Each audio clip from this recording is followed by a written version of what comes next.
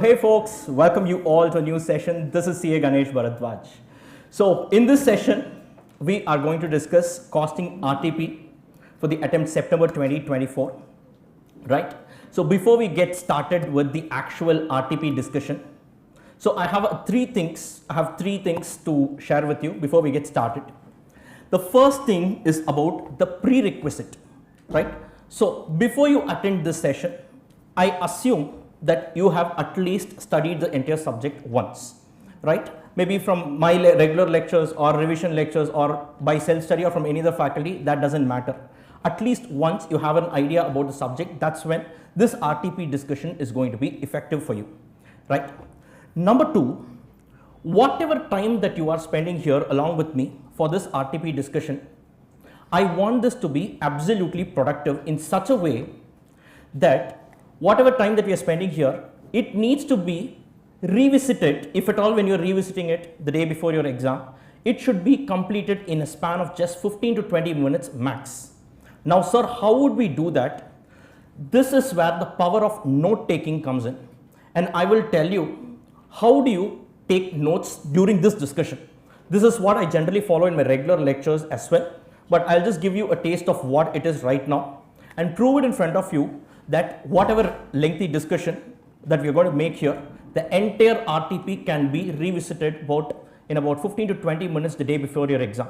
Because what is not revised is as good as not done. So the day before your exam, you should be able to recapitulate the entire thing. Today, whatever you prepare is not for the exam, it's for the day before your exam. Because unless and until it gets revisited, you will not be able to recollect in the exam hall, right? So I will also be walking you through as to how do you take notes, right? With respect to even this RTP discussion, I will just walk you through that. And number three, I want you guys to participate throughout the session. If I ask you a question, do not worry whether it's right or wrong. That is not the criteria, right? So here, please participate, because only when you give, you will get it, right? So this is what I keep telling. Learn like a child, but behave like a professional. But what we do? So when we learn, we want to behave like professional. So it's say, no, I will not answer. Nothing of that sort. Bring that child mode right now. It's absolutely fine. And just see the magic, right? It will never go out of your mind. Clear with this, guys. Now I have this, this is something that I generally follow in my regular lectures as well. I call this as library of adjustments. I call this as library of adjustments, right? So I'm sure some of you might already know this, even those who have not attended my lectures, who Karthik said that. Yeah. We all are students of the legend MPV himself. So this is something that we learnt from MP Vijay Kumar sir. He's not teaching anymore, but we all had the privilege of learning from him, and we are just passing on the legacy to you. Now, what this library of adjustment does is that this is where the magic happens. You will be able to recapitulate whatever we have learned in detail in a span of 15 to 20 minutes, as I was telling you right now. This can be done provided you maintain this library of adjustments. So what is this? Now in our RTP, broadly there are 4 types of questions, right? What are the 4 types of questions you've got? One is case study based MCQs, right? Then you have standalone MCQs. Standalone MCQs is that one small question will be given and 4 choices, right? Case study based is one case study will be given, out of which generally they ask you 5 questions. Each question carries 2 marks, 5 into 2, 10 mark. Clear with this? So case study based MCQs, standalone MCQs. Then you have descriptive question. As you all know, this is proper numerical solving, sum solving. And apart from this, finally you have theory questions. Clear with this, guys, right? So this is going to be the agenda for today's session. Basically, this is nothing but this is what is available in your RTP as well. Now, this library of adjustment, for the purpose of RTP, I want you guys to take your notebooks right now, and just prepare one small template. The template is going to be question number, type, chapter, and concept. This is all I want you to do. Question number, type, chapter, and concept, right? Please open your notebooks right now. Even the ones who are going to attend it online, like on YouTube later on, please do it as if you are sitting in a classroom, right? This is going to be a game changer, trust me guys. Yes, have this as and when we complete a question, we will come and we will fill up the scoreboard here. Clear with this? So that once we finish this entire RTP, if you look back, you will know in which sum, which chapter, which concept, which type we did. Are you clear with this? Yes, sir. Right guys, this will help you to recollect the entire RTP the day before your exam. Are you clear with this? It is not like just for the sake we do and we leave it. No, you are investing your time right now. It should be absolutely worth it. There's a saying, spend your time like how a miser spends his money. Miser na kanjam, right? Spend your time like how a miser spends his money. Students, you guys, time is like its essence. It's a limiting factor in marginal costing terms, right? So when there is a limiting factor, how do you take the decision? Contribution per limiting factor. Here it's going to be mark per minute of time that you spend. That is how you need to spend. Clear with this guys, right? So this is something that I want to tell you all. And number two, as I was telling, please participate. Detailed solutions you need not do. It's okay. More important than the actual solution. The solutions are also there in the RTP. Then why are you here? It is the process that matters the most. Question is there. Solution is also there. Then why are we doing this discussion at all? For that matter, why do you even attend lectures? The entire study material has question and solution. It's not about question and solution. Starting point and destination are always there. It is how you arrive at the solution. The process is all that matters, and that is what I'm going to walk you through right now. Clear with this guys? Clear with this? So what you can do is, when we are starting the numerical problems, basically right from the first question itself, have your calculators, right? Whenever I'm asking a question, please answer back, right? Participate in the classroom discussion, even if it is going to be as simple as 1 + 1, 2, it's okay, right? You just participate and you just see how the answer comes. And at times, even if you are getting a wrong answer, don't get bogged down by it, right? There might be a student next to you who would have got the right answer. That's okay. That's okay. You can make a mistake in the classroom today. This mistake should not be done in the exam. That's the reason why you are actually sitting here today. Are you guys clear with this? Yes? So are we clear on the ground rules here? Yes? Now shall we get started guys? Yes, sir. Perfect. So now let's get started. Let's get started. So please take your RTP. Please take your RTP. So whatever in your mobile phone, whatever it is, you can just use it. Anyways, I'll be displaying it here, so you can also read it from here. So what I will do here is, so there are two case study based MCQs in this attempt's RTP, and in this attempt's RTP, there are a few really good sums starting from the very first question. It's a good sum, and this sum, this exact variety, certain adjustments are there that are not there in the study material, or that are not there even in the previous RTPs that I've seen. So if you notice the trend, every attempt institute is actually keeping a few adjustments that are slightly out of the box, right? And if you also notice even more further, these adjustments may not be coming as such in that respective attempts, but they are twisting it lightly and keeping it more or less the same adjustment appears in your exam. So right now, your focus is going to reward you with about 15 to 20 marks in the upcoming attempt. Clear with this guys, right? Now, one very common thing that I've heard from students is that, sir, case study based MCQs, when they say MCQ, 30 marks MCQ, 70 marks is going to be your descriptive portion that includes your theory as well. Sir, it looks nice to hear the 30 marks is MCQ, but when we start solving it is generally very time consuming. Have you also felt the same way? Yes, sir. Right. Now, there is actually a strategy to crack this, and I will prove it in front of you. What you should do is directly don't study the entire case study. Directly don't read the case study. Now, what you do is, case study is there, underlying there are 5 questions. At the end of the day, if you crack those 5 questions, you're going to get 10 marks. What you do is, you need not even read the case study first. Go read the question. Just give it a glance. And now when you start reading the case study, what happens is, you will look for these details in the case study. This will save a lot of time because you need not once again read it. If you read the case study, then go to the question, once again you will come back and search for the same figures. Rather, at the time of first reading itself, if you have these details with you, now you are going to save a lot more time. Clear with this, guys? I will come to the exam preparation strategy as well in a separate session. But let me just tell you, this is how we are going to do it, and I will prove it in front of you. Clear with this, guys? So forget this. Let's go to the questions. What are they asking? What are they asking? If Axe Trader, I don't know Axe Trader and all that, fine, that's okay. If Axe Traders pays a supplier within 30 days of purchase, what is the total amount of cash discount received from the supplier? How it is treated to calculate material cost? Now, so clearly there is something related to cash discount, and this question has something to do with valuing your material cost. To this extent you can make out? Yes. Next, what will be the amount of other expenses and how it is treated in material cost? Some adjustment must be there regarding that. What is the amount of GST? How will it be treated? And the total material cost chargeable in the cost sheet. What is the number of good units?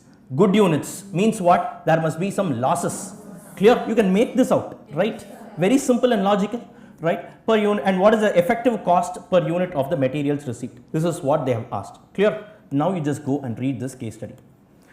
Axe Traders, an unregistered supplier under GST. First line itself, what are they saying? Unregistered supplier. This particular company is unregistered. Fine. Purchased materials from Y Limited, which is a registered supplier from GST. Y Limited is going to be their supplier from whom they are purchasing. Right? During the month of June 2024, Axe Traders had purchased a lot of 5,000 units on credit from Y Limited. The information related to the purchase are as follows. The listed price for one lot of 5,000 units are 2,50,000. So for 5,000 units, list price means what? Maybe the MRP.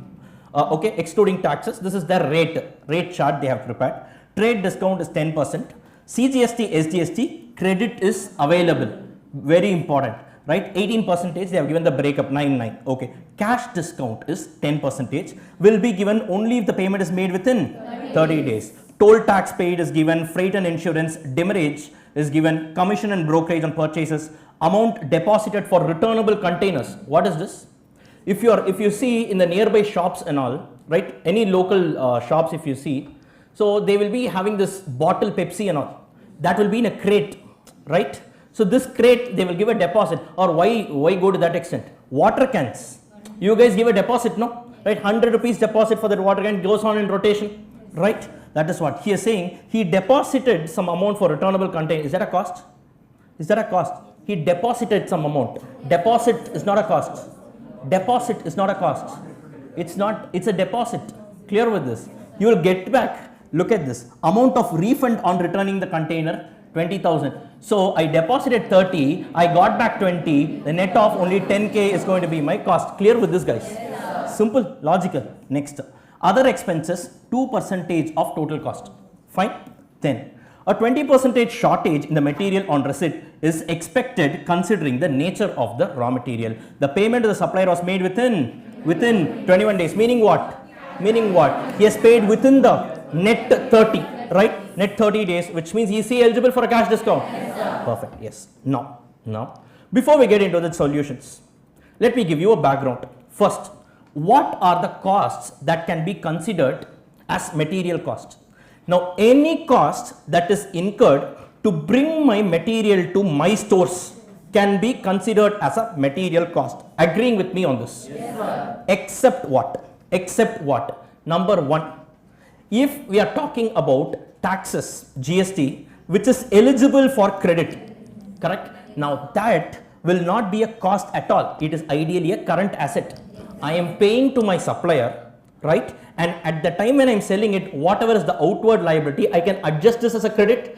It is a non-P&L item only. Are you clear with this, guys? Yes, right? Now, don't say, sir, we are sitting in group 2 directly. I don't know group 1. This is the writing on the wall. The assumption by the institute is that you at least know basics of GST, right? Now, I can understand. So directly we are only in group 2. Now, some students, if you feel like that, at least some basics is expected right now. Earlier it was at least they were confining only to composition scheme and all that. Now they have gone one step further. So in this question you tell me, guys, what have they given? What have they given? This GST credit available, will it be a cost or not? No. Will it be a cost or not? No. Yes? No. No. Yes? No. No. Yes. It will be a cost. Read the first line. This guy is unregistered. He cannot collect GST when he is selling the goods. So whatever GST is paid is going to be his cost. This is institute for you. Guys, little observation, clear with this. Are you all able to understand now? Yes, when I'm selling this, convert it into FG and selling it, can I charge GST from my supplier? I mean from my customer? No. Why? Because I'm unregistered. Which means obviously whatever GST that I pay, they are saying, sir, then what is this credit available? Generally it is available. Generally it is available. You are unregistered. If you register, it is available. That's what they are saying. They are not saying this GST was paid under composition scheme. Are you clear with this? Yes? Okay, so that is how it is. Guys, are you clear with this? Number one. Number two, another mistake which people generally make, demurrage. What do you mean by demurrage? Now, this is more of a penalty in nature. Basically, let us say, the goods were moving in a lorry, right, from the supplier's location to my location. In between, what happened? There was some check post or this police officers. They had just stopped the vehicle and they had retained or detained it for some 5-6 days. And then after everything was over, documents were checked, they left it. Now, what happened? We are not talking about what fine they paid to the government. No. This lorry operator, was it his mistake? No. But his lorry was actually being detained for 5 days. He couldn't use it for his business. He will charge demurrage from the customer. So, our business has paid some demurrage. You tell me, is it something that generally happens in the course of business, or is it non-operating item? Non-operating. All non-operating items are excluded from our subject itself. Are you clear with this? Not just material cost. It will not even impact your cost sheet. Are you clear with this? Yes. Guys, you're all clear with this, yes, right? That is one more adjustment in this question. These are broadly the two adjustments. And of course, one more thing. What about cash discount? What about cash discount? Cash discount, should I consider it in my material costs? Number one. Number two, should I consider it in my cost sheet? No. Why no? It's not a type of sale. It is a financing item. Basically, why do you get a cash discount? You are paying it little early. Have you heard of this time value of money concept? Yes, since you are paying him early, the amount of working capital blocked for your supplier is actually getting released now. So he is actually passing on the benefit to you by way of a discount. It's actually financing an item. It is not considered in our subject itself. Are you clear with this? Yes. Are you all clear with this? However, trade discount is in the very ordinary course of business. It's an operating item only. Fine, guys. And finally, there is one small adjustment as well. We will see what it is. Clear with this, guys, right? And one more thing that I want to tell you all. Now, in this case, they have mentioned a 20% shortage in material on receipt is expected considering the nature of raw material. Now, losses, treatment of losses, there are two types of losses, normal and abnormal. In this case, it's a normal loss or an abnormal loss. Why is it called a normal loss? They have given the word expected. Why? Because it's an inherent nature of this particular raw material. It is avoidable or unavoidable? It is unavoidable. You can't do anything. So basically, let us say there is a vendor in Hyderabad and we are in Chennai, right? And let us say I paid 1,000 rupees, right? And I bought, example, 100 liters of petrol. Just an example, 10 rupees per liter is never possible, not even in your dream, right? So this is what it is. So what happened was I placed an order for 100 liters of petrol by paying how much? 1,000 rupees.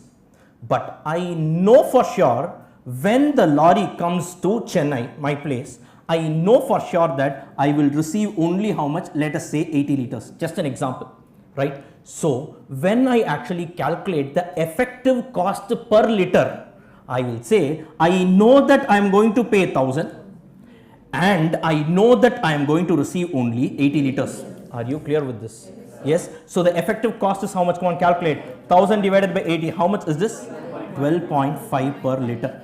Are you clear with this? But actually seeing when I paid, the purchase price was only 10 per liter. What happened? Here it was 100 minus 20. This 20 was treated as a normal loss. And by the way, this is the basis of process costing. Right? Now what happens in this case is, so please listen to the statement, normal loss is not valued separately, but its presence will inflate the per unit cost of the expected good units, not the good units, expected good units. There's a small difference, right? So in this case, instead of 10 rupees per liter, it became 12.5. Why? Because the cost incurred in respect of 100 liters is now being shared only by 80 liters. Are you clear with this, guys? So that's why in costing, any stock is always valued at normal cost, expected cost, not at actual cost. Are you clear with this? Here the numerator is what? How much I am expecting to incur. Denominator is what? How much I expecting to receive. Clear with this? Suppose I receive only 70. Still the calculation will only be this. Then what will I do? I will deal with this separately. I will say 70 is what I actually received. 10 is going to be over and above my expectations and abnormal loss. I will value it separately. Clear with this, guys? Clear with this, guys? Fine? Perfect. So this is the background to crack this particular question. Are you clear with this? In exam, it is not going to take this much time. Here I need to explain the concepts. That's why it is taking this much time. Now shall we get started with the solution? Yes, sir. Yes. Fine. Now look at this. Just participate, guys. Now look at this. So what was the first question here they asked?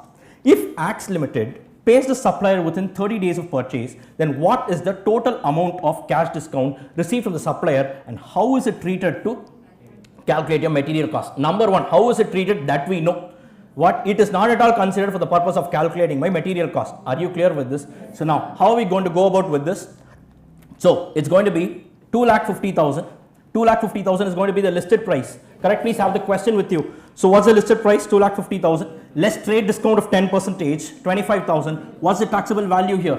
2,25,000. Add GST of 40,500. Now look at this. This is going to be the total amount payable to the supplier. How much is that? 2,65,500. Clear with this? Now the cash discount is going to be 10% on the taxable value. On GST and all discount is not there. Why? That month's return would have already been filed. Right? Now technically speaking, subsequently they can issue something called as a credit note and get it reversed. Let's not get too technical about GST here. Clear with this? So here the institute is expecting only to calculate the cash discount on the taxable value. Clear with this, guys? Clear with this, guys? Fine. So the net amount to be paid to the supplier is 2,43,000. Are you all clear with this? Fine. So in this case, so what have they asked for here? So it's going to be 22,500. That is the amount that needs to be paid to the, that's the amount of cash discount. Right? And how is it treated? They have mentioned it as it will not be deducted to arrive at the material cost. Ignore it completely. Clear with this? Why? The reason is it's a non-operating item, basically a financing item. Clear with this, guys? Yes. Now let's move on to the next one. So what was the next question? What will be the amount of other expenses and how is it treated in material cost? Now this is where once again an additional twist is there in this particular question. Now what have they given here, guys? Other expenses is how much? 2% of total cost. While computing the total cost, you should consider what? You should consider GST also. Yes, some people will ignore GST. Then if you ignore GST, then this particular step will be, the answer that you will get will be wrong, right? So you should compute all other costs, right? On that you will apply 2%, right? Yes, no. Other expenses is also a part of total costs. So what you do is 2 by 98 will be the calculation. Clear with this? Inclusive basis. This is like 10% on sales, 10% on cost. That reverse working needs to be done. Look at to what extent they have coined this question. Right? Okay, clear with this, guys? So that is what they have mentioned here. Listed price is going to be 2,50,000. They have mentioned the units also here. Why have they mentioned this? Because towards the end they have asked for the cost per unit, effective cost per unit. For that calculation here itself they have given the steps. Anyways, guys, all these steps are not required for your exam, right? But still they have presented it so that you will understand it. Less trade discount, so it's going to be 2,25,000. Add GST. GST is a cost for us. Clear with this? It's going to be 2,65,500. Now have the question. From this, toll tax is added. Is that a cost? Can it be considered as a material cost? Yes. Without paying toll tax, how can I actually bring my goods to my place? Are you clear with this? Then freight and insurance, absolutely. Without that, how can you bring your materials here? By the way, if they had mentioned freight inwards is always a part of material cost. Clear with this? Freight inwards is always a part of material cost. Next, commission and brokerage will also come in here. Demurrage charges should be ignored. Nowhere they have mentioned it. Please make a note somewhere. Demurrage should be ignored. It should be ignored because it's a non-operating item. Are you all clear with this? Maybe if you're having a notebook, from every sum, the key takings alone, you just scribble it in your own language. Clear with this, guys? Don't touch the library of adjustments that I will dictate. Right? Scribble somewhere. Question number 1, this was the issue. What are all the issues that I'm discussing? That alone you put it in your own language. That will do. Calculation wise, don't worry. You participate here. You anyways have the solution. Clear with this? The process is important. Clear with this, guys? Yes? Fine. Next. Another important aspect here is regarding the returnable containers. So the amount deposited was 30,000, but the amount that I got back was only 20,000. The difference between that pertaining to 10,000 rupees is the effective cost that I am incurring for the containers. Clear with this? So that is what they have mentioned here. The difference between the two of 10,000 has been mentioned. Now these are ideally all the other costs incurred other than the other expenses. Clear with this? Clear with this? Now what have they mentioned here? Other expenses is going to be 2% of the total cost. So technically speaking, this all other items plus this other expenses will give you the total cost. Correct, guys? So if this is 100, this needs to be 2. The all other items put together is going to be 98. Right? Reverse working. So now we have this figure with us. So this figure divided by 98 into 2, you reverse work and you arrive at it. Clear with this, guys? Yes? Are you all able to understand the calculations here? Right? And now you get this 3,40,000. So 3,14,000 rupees is what you actually incur to place an order for 5,000 units. I'm very clear on my wordings. Place an order. Right? But what happens right now? The story is not over yet. They are expecting a shortage of 20%. 20% on 5,000. How much is that? 1,000 units gone. Will you value it separately? No. Normal loss. So what you will do, I know that I'll have to incur 3,14,000 only to get an effective good units of 4,000. Clear with this? So technically speaking, the expected cost in the numerator is going to be 3,14,000. The expected good units I'm planning to receive is going to be 4,000. Divide the two, you get the cost per unit. Clear with this, guys? Clear with this, guys? Fine, right? Okay. Come back. Now let's finish it off. Now with this, the entire sum is sorted for you.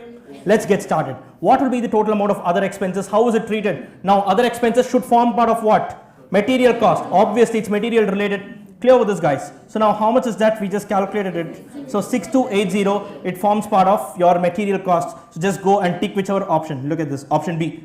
Clear with this, guys? Right? That's about it. Next one. What is the amount of GST? How will it be treated? GST we just calculated. How much is that? 40,500. How will it be treated? It's a part of your material cost. Reason. I am unregistered. Generally credit is available. The answer will change if I am registered. Guys, clear with this? Right? Excellent coining of question. Right? Look at this. So it's going to be what? 40,500, 4,500, right? Yeah, 40,500 added to material cost. Clear with this, guys? Right? The next one. What is the total amount of material cost chargeable in the cost sheet? 3,14,000. We saw that. And finally, what have they asked for here? The number of good units and the cost per unit of the material. So the number of good units is 4,000. And what is the cost, effective cost? 78.5. And that's about this. Guys, 10 marks in your pocket. 10 marks in your pocket. Now I explained so much, so it took this much amount of time. If you're doing it by yourself, it will not take this much time. Clear with this? Now, what was required? You guys only answered. Here and there, I just directed you a bit. The problem was only with that little observation skills. That can be improved easily. And how will it be improved? Only by practice. Clear? So everything is in your hands. Subject is not difficult. Are you clear with this, guys? Right? That's about this particular question. Please go and update your library of adjustments. Go on. Come on. Write on question number 1. Question number 1.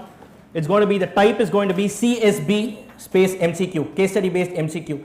Library of adjustments. Please write on. CSB space MCQ, case study based MCQ. Chapter is going to be material cost. Right? And write on the concept. Can I? Write down components of material cost, semicolon. Components of material cost, semicolon. TOL. What does it stand for? Treatment of losses. TOL. write down treatment of losses, semicolon, non-operating items, quickly write down, non-operating items, that was regarding demurrage and cash discount, and semicolon, calculation of other expenses. That was also a challenge. I am only picking up the challenge, the pain points in this question. So tomorrow when you are visiting back, this library of adjustments will clearly tell you where you went wrong. Guys, clear? Only these points you just need to refer it. Guys, are you all clear with this? Yes. Right? That's the way to revise. Fine? Done. Is everyone sorted now? Fine? Shall we move on to the next one? Yes? Fine? So that's about your first question. Now let's go to question number 2. Right? Just give me a minute.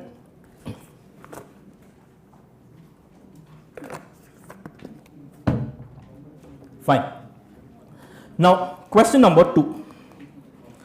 So once again, this question is regarding standard costing, which is supposedly a nightmare for many, right? Trust me guys, this is one of the easiest chapters.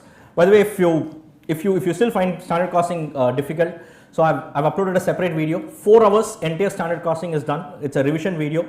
All variances, I mean all the 4 cost variances are there. If you want, you can watch it whenever you find time. If you still feel you're not very confident about standard costing, I've proved it that not even a single formula needs to be mugged up with conceptual knowledge. Right? Now let's come back to here as usual. So what should be our strategy? Read the questions. Right? It will not even take 30 seconds to go through all the 5 questions, because automatically you will look for these data while you're reading the case study. Fine guys. Right? Now, in the context of above, calculate the actual output of product Q. So it looks like they are manufacturing a product Q. They are asking us to calculate the actual output. So clearly, this indicates that this question could have a reverse working calculation. Fine. So one thing you were able to make out, you need not even touch the question first. Right. Next, the material price and material cost variances are, and so this means there is some material related variances in the question. Next, standard hours, net actual hours, idle time, labor efficiency variance, labor rate variance, labor related variances are also there. Fixed overhead variance, they are asking, volume variance. So basically 3 variances are being asked in this question: material related, labor related, fixed overhead related. Now just imagine they are trying to actually test the whole chapter in a span of just 1 question, right? So how beautifully they have coined this question. Right? I'm not sure you will agree with me when I say it's beautiful, but that's how it is. Now once you start preparing for that, now when the same or a similar question comes in the exam, you will definitely find it beautiful, right? Because it's worth your efforts, right? Now guys, fine. Now let's go back and read the question. Now when you're reading the question, now you look for these data and segregate the facts in such a manner that when you are actually solving it, you will be able to easily figure out the solution. Clear with this? Let's get started. ABC Private Limited is engaged in the manufacture of product Q. Right, this was expected. The final output is product Q. The product has the following standard production requirements determined by the technical team of the company post satisfactory completion of a test run. Raw material 2 units at the rate of ₹2 per unit. What is the meaning? For me to produce 1 unit of product Q, I need 2 units of raw material, and each unit of raw material should be purchased at ₹2. This is all standard data. Clear? Next, skilled labor. For me to produce 1 unit of output, I need 2.5 hours, and every hour is paid at the rate of 5. Fixed overhead 7.5 per unit. What is that? Someone said yes, go on. It's the absorption rate. Fixed cost can never be unitized. If they are still unitizing it, it's nothing but absorption. What absorption rate? Actual or predetermined rate? Predetermined. Perfect. It's a predetermined rate. Clear with this, guys, right? So they have given this also. Fine. Done. Sir, variable overhead not given. It's not asked in the question, right? That's about it. Leave it there. Next. The input of raw material Z has a yield of 80%, right? Now, the moment you look at this yield 80% and all, that's when many people will try to give up on this question and move to the next one. Don't worry, it's all very logical, very, very logical, right? No need to mug up any formulas. I'll tell you what it is, right? So, technically speaking, if I input, let us say 100, what is required? Effectively only 80 units of output will come, right? But this question is not as simple as the input output ratio is slightly different. What it is, I will walk you through, but that is all it is. So, the input of raw material Z has an yield of 80% every time when infused into the production. The actual quantity of raw material Z consumed for the production during the year was 24,000 units, which means what? I have the actual quantity data, right? 24,000 units. Units of what? Units of what? Units of raw material, not product Q. Material cost, right? This is not output. Clear with this? Be very clear. So here what they have used is the output is also in units, input is also in units. Don't confuse it, right? Generally input will be in kgs. It will be easy for us to figure out, right? So this is going to be your input only, raw material. Then the usage variance of material Z was 2000 favorable, right? They have also given the material usage variance. It's going to be 2000 favorable. Whatever data is given, maybe if you want you can write it somewhere so that it's going to be easy for you to figure out. Then further, the actual amount of material cost for the material consumed amounted to what? It is going to be 45,000 rupees. So the actual cost, basically it's actual quantity into actual price. Basically whatever material cost I have incurred is going to be 45,000, right? This paragraph is related to material. That's about it. Fine. Next, going on to labor. During the said year, the actual working hours were 30,000, for which the labor cost paid by the company amounted to how much? 1,20,000, right? Now the idle time variance amounted to 10,000 hours adverse. Now there is something called as actual hours worked. There is something called as actual hours paid, right? Basically what? Your workers are coming to your factory, they are spending 100 hours in the factory, right? But due to power cut or something, 10 hours is gone, 90 hours only they effectively worked. Clear? Now will you pay them for 90 hours or for 100 hours? I will pay them for 100 hours. Because of my maintenance issue, why should I penalize them? Yes, sir. Clear with this? Are you all clear with this? Yes, right? So in this case, you tell me, looking at the wordings of the question, 30,000 hours is hours, actual hours worked or actual hours paid for? Actual hours worked or actual hours paid? Come on. It is actual hours paid because they have given for this 30,000 the company incurred a labor cost of 1,20,000. It is actual hours paid, which means you should calculate the idle time, reduce from it and arrive at the actual hours worked. Are you clear with this? Yes, people add up. People think this is actual hours worked and the entire solution will go for a toss. Clear with this? Right? Little observation is all that matters. Common sense, right? Fine. That is all about this area. Yes. Then actual fixed overheads incurred for the year amounted to 1,50,000. The expenditure variance was 25,000 favorable. In the context, they are asking you for following data. Fine, guys. Right? This is the question all about. Now, first let me just walk you through this material cost variance. So quickly, I will just give you an overview of the formulas involved in material cost variance. Quickly, I will explain the concept behind it. No need to mug up. There are some students who might have learnt it as table manner, right? Table 1 minus table 3, table 3 minus table 4 and so on. Personally, I don't believe in that. Hit the nail on its head. The formula, you look at the reason and you will get it. As simple as that. Standard costing is very, very simple, right? So now let me just quickly, it's not right or wrong approach, right? Different people or different faculties, they have their own approaches. Students also have their own approaches. Nothing wrong with that. Personally, I feel that directly understanding it logical is going to be very, very simple.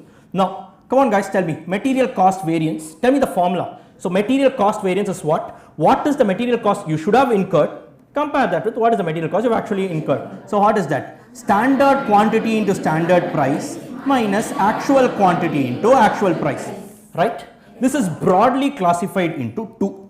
What and what? Material price variance, material usage variance, right? Now if you understand it logically, who is responsible for the price? The price responsibility is fixed on the purchase manager, right? So he is responsible for what? The price, standard price minus actual price. But what is the units he will be buying? The quantity decision is not his. The production manager will tell him, you just buy whatever I say. So this variance need to be calculated on the actual quantity. Logic? That's about it, right? Why do we need to mug this up? Usage variance on the other side is pinned on the production manager, right? That guy is responsible for what? Usage, quantity, standard quantity minus actual quantity. But my production manager is not dependent on my purchase manager. Multiply with standard price. That's about it. Why do you need to mug this up? Fine. Why do we need to mug this up? This is all it is, right? Fine.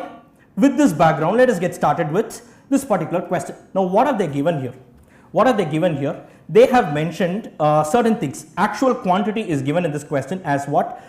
24,000, right? The material usage variance is given as what? 2,000 favorable. So clearly you need to start off with usage variance, some balancing figure. With that only we are going to proceed. That's the way forward. Now material usage variance, how much have they given? So material usage variance is going to be 2,000 favorable, right? So material usage variance is, yes, 2,000 favorable. So what is material usage variance? Standard quantity minus what is the actual quantity? It's given in the question, right? See how much is it? It's going to be 24,000, right? 24,000 into standard price. What is the standard price? Per unit is given in the question. The standard price is 2 rupees, correct? Into 2 is going to be 2,000 favorable. So it's 2,000 positive, right? So now this 2 goes to the other side. So standard quantity minus 24,000 gives you how much? So 2,000 divided by 2 is 1,000, right? So standard quantity is going to be how much, guys? So 25,000. Clear with this? Now, what is the meaning of standard quantity? For your actual production, you should have consumed only 25,000 units. Correct? Correct. Now, they have also mentioned a few things here. For me to produce every unit of output, I am supposed to take how many units? 2 units. But wait, not the entire 2 units will be utilized. There is also an yield of 80%. With this, you can reverse work and find out the actual output, right? That's how we are going to do it. Now, basically here, you tell me, guys, so 25,000 kgs or 25,000, let me, for our discussion sake, this is raw material. Let's use the word kg, right? It's actually in units. Kg. I am inputting 25,000 kgs. So basically, for me to get 1 unit of output, 2 kgs of input should have been inputted. So can I say 25,000 divided by 2 should have been my effective output? But wait, I will not get fully, I will only get 80% of this. Tell me how much it is. 10,000 is going to be your output, right? Now you can just go and figure out 10,000. As simple as that, guys. It's very, very simple. It's all logical, right? Fine, done. 10,000 units, please come in. So 10,000 units is going to be your output.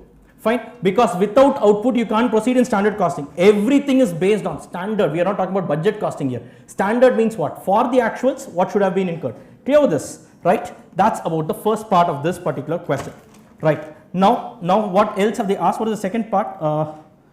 Yes. And now they've asked for material price variance and material cost variance. Now it is fairly simple. So for you to do any kind of calculation, you need what? 4 figures. So standard quantity, standard price, actual quantity, actual price. Now guys, you tell me what is the standard quantity? We just found out 25,000 units. Standard price is how much? Huh? It's going to be 2 per unit, right? What is the actual quantity? It's given in the question. So this was given. Actual quantity is 24. Huh? Okay, 24,000 units. This is also given. And what is the actual price? They have given here in this question. They have given in the question the actual price. I mean, the total actual cost incurred was 45,000, and the actual quantity was how much? 24,000. They paid 45,000 rupees to actually to actually consume how many units? 24,000. So it's going to be 45,000 rupees divided by 24,000. How much is that? 1.875. 1.875. Is it perfect figure or it just keeps running? Okay, fine. That's about it. With this, you can plug it here and get any answer that you want. Right. So what have they asked for in this question? They have asked for material price variance. Price and cost. Okay, fine. So material price variance. Come on, tell me what is the formula here? Standard price minus actual price into what? Actual quantity, because this guy is not dependent on the, this guy is the control, he doesn't have control over the quantity, he just needs to purchase whatever the production manager asks him to. What is the standard price? 2. Actual price 1.875, and what is going to be the actual quantity here? It's going to be 24,000. Now don't say it's, yeah, so here basically is it going to be a favorable or an adverse variance? Why? Because it's positive. No, logically think, he was allowed to spend 2 rupees on every unit, but he has actually spent much lesser than that. So how much is that? 3,000 exactly favorable. Okay, 3,000 favorable. Clear with this, guys. Next, what is it? Material cost of? Material cost variance. That's going to be standard quantity into standard price minus actual quantity into actual price. So now it's just a plug and play. These 4 figures, just put it 25,000 into 2. You were supposed to incur. I think these two, the multiplication is already here. It's 45,000. right? This is going to be 45,000. So you should have incurred how much? 50,000. You have actually incurred only 45,000. That's going to be what? 5,000 favorable. And which option is this? Tell me. 3,000, 5,000. Sorry. Option B. Okay. B. Yes. Option B. 3,000, 5,000. 1 second, guys. Yes, it is 3,000 favorable and 5,000 favorable. Clear with this, guys, right? Now the material component is done and dusted now. Fine. Now shall we move to the labor part? Yes. Now there is one small mistake in the RTP when it comes to solving this part alone. I'll tell you what it is and why as well. So first, let us understand this once again logically. So when it comes to labor cost variance, very similar application of formula. So what is your labor cost variance? Standard hours into standard rate minus actual hours paid, because I will have to pay for the entire, in our example, 100 hours. Entire 100 hours I need to pay into actual rate. Clear? Done? This gets bifurcated broadly into two. Wait. Broadly into two. I will then introduce a third part. Right? One is called as, labor. Okay. Yes, 1 second. It's called labor rate variance. On the other extreme, labor efficiency variance. Labor rate variance. Who is the responsible guy? The HR manager. Right? What is his responsibility? For the rate. So what do you compare? Standard rate minus actual rate into actual hours paid. He needs to pay for whatever, for whatever time the workers are spending in the factory. That's not in his control. Clear? Whereas efficiency wise, you are judging whether these guys are working efficiently. Who makes them work? The production manager. It's the responsibility of the production manager. So now tell me, what does the production manager do? Right? So here it's going to be standard hours minus actual hours worked. Why? When I'm judging the efficiency, in our example, I can only take 90 hours. 100 hours totally he came to my place, but he finished the work in 90 hours. 10 hours I made to sit him in the dark, no power. Clear with this? So when I'm judging his efficiency, I will only consider the actual hours worked. Guys, does it make sense? Right? Into what? He is not dependent on the other guy, the HR manager for the rate. It's going to be standard rate. So then how will it tally on the top? So our labor idle time variance comes in. This is nothing but the difference between the actual hours worked and actual hours paid. That's nothing but idle time into standard rate. Now it will tally. Clear with this? Yes, right. Now come to the question. What have they given? In this case, they have said during the said year, the actual working hours were 30,000, for which the labor cost paid by the company was 1,20,000. The idle time variance amounted to how much? 10,000 adverse. First itself, can you find out the idle time? Yes, idle time variance is how much they have given? 10,000. It need not be given adverse. Idle time is always adverse. So this is always adverse. You need not even worry about it. Fine, clear with this. So here it's 10,000 adverse. So here idle time into what's the standard rate? It's given in the question. The standard rate is given as 5 rupees per hour. Right? Into rupees 5 is going to be how much? 10,000 adverse. Clear with this? So here it's going to be idle time is going to be how much? 10,000 divided by 5 is going to be how much? 2,000 hours. Are you clear with this, guys? Are you clear with this? Yes. Now list out the ingredients in this formula. What are all the ingredients that we have in this formula? You need standard hours. You need standard rate. Right? Then you need actual hours. Wait. Actual hours paid. Actual hours worked. The difference between the two, that we call it as idle time anyways. Then you have the actual rate. Clear? If you find out these ingredients, any variance in the question you can calculate. Yes. That's about it. Now standard hours, how much is that? Is it given? Yes, you can find out. We found out the output. Guys, wake up. So we know that we are going to produce 10,000 units. Every unit requires how many hours? 2.5. Correct. So it's going to be 10,000 units into 2.5 hours. How much is that? 25,000. Clear with this? So 25,000 is going to be the standard hour. Standard rate, rupees 5 per hour. Where did you get? It is given in the question. Actual hours paid, how much is that? 30,000. How do you know? It is given. Now many people confuse this. They take actual hours worked as 30,000. Then the answer will completely change. Right? So operation success, patient dead. Everything you would have done, no marks. There is no point here. Clear with this? Observe.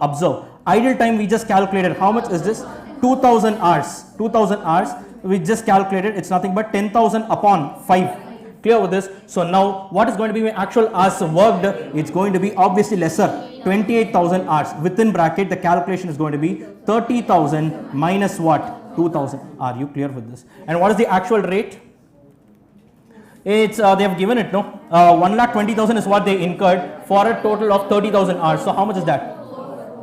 So it's going to be rupees 4 per hour. So how did you get this? 1,20,000 divided by 30,000 hours. Clear with this? Done? Done with this. Anything you want you can do. So now go to the question and see what have they asked. What have they asked? The first one they have asked for. They have asked for standard hours. Standard hours. Net actual hours means what? Actual hours worked. That is a net actual hours. They are giving it a different name. Now only they are giving it a different name. Don't think it's something out of syllabus. Right? Net actual hours is nothing but net of the actual hours. Clear with this? Right? It's actual hours worked and the idle time. So we just saw what is the standard hours? We got this, no? So standard hours 25,000. Right? So it was 25,000. Then net actual hours is 28. Okay. Idle time is 2,000. Which option is that? Ticket. It's going to be D. Okay. So this is going to be D. Clear with this, guys? Right? Then move on to the next one. What is it? Second. So yes, it says the third one. Then they have asked for labor efficiency and labor rate variance. Now this is where they have made a mistake in the institute in this RTP. So let me tell you, we will just calculate these figures. They have asked for labor rate and efficiency. Okay, efficiency and rate. Okay, labor efficiency variance. If we were to calculate, how much is it going to be? Standard hours evlo? So it's going to be 25,000 hours minus actual hours worked is how much? 28,000 hours into standard rate is how much? How much is it? 5. Okay, so how much is this going to be? 1,500, no? It is going to be 15,000 adverse because I have taken more time, right? But what they have done in their calculation, instead of 28,000, they have taken 30,000, right? Now don't think that, sir, assumption is wrong. No. Because if you add the 3 for us, it will tally. If you do as per the institute study material, it will not tally. Reason is, they have only mentioned, because actual rate was taken only by dividing the 2. Then that is actual hours paid only, no? Yes, sir. Clear? There they took one thing, here they have taken a different thing, right? So then what do we do? Labor rate variance is matching. The correct labor rate variance is matching, right? And there is only one option with the correct labor rate variance. So that way you can do, but don't worry, in exam it will not be like this and all, right? In exam generally, it's very extremely rare to find mistakes in the exam paper. Clear with this? Maybe here and there somewhere in publications it could be, or there could be another justification. In some authors, if you see materials, they will say labor efficiency variance, they will take the actual hours paid only. Under that they will bifurcate this into idle time and sub efficiency and all.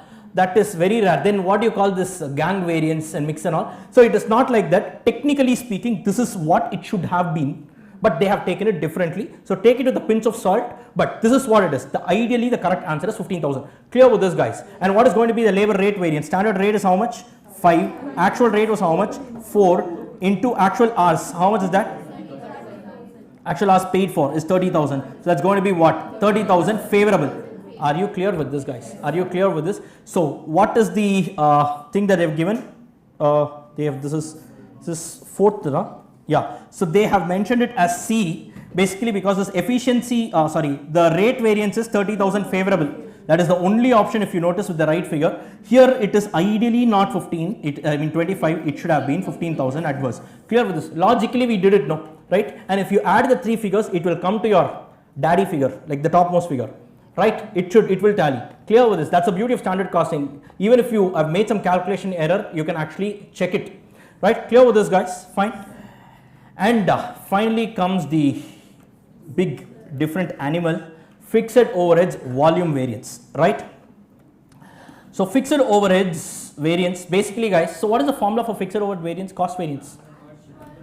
So many students, as I have observed in my past, sorry. So one second. There is no concept of standard fixed overheads. Fixed is fixed. How can you say for the actual, what should have been my fixed? Then it is not fixed, no? Then it is variable. Are you clear with this? Fixed overhead cost variance is nothing but under or over absorption calculation. Clear with this, right? First understand, this is nothing but absorbed fixed overheads minus actual fixed overheads. That's about it. Clear with this, guys, right? This is broadly bifurcated into two. One is called as fixed overhead expenditure variance. The other one is called as fixed overheads volume variance, right? Fixed overheads expenditure variance, what is it formula? Simple logic, budgeted fixed overheads minus actual fixed overheads. Clear with this, right? On the top, what do we have?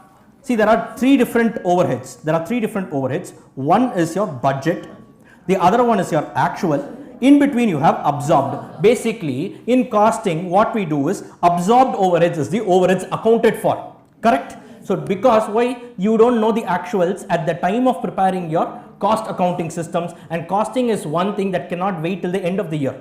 Right? If it waits till the end of the year, that is called as financial accounting.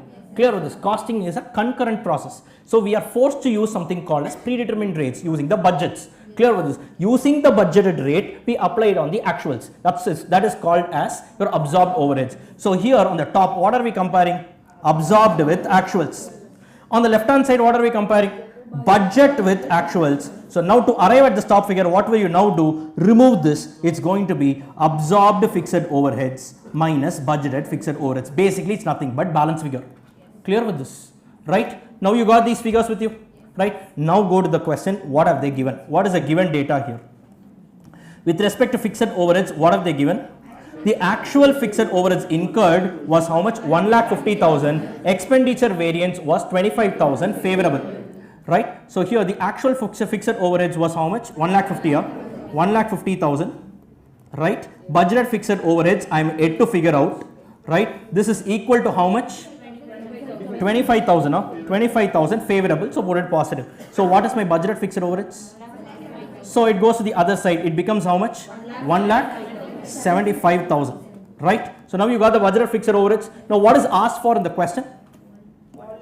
They have asked for the volume variance, right? Volume variance, how will you find out? Budgeted fixed overheads, now you have this 1,75,000. Absorbed fixed overheads, how much is that? So how will you calculate? Now look at this. They have given the absorption rate here on the top. Every unit should be charged with an absorption rate of 7.5. Actual output, we only found out 10,000 units. Just imagine the first step if you have went wrong. Actual output, instead of 10,000, had you put 12,500, that is without the efficiency, chain error, half an hour in exam or whatever time that you spend for this, you should not spend half an hour by the way. So if you, whatever time that you spend, you will go for a toss. Guys, this is the power of observation, right? 6 months, okay, 4 months is no joke. Okay, 4 months is no joke. I'm not trying to threaten you here. What I'm trying to say is just be careful, right? These are avoidable. These things are avoidable, right? Is it anything difficult or technical involved here? Nothing. Clear with this, right? So now what happens here? So now what is my absorbed overhead? 7.5 we saw, 7.5. Now predetermined rate multiplied it on the actual output of 10,000. Right? So how much is that going to be? So 75,000 is going to be my absorbed, right? And the budget is going to be how much? 1,75,000. So how much is this? It's going to be 1 lakh adverse. Are you clear with this? And which one was that? Option number C. Yes, option number C. I think that's the answer. Yes, look at this. Option number C. Clear with this, guys? Clear with this? So this standard costing alone, I wanted to completely redo it because there were some issues in the manner of working in the RTP itself. Are you clear with this, guys? Right? Once again, I'm telling you, since I am explaining all these things with a conceptual background, it appears as if it takes this much time. It actually doesn't take this much time, guys. In exam, it really doesn't take this much time. The only thing is you need to be very observant. Are you clear with this, right? And with that, one full 10-mark question is over. See, it was spread across 3 different variances. Technically, variable overhead alone was not. Variable overhead is nothing. It's same as your labor only. Correct, right? Without that mix and all, mix is not there. That's the only difference. But for that, everything else is the same. So technically, they tested the entire chapter with a single 10-mark question. Fine, right? Look at how institute is now moving. See, this is what you need. This is how you also need to move along with this. This is how you need to step up your preparation. Clear with this? So now let's go and update our library of adjustments, shall we? Yes, sir. Yes, come on, let's do this. Write down. Question number 2. Case study based MCQ. CSB MCQ. Chapter standard costing. Chapter standard costing. Concept write down. MCV semicolon, LCV semicolon, FOHCV, the 3 variances. Material cost variances, labor cost variances, fixed overhead cost variances. Please write down quickly. Yes, done. Semicolon, yield adjustment, YIELD, yield adjustment. That was something unique to this question. Semicolon. One other thing that I saw. Yes, actual hours worked and paid. Write down actual hours worked and paid. This should be in such a way that you remember what was the adjustment. That's all. Actual hours worked and paid. That you write down. I was about to say one more thing. Calculation of actual output. That was the key. Calculation of actual output within bracket reverse working. Calculation of actual output within bracket reverse working. See how innocent this question seems to be, right? But or innocent you call it disgusting, I don't know. But at the end of the day, there are so many things that were involved here. Clear with this, guys? Now just imagine the day before your exam. Now if you revisit, will you relive the classroom moment? Will you now be able to recollect what were the things that were involved? This is the power of note taking. Do this for all the subjects whenever you are doing, right? You do it by yourself. You will just see how drastically your preparation will improve, right? Fine. Yes, shall we go over to the next sums, right? The next few sums are direct, pretty much simple and straightforward. It will not take this much time. Let's quickly run through, shall we, guys? Yes. Let's go to question number 3. So I told you 2 case study based MCQs, they are done and dusted, right? Now let's move on to these standalone MCQs. So question number 3, this is relating to overheads. Shall we, guys? Yes, I want the answer the moment I finish reading this. Okay, fine. The accountant for Brilliant Tools Limited applies overhead based on machine hours, right? So by the way, guys, so in your overheads, right, how many different types of base quantities are there to arrive at the absorption rate? 6 different base quantities are there. There are 6 types of absorption rates. What are they? Direct, okay, machine hour, labor hour, then percentage of direct material, percentage of direct labor, percentage of prime cost, and directly production units, directly per unit level. Clear with this? Why these 6? Because overheads is an indirect cost, right?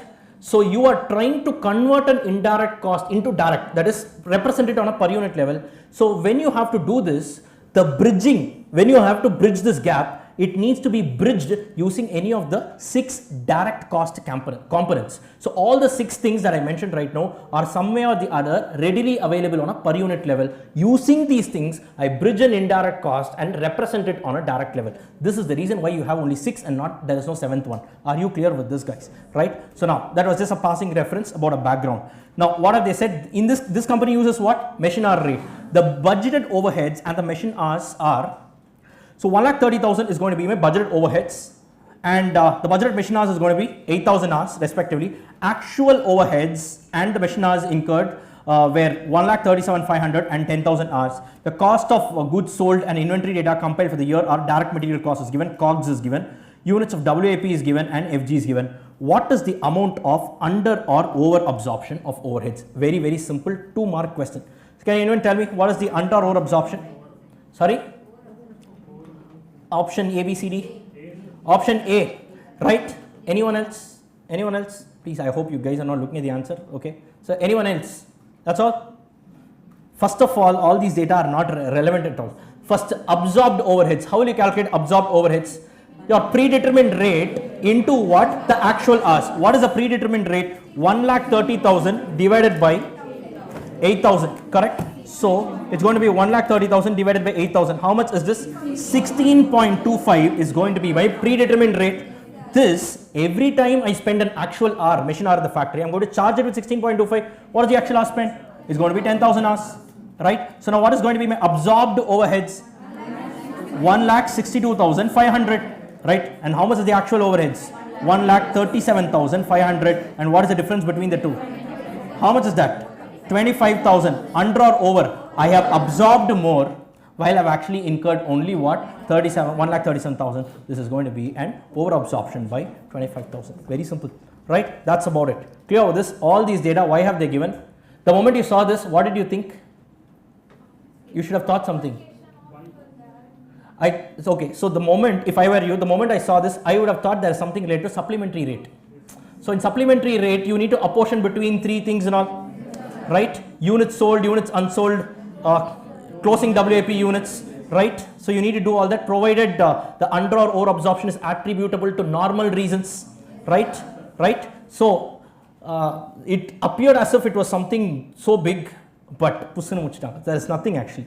Clear, guys? Fine. But that is again a psychology test. The moment you look at these things, you will immediately think, have I missed out anything? They have asked only under or over absorption. That's all they have asked. Clear, guys? Fine. Let's go and update our library of adjustments. Write down, quickly. Write down. Question number 3, write it down as single MCQ. Single MCQ. Chapter overheads, concept UA stroke OA. Under absorption stroke over absorption. Concept UA stroke OA.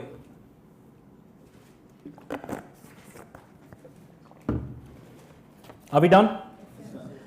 Yes. Shall we move on to the next one? Right? Okay. Don't worry, I'll give you breaks. Sufficient breaks I'll give you. Do not worry about that at all. At least we will finish this standalone MCQs. See, we finished one sum, it just took what, a few minutes. We'll at least, I think, up to question number 8, I think, oh sorry, 7. There is some standalone MCQs, like it is not going to take in the next 10-15 minutes, and then we can break happily. Yes? Fine. Right. So process costing. The following information is available in respect of process 1. Raw material purchased and introduced 10,000 units at the rate of 5 per unit. Raw material received from store 4,000 units at the rate of 6.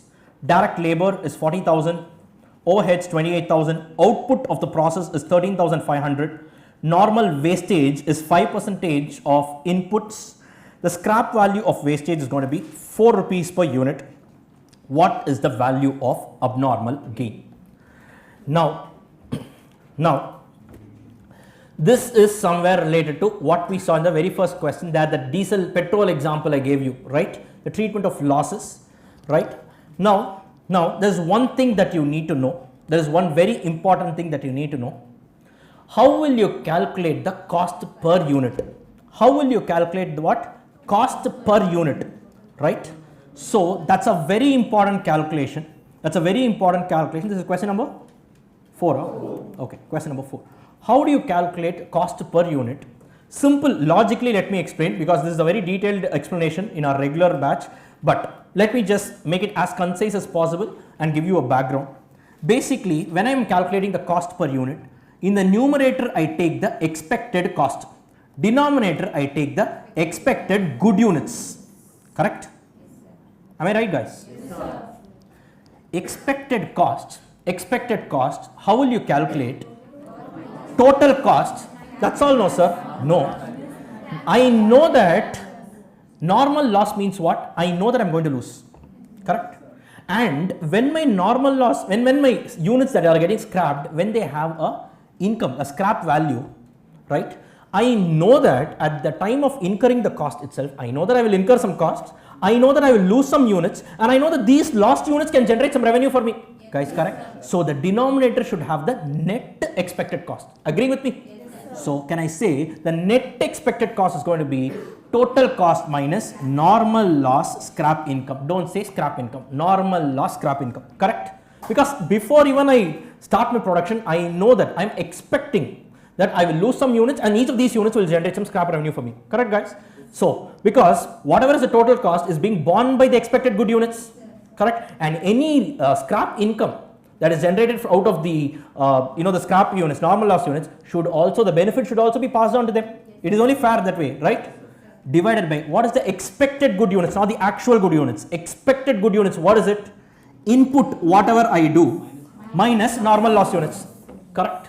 Expected good units need not be actual good units, correct? Because actually I might have lost more or I might have lost less. If I have lost beyond what I expected, that's called as an abnormal loss. If I have lost less than what I've expected, that's called as abnormal gain, and this sum is about abnormal gain. Are you clear with this?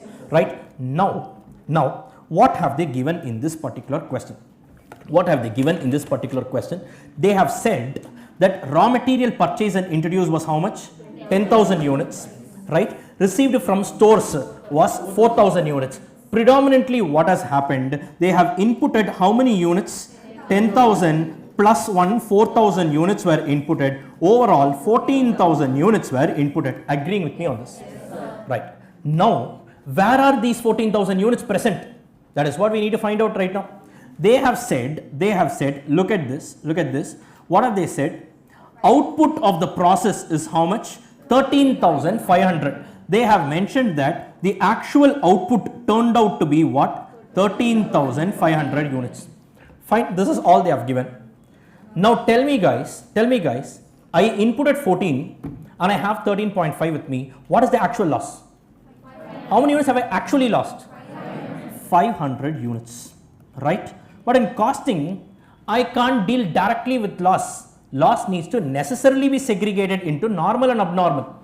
Clear? Because normal cost is treated as a product cost, it will enter into the stock valuation. Abnormal loss, what happens? It is treated as a period cost, it will hit directly my cost sheet. That is, ideally speaking, it will come after my cost of goods sold and all, along with AOH, SOH, technically speaking. Clear with this, guys? Right? So this classification is very important.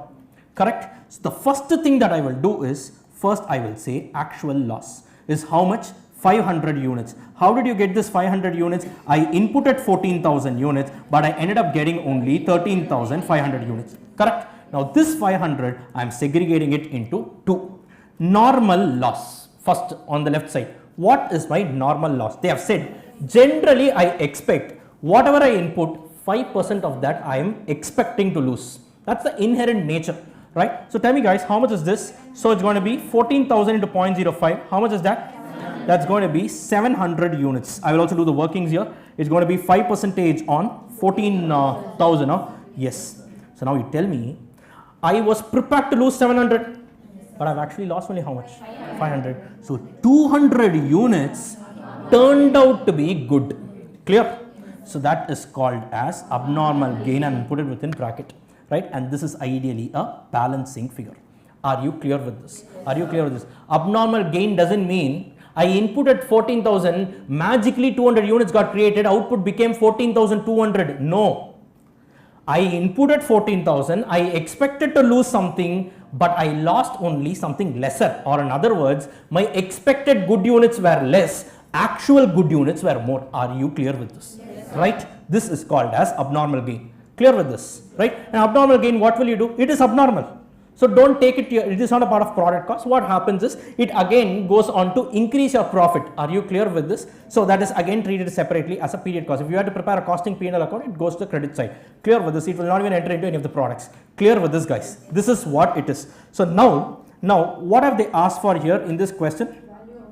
So what is the value of abnormal gain? So now tell me guys, what is going to be the cost per unit in this case? What is going to be the cost per unit? Total cost. How much was the total cost?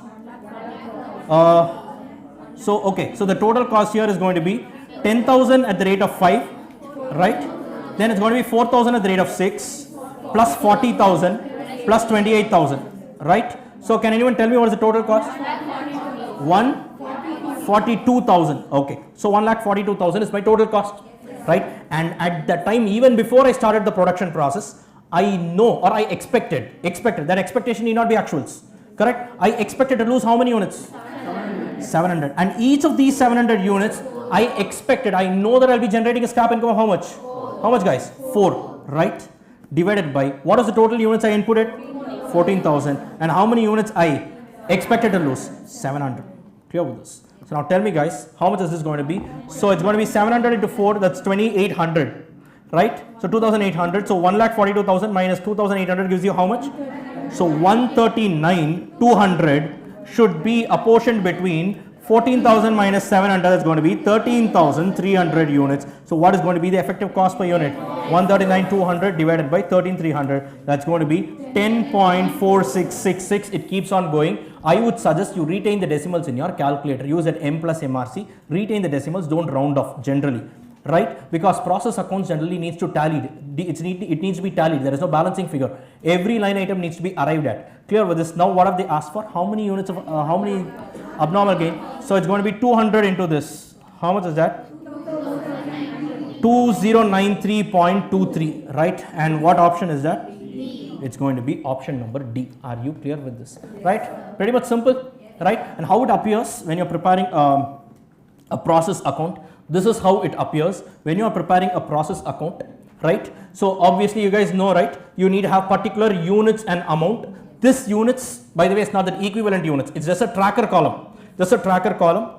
Right, we will come to equivalent units when we are doing another sum. It's there in the RTP, right? So it's going to be, we just fill in all the debit items are nothing but all the costs, right? So generally the entire chapter of process costing is about preparation of process accounts, where the debit items are given, you need to apportion it between the credit items. Clear with this? Yes, since it is an abnormal gain, obviously it comes on the debit side here. Clear with this, guys? So basically here one more thing, ideally speaking, there is no account called as normal loss account. Why?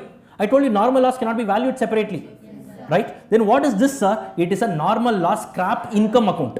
Clear with this? Ideally speaking, this is why in my regular batch also I just keep telling, do not write it as normal loss, write it as normal loss scrap income account. Just imagine if you're mentioning it here, right? Whatever amount that you're receiving, you're going to put it on the credit side of the ledger. Correct? Credits, it's basically an income ledger.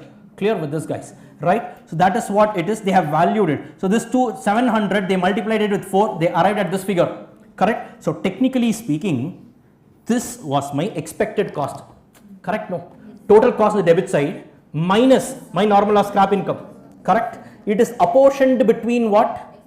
Expected good units. What is expected good units? It is not 13,500. That was actual. 13,500 minus 200. 13,300 only I expected. Are you clear with this? So that's why one item is appearing on the debit side. Clear with this? So how did we do that? 13,500 into whatever we got. Look, this is what they have also got. 10.466. They have. Okay, in exam you can present it in 3 or 4 decimals, but retain the decimals in your calculator. Clear with this? Multiply that with 13,500, you get what? 141,293.233308. It just keeps on going, right? And on the other side you get this, and nowhere in the process account you should have a balancing figure. Each and every figure should be arrived at. Clear with this, guys? Yes. Right? Any issues? All these things are not required. You need not prepare a process account for this 2-mark question, right? But however, this calculation without this you can't even do. Clear with this, guys? Fine. Just go and update your library of adjustments. We are through with this sum. Write down. Write down. Question number 4, single MCQ, process costing, abnormal gain calculation. And this attempt, I strongly feel some adjustment relating to abnormal gain will definitely come. Don't ask me why, it's an intuition. And my intuitions generally work about 80% based on the past record, but don't ask me if it doesn't come. Again, I said you don't pull the top and the next generations and all, but I'm just saying somehow I feel abnormal gain is all sorted for the exam. That's what I feel personally. Only 2 people know what's actually going to come. One is God and the other one is ICI, but for that no one else knows. If they know, then they will be behind bars. Fine. Okay guys, done? Done? Yes? Okay, shall we move on to the next one? Right.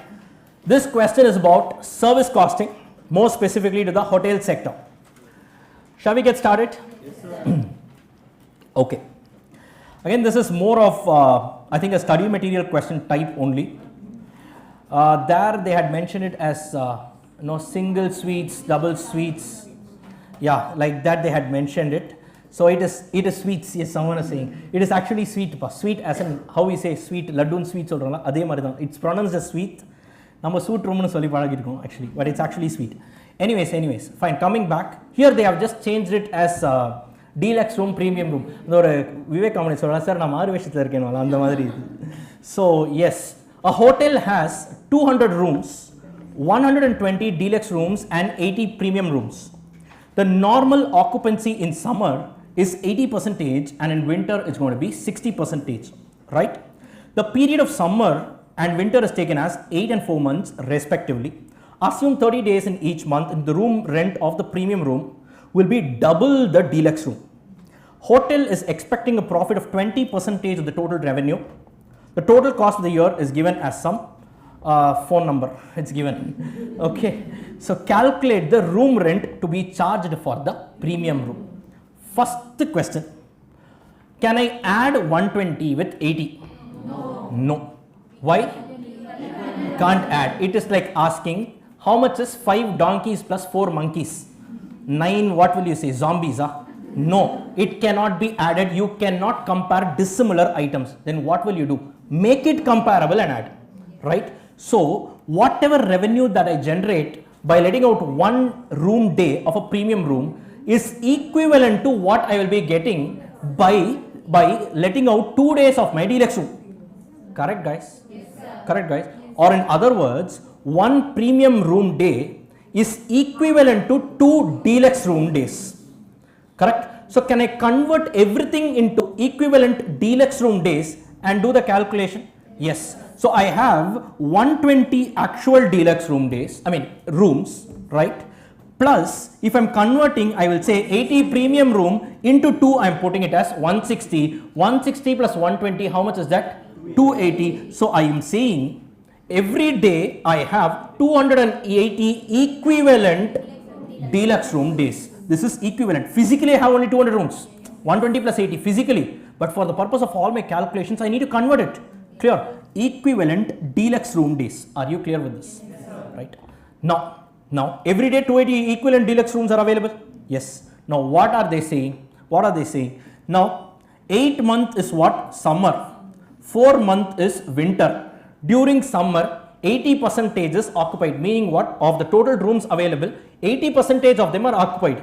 Clear with this? So now we need to calculate the total room days, because this room days is nothing but the unit of measure in case of a service sector.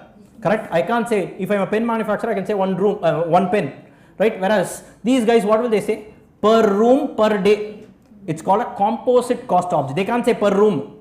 If you say, sir, per room it is going to be, the tariff is 5,000 rupees. What will you do? You will pay 5,000 rupees, stay for 1 year. Is it accepted? No. If they just say, sir, 5,000 rupees per day, you will say, okay, sir, thank you. You will bring your entire family, enemies also you will bring, entire 200 rooms you will occupy. You just said per day. So it needs to be very clear, per room per day. That's called as a composite cost object, right? This comes only in case of a service sector. Clear with this? Now in this case, I have with me 280 equivalent deluxe rooms. Correct? Now what is the total room days available for me in a year? Can I say it is 280, right? During summer, what happens? 80% of the rooms are occupied. Using this only I generate my revenue. Correct? Like that, every day I have 280 rooms. Out of that, 80% are occupied. Like that, there are 30 days in a month, and like that, 8 months is going to be my summer. Similarly, I have 280 days, but this time it's going to be 60% occupied. Like that, for 30 days a month, and like this, I have 4 months a year. Add it up. What is the total number of equivalent room days? 73,920 equivalent room days. Clear with this, guys? Clear with this? Any problem here? Any problem here? So basically whatever revenue that I need to generate comes from 73,920 equivalent deluxe room days. Agree with me on this, right? So now tell me, what is the total cost they have given? It's 2 crores 66 lakh 11,200, and the hotel is expecting a profit of how much? 20% on what? On sales. On sales. This is their cost.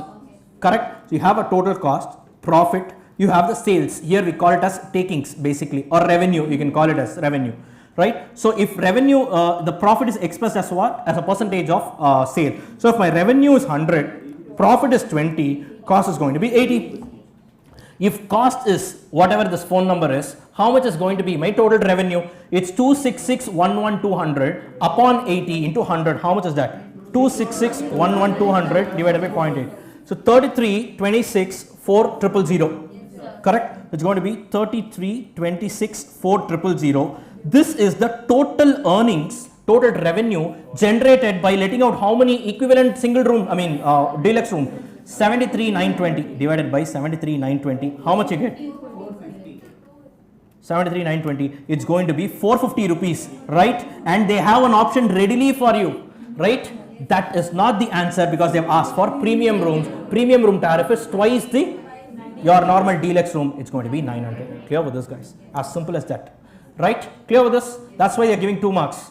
Fine guys. Again, I had to give a background explanation. That's why it took this much time. Exam, it will not take that much time. Do not worry about it. Little observation is all that matters. Here, it is on revenue. How, genuinely tell me, how many of you were tempted to add this 20% on this? Yes, it's okay. But make sure that you are not repeating the mistake in exam. That's all counts. Clear with this, guys? Yes. Fine. Shall we move on to the next one? Update your library of adjustments quickly. Write down. Question number 5, single MCQ, service costing. Single MCQ, service costing. Write down. Hotel costing, semicolon, equivalent room tariff. Equivalent room tariff. Equivalent room tariff. Done? Shall we move on to the next one? Yes, sir. Perfect. Let's go to the next one. The next one is nothing great. It's one good for nothing question basically. Anyways, let's quickly do it. ALC Limited is an insurance company. It has launched a new term insurance policy with the name as Protection Plus. The total cost of the policy during the year was 160 lakhs or 1.6 crores. The total number of policies sold is 410 and the total insured value of the policy is 920 crore. What is the cost per rupee of insured value? What is it, guys? You take this and divide it by, so 1.6 crores divided by 920 crore. Cost per rupee of insured value they have asked. The value of insured, the insured value is 920. Total cost is 1.6 crores. Correct? Nothing great. 1.6 divided by 920. Forget about the figures and all. It's going to be 0.0017 and that's about it. Correct? Clear with this? Right? Nothing great here. Okay. Fine. Let's go and update the library of adjustments. Write down. Again, service costing, single MCQ service costing, cost per rupee of insured value, cost per rupee of insured value, cost per rupee of insured value. Done? Shall we proceed forward? Okay, this is the last MCQ we have in the RTP. It's in the chapter budget and budgetary control. A business manufactures a single product and is preparing its production budget for the year ahead. It is estimated that 2 lakh units of the product can be sold in the year and the opening inventory is currently 25,000 units. The inventory level is to be reduced by 40% by the end of the year. What is the production budget in units? Come on, tell me guys, how much is that? How much is the production? 1,90,000. Okay. Guys, always remember this is pertaining to a concept called as functional budgets in your budget and budgetary control chapter. Now, always remember budgets, when you are budgeting, the budgeting process first begins with sales, right? Because only when you know the units to be sold, you can arrive at the units to be produced. Only if you arrive at the units to be produced, you can know how many kgs of raw material to be consumed, how many units of raw material to be purchased, and the other components of cost are revolving around that. Clear with this? Why, sir? Because for example, let us say I am planning to sell, my sales is going to be 1 lakh units, right? So if nothing is mentioned, which means what? You need to produce 1 lakh units. You need to sell 1 lakh, so which means you need to produce, correct? But they are saying that is not sufficient. I also want to keep a closing stock of 20,000 units. So which means what? You now need to produce how much? 1,20,000. But wait, in the beginning of the year, I already have, let us say, 10,000 units with me. So you reduce that. Technically speaking, in this year, you only need to produce how many units? 1,10,000 units. So for me to arrive at the production, the first figure I need is sale, right? And only if I arrive at the production, the other components of cost like material, labor, overheads can be arrived at. So sales is always the starting point. Are you clear with this? Now in this question, what are they given? It is estimated that 2 lakh units can be sold. So how much is sales? 2 lakh units. Correct? Right. And they are currently having an opening inventory of 25,000. Right? And the inventory level is to be reduced by 40,000. Right? So, by 40%. Right? Not to read the word, it's by. So which means my closing stock is going to be 60% of my opening stock. Correct? Right? So what is my opening stock? 25,000. 60% of that is how much? How much? 15,000. So technically speaking, if I am planning for production, It is not enough if I just produced 2 lakh units. I should also provide for a closing stock of how much? 15,000. So technically speaking, I should have produced 2 lakh 15, but wait, anyways I have a ready stock of how much? I have a ready stock of 25,000 with me. That's nothing but my opening stock. So now you need to produce only how much? 1,95,000, and that brings you to option. Sorry, 1,90,000. Sorry, that brings you to option number B. Are you clear with this, guys? Right, and that's about this. That's about it. Very simple. Right, so let's go and update our library of adjustments. Write down. Question number 7. Single MCQ. The chapter name is budget, and the concept is production budget. Concept name is production budget. Fine. Right. It's a small question on employee cost. It's relating to a concept called as labor turnover. It's pretty much straightforward. So labor turnover basically is nothing but it tracks the rate of churning of employees in organization. Churning means what? Entry and exit, right? So sir, what does this labor turnover rate indicate? See, basically it talks about the movement, entry and exit of workforce, right?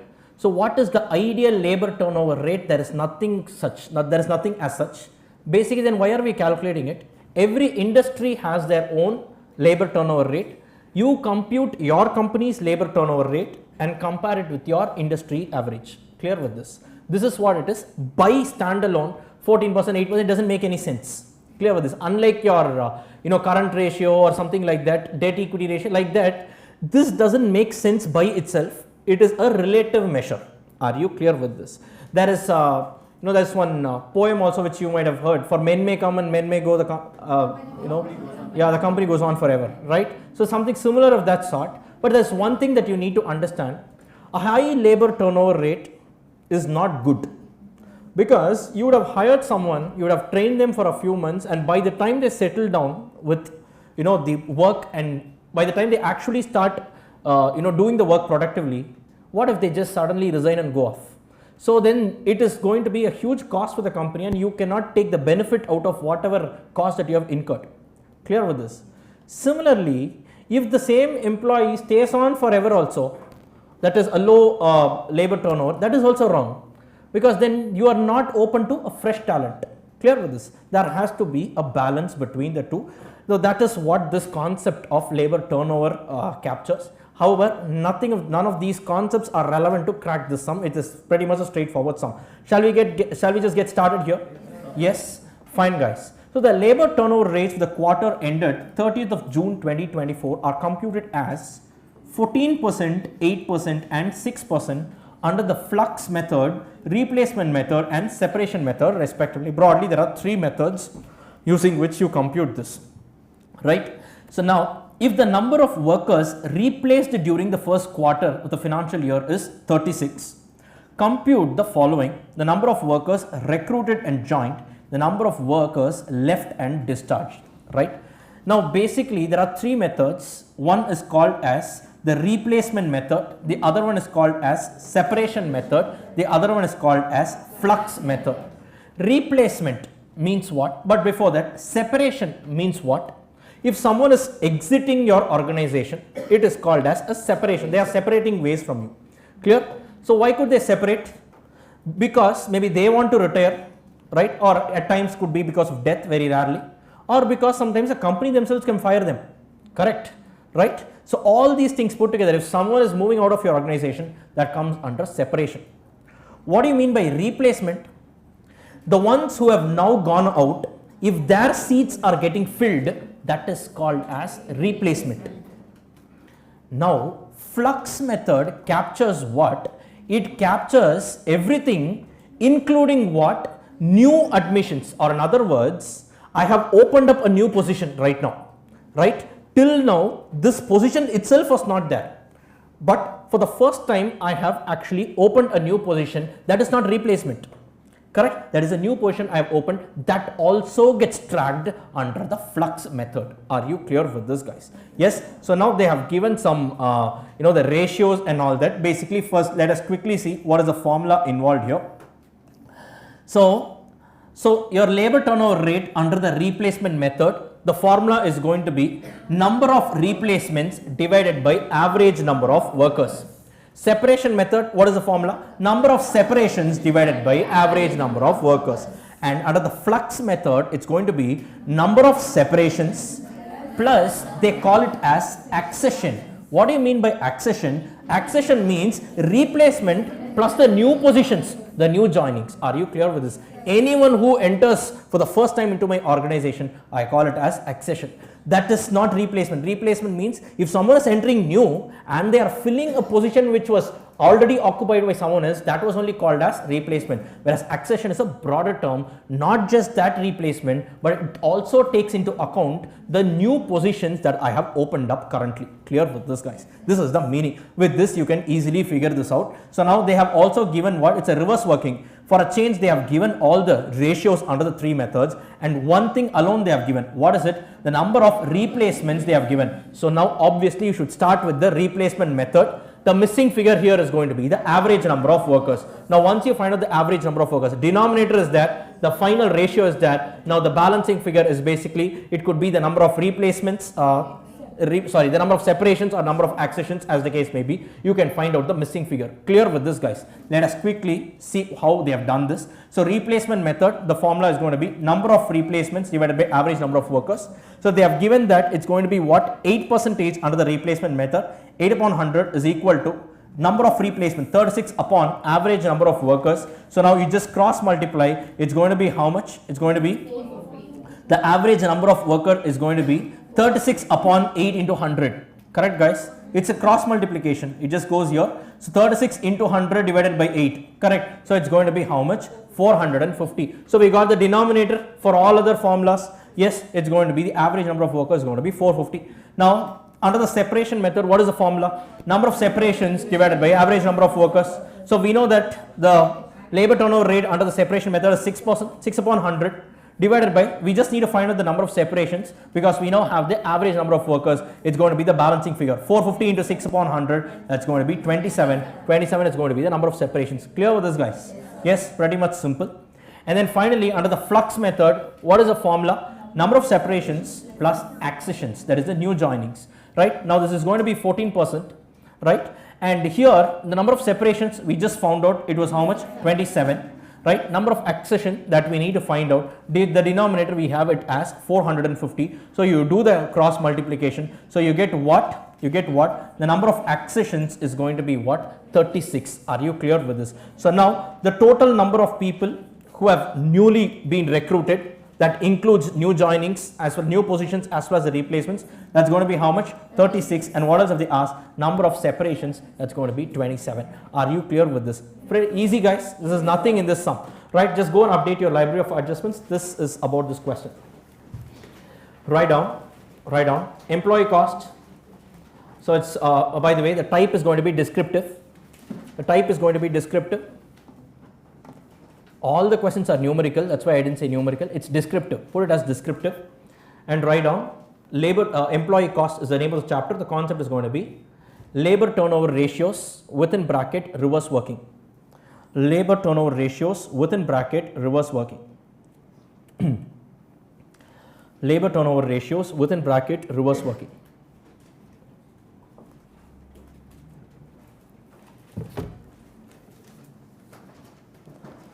Fine, shall we move on to the next one? Right. So now the next question, this is under overheads. So I think this is the second sum that we are doing under overheads, right? Fine, one was the direct under or over absorption. Now this is a comprehensive machine hour rate sum. So let me quickly read out the question for you. From the details furnished below, you are required to compute the comprehensive machine hour rate. What do you mean by a comprehensive machine hour rate? It's nothing but the total overheads relating to the machine divided by the effective machine hours. You get the machine hour rate. Are you clear with this? As simple as that, right? So now what have they mentioned here? Original purchase price of the machine, which is subject to a 10% depreciation, a depreciation of 10% per annum, That's 12,96,000. 12,96,000 is the cost, right? Then the normal working hours for the month is 200 hours. However, the machine works only for 75% of the normal capacity. What is the meaning of this? What is the meaning of this? Now, generally speaking, there are 200 hours for which this machine's operator, machine will not run automatically. There has to be an operator who operates it, right? He comes to the factory for 200 hours. This is the meaning. However, obviously during the lunch time and all that, normal idle time will be there, correct? So during that time, will the machine be running? No, because he needs to stand in front of it or at least along with it. So only then it will be running. He needs to operate it. So that's why they are saying only 75% of the normal time will actually be the effective number of hours for which the machine is going to run. Are you clear with this? So clearly the denominator is what? 75% of 200, which is nothing but 150. Clear with this, guys? Any problem here? Fine. Wages to machine man is going to be how much? 800 rupees per day, and every day he has 8 hours. So basically what's the effective rate per hour? Come on, 800 upon 8. 100 rupees per hour is what I pay for the machine man. Then wages to the helper, right? Machine attendant. So how much is that? 500 rupees per day of 8 hours. So how much is that? It's going to be 62.5 per hour, right? Now, one second. So these are wages. Should they be considered for the purpose of calculating machine hour rate? Because in machine hour rate, what do? You only consider the overheads. Wages is a direct prime cost component, right? But in the numerator, you should only consider the indirect costs divided by the machine hours, correct? Should we consider these two? These are wages. Should we consider these two? Yes, and that's why it's called as comprehensive machine hour rate. Why? The logic is that, let me just give you a small example. Door manufacturing, wooden door manufacturing, right? There are two ways in which you can manufacture doors. One, you hire a carpenter. What this guy will do is, he will do all the carvings, he will do, he will make the design and all that. He needs to spend a lot of time on the, wood to convert it into a door, correct? Alternative number two, there is one mechanized way of manufacturing doors, right? What you will do is, you will have a machine, attached that there is one system, computer. You will have designs for that. So you will fix one design using some Adobe Photoshop or whatever it is. They have some specific designs, right? One enter click of a button, hundreds of doors will be manufactured with the same pattern. Now you tell me, this machine operator, he just spends 1 hour, parallelly 100 doors are getting manufactured. Now here whatever I pay him is also wages, but can I call it as a direct wage? No. Can I say for him he needs to spend 1 hour only, then every for me to produce one door I need to spend 1 hour? No, he can decide to keep the quantity as 50 or he can increase it to 100. The time will be the same. Clear? Whereas carpenter, it is completely direct. So basically what happens is, in heavily mechanized industries, the machine operator's wages, though it may seem direct, is ideally indirect, and if you include that, it is called as a comprehensive machine rate. This explanation is not there in the study material, but that is the meaning of that. Are you clear with this, guys? Right? So that is what it is all about. Hence this will come in your numerator. Clear with this? Done? Now the power cost for the month is given, supervision charges is given, electricity, lighting, fixed nature is given, repairs and maintenance, these figures are all given, insurance, other general expenses per annum, all these things need to be considered. Next. The workers are paid a fixed diurnus allowance of rupees 4,500 a month. The production bonus payable to the workers in terms of an award is equivalent to 10% of the basic wages and DA. Correct? So what you need to do is, there are two types of machine operators here. One is the actual how they call it, machine man. The other guy is a helper. Both of them have a basic wages. What is basic wages? Using this rate, you multiply with the hour, you get the basic wages. These guys will be paid for how many hours? 8 hours. No. In a month, 150 or 200? They will get paid for 200, right? Because lunch time and all this are unavoidable, right? So without some normal idle time, you can't work. Are you clear with this? This is similar to the concept of normal loss. In labor, the normal loss is called as normal idle time.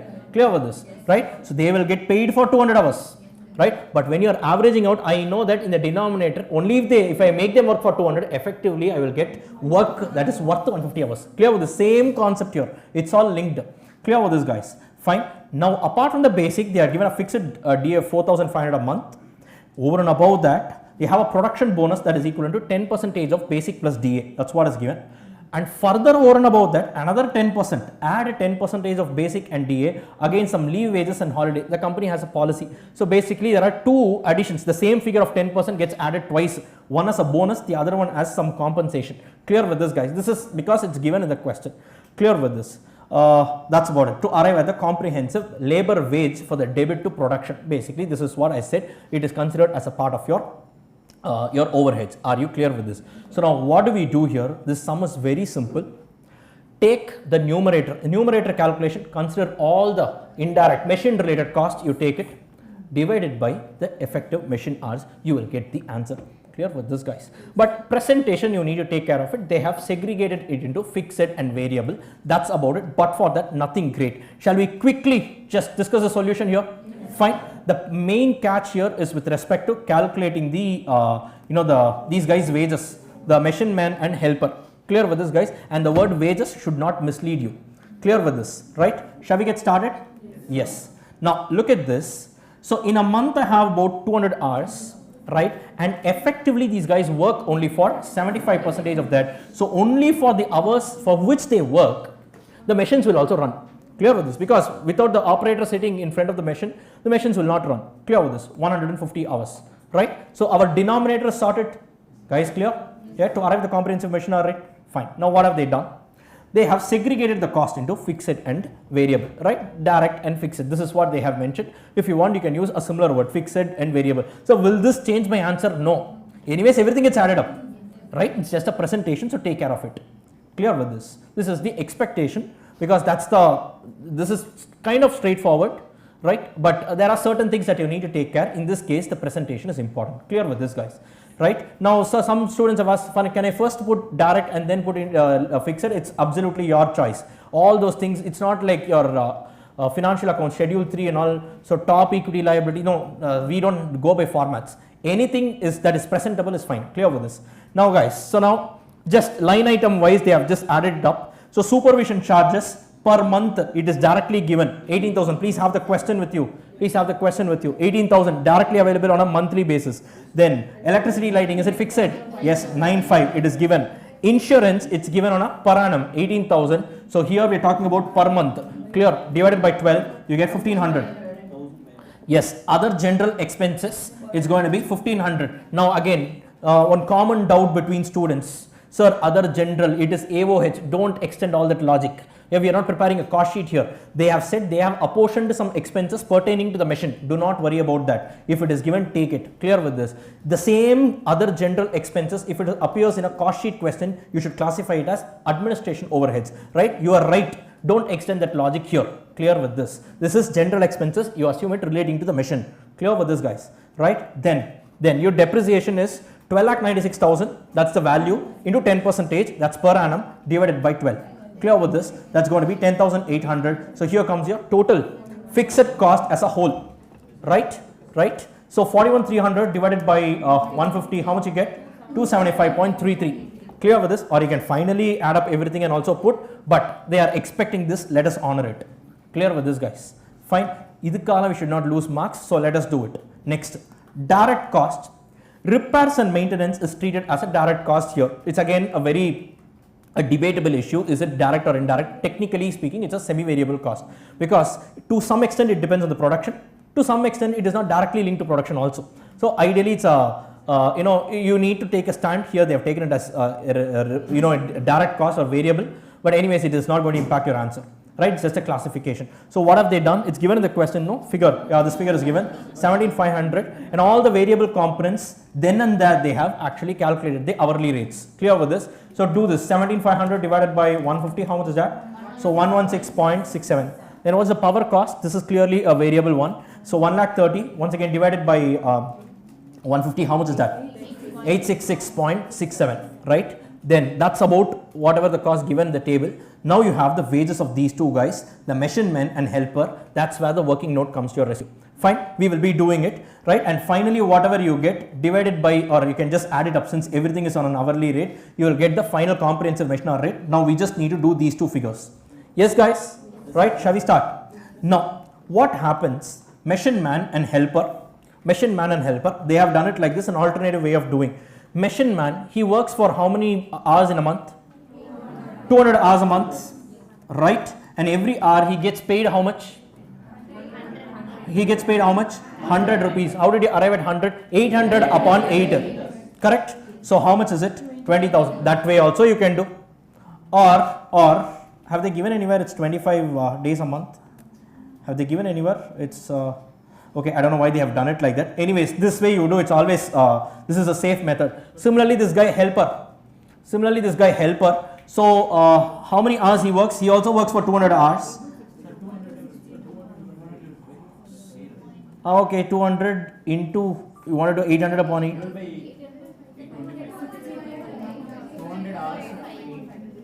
200 hours? Oh, right, okay, that's how they have done it. Fine, okay, that way also you can do 200 hours in a month divided by 8 hours a day. Fine, anyways, it's all the same, right? If you want, you can do it in this methodology also, or this anyways going by an hourly rate is always safe for us, right? Clear with this. Now, here it's going to be how much? The 62.5 per hour. So it's going to be into 62.5. How much is that? So 200 into 62.5. That's going to be 12,500. Right? This is sorted. Fine. Then your DA is fixed. They have given in the question. Right? 4545. So basic plus DA is going to be how much? These two figures. Clear with this, guys. I am not focused so much on the calculation. It's just a process given. We need to understand how we have arrived at these figures. Right? Then you have a bonus of 10% on this. Right? So it's going to be 2450 and 1700. Clear? And once again they are asking you to add this for leave wages. The same figure gets repeated once again. Clear with this? Right? So the total wages that you pay to the two guys are, it's 29,400 and 2,400. Right? So effective hourly costs of this, who is this guy? Machine man is going to be 29,400 divided by 150. How much is that? 196. For this guy it's going to be 2,400 divided by 150. How much is that? 136. Just populate these two figures on the topmost table. Are you clear with this? This is what they have done. They have just added everything and arrived at the comprehensive machine hour rate. Clear with this, guys? Simple and straightforward. Any issues here? It's a vanilla sum. Nothing there. Nothing great here. It's a plain question. Clear with this? Right? Fine. And that's about this particular question. Is there anything else they've asked for? I think that's about it. Fine, guys. Right? Shall we just go and update our library of adjustments? Right? Let's do this. Write down. Question number 9, it's descriptive again. It's descriptive. Write down. Chapter is overheads and concept is going to be comprehensive machine hour rate. It's going to be comprehensive machine hour rate. Comprehensive machine hour rate. Semicolon. Wages of machine man and worker. Helper. Wages of machine man and helper. One look at this the day before your exam, you should be able to recollect whatever adjustments that we did. In this sum, there is not much of adjustments, right? But yes, are you clear with this, guys? This library of adjustment is a lifesaver. Just imagine for every single sum that you had done till now, whatever is in whatever subjects that you have prepared, if you have collected this, just see how helpful it will be the day before your exam, right? Easily you can revise the entire subject 4 or 5 times. I'm not kidding. If you have this kind of a note taking, you can easily recollect, can easily recapitulate everything 4 or 5 times. Clear with this? Time is of so essence, right? If you have this note taking habit, it will save you in the long run. Now I'm not kidding. 10 years back, whatever notes that I took when I was a student, I still preserve those notes, and I mean, if I can still visualize like which corner of the page I would have scribbled something. That is the power of note taking, guys, right? All this printed format, it's always printed, fine, but you can actually visualize and relive the classroom moment only if you're taking really good notes. And what is good for you might not be good for another person, that's fine, right? But at least you should be able to recollect. That's the best part of note taking. Fine. So now shall we move to the next one? Yes, sir. Guys, yes. Yes, sir. What, are you so hungry? Fine. Yes, sir. Still it's okay. Let's do the next one. Okay. I'll give you a break. Don't worry. Okay. Fine, guys. The next question is regarding ABC. Guys, yes. What happened? It's boring, huh? So let's do this, guys. I'm telling you, it's going to be about 15-20 marks easily. Straight lift from here. It will definitely be a lifesaver. So please bear with me on this. There are so many interesting adjustments, and in this sum, there is also one very interesting calculation as well. Okay, so let's do this. Soft Hug is a global brand created by Green Lush Limited. The company manufactures 3 ranges of beauty soaps: gold, pearl, and diamond. Right? The budgeted cost and the production for the month of May 2024 are as follows, and they are given in the question. So the total number of, the company basically deals in some soap manufacturing, beauty soap, something like, your P&G or Unilever type of thing, right? They have 3 different types of soaps: gold, pearl, and diamond, right? The number of units of each of these products are given: 4,000, 3,000, and 2,000, right? Now look what they have given. For me to produce every unit of each of these 3 types of products, what are all the resources required, right? What are all the resources required? It requires 4 types of material and 1 type of labor. Clear with this, right? This is what they have given. For example, Soft Hug Gold, right? Gold, that is, gold is a type of soap. It requires 60 ml of some essential oil, 20 grams of cocoa butter, 30 ml of filtered water, and 10 grams of chemical, right? So these are all what? Raw materials. And the rate per unit of these raw materials are also given here. Clear with this, right? Similarly, they have given it for each of the 3 different products the company deals in, right? Now, ABC sums are of that sort. ABC is a very, straightforward area. The only issue is it requires a lot of data to be given, and hence the sums will look lengthy, right? Don't think that, it's difficult. Right? You should have the mental energy to at least go through the full sum, only to realize that more the data which is given, lesser is the data that is required to be found out. Clear with this, right? So don't come to a conclusion that big sums are difficult, nothing of that sort. Fine. So here, product wise, what is the different 4 types of raw material, what is the ingredient required, rate is given, and of course the direct labor is also given. So per unit, for me to produce 1 unit of gold, it requires 30 minutes. 30 minutes is equal to how many hours? Half an hour, 0.5 hours. How do you get this? 30 upon 60, right? And every hour of labor that I use is going to, I incur a cost of 10 rupees per hour. Clear with this, guys? Fine. Now, the Green Lush Limited follows an absorption costing system and absorbed its production overheads to its product using direct labor or rate, which were budgeted at 1,98,000. So 1,98,000 is what? It is the budgeted overheads, right? And what the company is currently doing, they are saying absorption rate is a direct rate. They are charging of this, this entire overheads to the products using a blanket rate of direct labor hours. Clear with this, right? Clear with this, guys? So is the direct labor hours given in the question? No, not directly, but can it be found out? Yes. Per unit, what is the labor hour I need? I have the total number of units. Marry the 2, multiply the 2 figures, you get it. Clear with this, you get the total labor hours. Fine, divide. So you get this 1,98,000 divided by the total labor hours, you get the absorption rate per labor hour, and you can just charge it off. Clear with this. Is it a good way of absorbing? Is it a good way of charging overheads to the product? No, it's not a good way. Reason is that no, not all the components of this overheads are driven by what? By your labor, your direct labor. So what you need to do is, that's where ABC comes in and says, look, your starting point and ending point of your traditional overhead costing is correct. What is the starting point? You have bulk indirect cost figures. And what is the ending point? You need to convert them into a per unit level. Why? Only then you can arrive at the cost per unit, and then you can go on, life will go ahead, right? You can value stocks.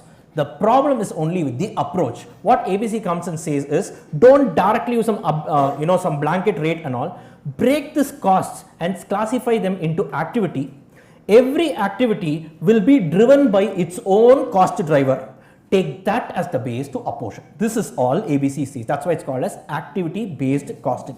Clear with this, right? So now don't tell me this 1,98,000. Break it up and tell me what are the activity costs. They call it as cost pools. What are the activity cost pools for which you have incurred this 1,98,000? So now that's why they're saying Green Lush Limited is considering adopting an ABC system.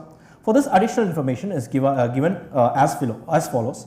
Forklifting cost 58,000, supervising cost 60,000, utility cost 80,000. Add up, how much you get? 1,98,000. Basically, what have they given? The breakup for this. And they are saying forklifting. What do you mean by forklifting? inside a factory, there will be one small vehicle, right? It has some two horn kind of things. It will just lift and put it in a different place. That's called as forklifting. So they are saying this forklifting activity is driven by the weight of material lifted. Supervising cost is driven by labor hours. Utility cost is driven by number of machine operations. The number of machine operations per unit are 5, 5 and 6 for each of the 3 products, right? So total number of machine operations, respective machine operations per unit, multiply the number of units, you will get it. Clear with this? Right? So you can get the cost driver quantity for this particular activity, correct? Labor hours, can you get it? Yes. Per unit you have what is the labor hour required and multiply it with what? The total labor hours, done. Now weight of material lifted, how will you get it? Now some units of measure are in ml, some units of measure are in gram. How can you do it? That's why you just keep reading the questions, they will get. Consider the mass of 1 liter of essential oil and filtered water as equivalent to 0.8 kg and 1 kg respectively. Meaning what? Meaning what? If it is 1 ml of essential oil, consider it as 0.8 grams. If it is 1 ml of filtered water, consider it as 1 gram. Simple. 1 ml is 1 gram. 1 liter is 1 kg. They have given, look at this. They have given 1 liter of whatever it is equal to 1 kg. Okay, fine. 0.8 kg for essential oils. Okay, fine. So let me tell you, essential oils is there, right? If we are talking about 1 liter of essential oil, consider it as 1 liter. So 0.8 kg means 800 grams. Correct? Guys, correct? Suppose if it is 1 ml of essential oil, consider it as 0.8 grams. 80% of that. Apply 80% of whatever it is, you will get it. Are you clear with this? Any problem here? Any problem here? You guys still look confused. What has happened? What has happened? Not convinced. Can you tell me what is the issue here? Are you able to understand? Filtered water, okay, I will come to that. Filtered water, if it is 1 liter of filtered water, consider it as 1 kg itself or 1000 grams, right? If it is going to be 1 ml of filtered water, consider it as 1 gram. That's all, no? 80% of whatever it is. Are you clear with this? That is for essential oil. Here it is 1, that's all. Are you clear with this, guys? Why is it so? See, if you are having 100 ml, if there is a water bottle of, let's say, 1 liter bottle, if you pour water, the density is different, right? And if you pour oil, the density is completely different. If you pour oil in the same bottle, the weight will be much more. Clear, guys? So this is all based on density. That's why let's not get too technical. We are not doing physics here, right? They have given something. Let's use a unit of measure for conversions. Clear with this, guys? Any doubts here? Right? It's very simple. Don't worry about the mass salam paatha odne. Oh my God, this is not for me. It's nothing, guys. Nothing. Okay, clear with this. Now what have they asked here? Now you are required to prepare a statement showing the unit cost and the total cost for each of the product using absorption costing. Then you do the same under ABC and state what are the reasons for the different product cost under the two approaches. Guys, fairly simple, right? Now we spent so much time in breaking down the entire question into multiple components. The approach was also framed. Now shall we just quickly discuss what is the solution, right? Now look at this. First, under the traditional costing system, what happens here? 1 second. Yes. So under the traditional costing system, now what happens here is, so first, what are the number of units produced? Please have the question with you. The number of units produced is 4,000 units, 3,000 units and 2,000 units, right? Right. So as a representative figure, they have put it as 9,000. Very strictly speaking, you can't add dissimilar items, right? Now they have mentioned that the direct labor required for every unit is 30 minutes, 40 minutes and 60 minutes. This figure is also given. The total direct labor, or in other words, is 30 minutes is equal to 0.5 hours. 40 minutes is equal to 0.6 hours. And here it's going to be 60 upon 60, 1 hour. Multiply the two. So the total direct labor hour is going to be 4,000 into 0.5, 2,000 hours. 3,000 into 0.6, how much is that? 2,000 hours, 2,000 into 1, 2,000 hours. Add up, you get 6,000. So a total of 6,000 labor hours were utilized. right? And if you were to follow a blanket rate, what is going to be the absorption rate for you? So the budgeted overheads divided by the budgeted labor hours. So for every hour you spend, you're supposed to charge the products with 33 rupees of indirect labor.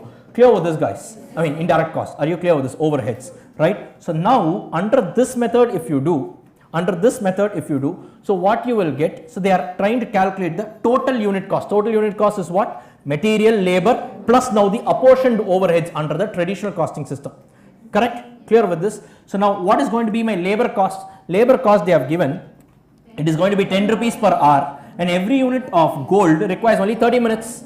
So 10 into 30 upon 60, 5 rupees is the cost. Here it's going to be 10 into 40 upon 60, 6.67, 10 into 60 upon 60, it's going to be 10, right? Labor cost on a per unit level, it's readily available, right? Direct material cost per unit of each of the product. Again, they have given what is the quantity of each component requires. Rate is also given, just multiply the two, right? So here, look at this, the working note is given here. So I'm just doing one line. Relatively, it's going to be the same for the other two. So here, for soft hug, the gold component, that is the gold product, if you see they have given essential oil 60 ml is required, right? And they have given the rate for essential oil is 200 rupees for 100 ml. So if 200 is the cost for 100 ml, how much is it for 60? And I need 60 ml to produce 1 unit of gold. Clear with this? It's going to be 120. Similar calculation for cocoa butter. They have given if 200 is for 100 grams, how much is it for 20 grams? Similarly for here, 15 rupees is for 100 ml, how much is it for 30? And here if 30 rupees that is for 100 grams, how much is it for 10 grams? Like this they have computed and they have arrived at the material cost per unit of each of the product. Are you clear with this? Any problem here?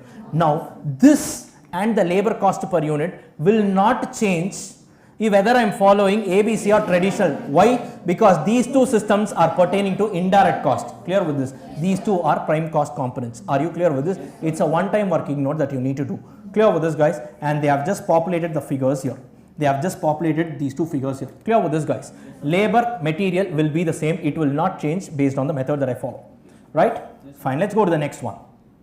Production overheads. Now it's fairly simple. This way it's fairly simple. What is it?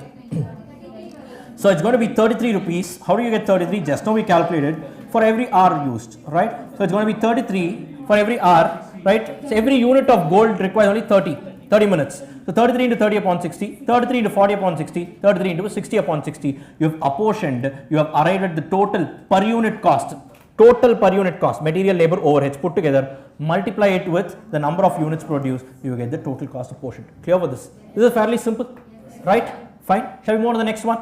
Now comes the real deal, which is your ABC, right?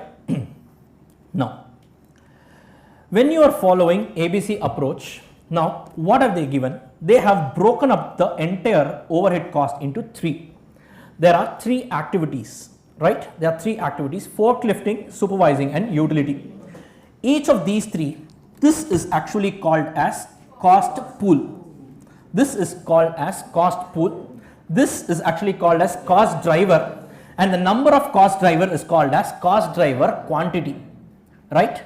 So in overheads, what we call as base quantity, here we call as cost driver quantity, right? In overheads, what we call as the base quantity, yeah, that's what is called as cost driver quantity. Here in overheads, what we call as departments, here is called as activities, and the departmental overheads are here called as cost pool. That's all. It's like old wine in a new bottle. Everything is same, just the approach is slightly different and the wordings are slightly different. What is called as absorption rate, that is here called as cost driver rate, and as simple as that. Clear with this? But everything is logically apportioned here.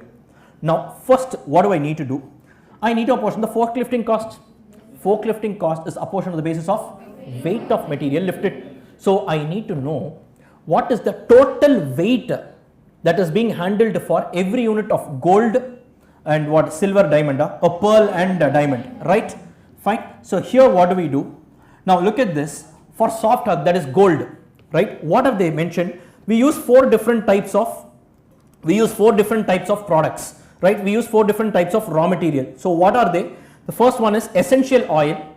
60 ml is used, correct, guys? But they have given in the question how to convert that ml into liter if we are talking about essential oil that has a mass of only 0.8. Are you clear with this? So what they have done, 60 into 0.8 if I do, that is the equivalent grams for 60 ml of essential oil.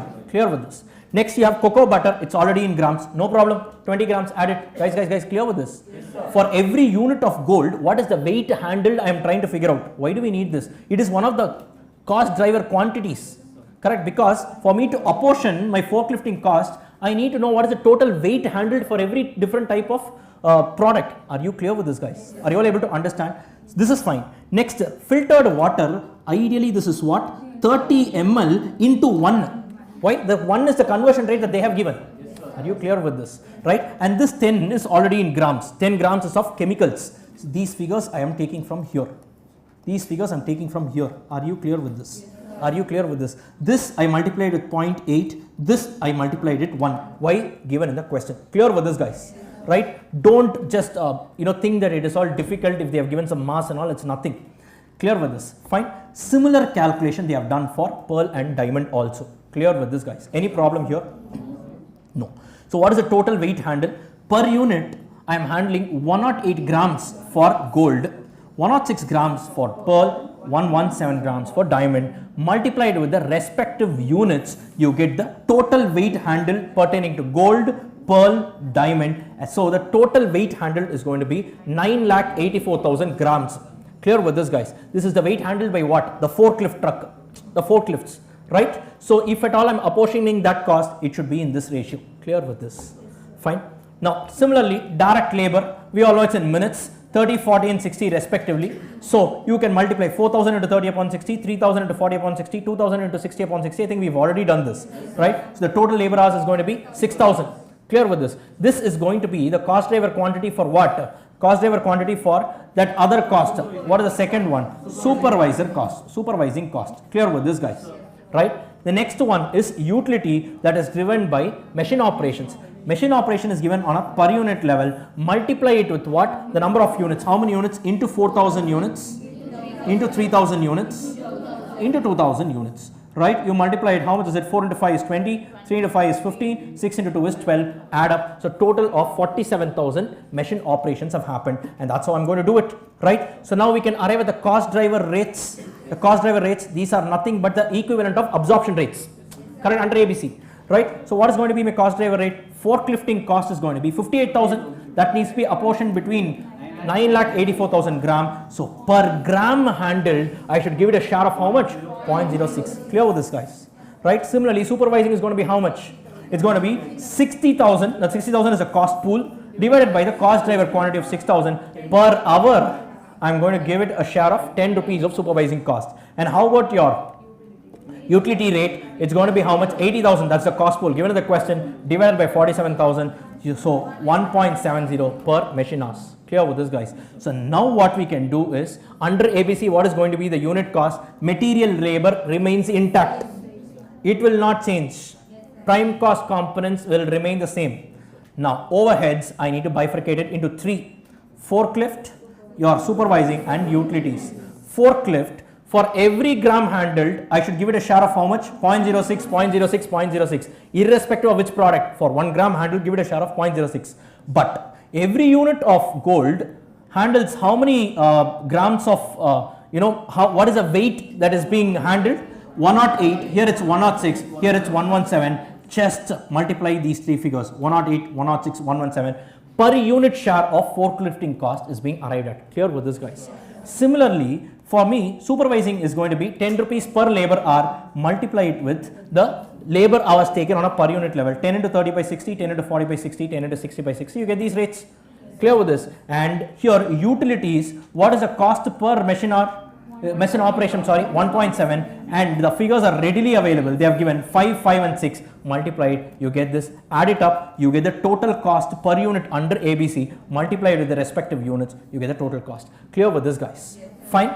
And now they have also asked you to comment on this. State what are the reasons for the different product costs under the 2 approaches. Obviously the approach has changed, that's all. The difference in total cost of the 2 systems is due to the differences in the overheads borne by each of the products. Obviously, the reason why they are asking this, sir, isn't it apparent? See, what they are asking here is, the change is not due to prime cost components.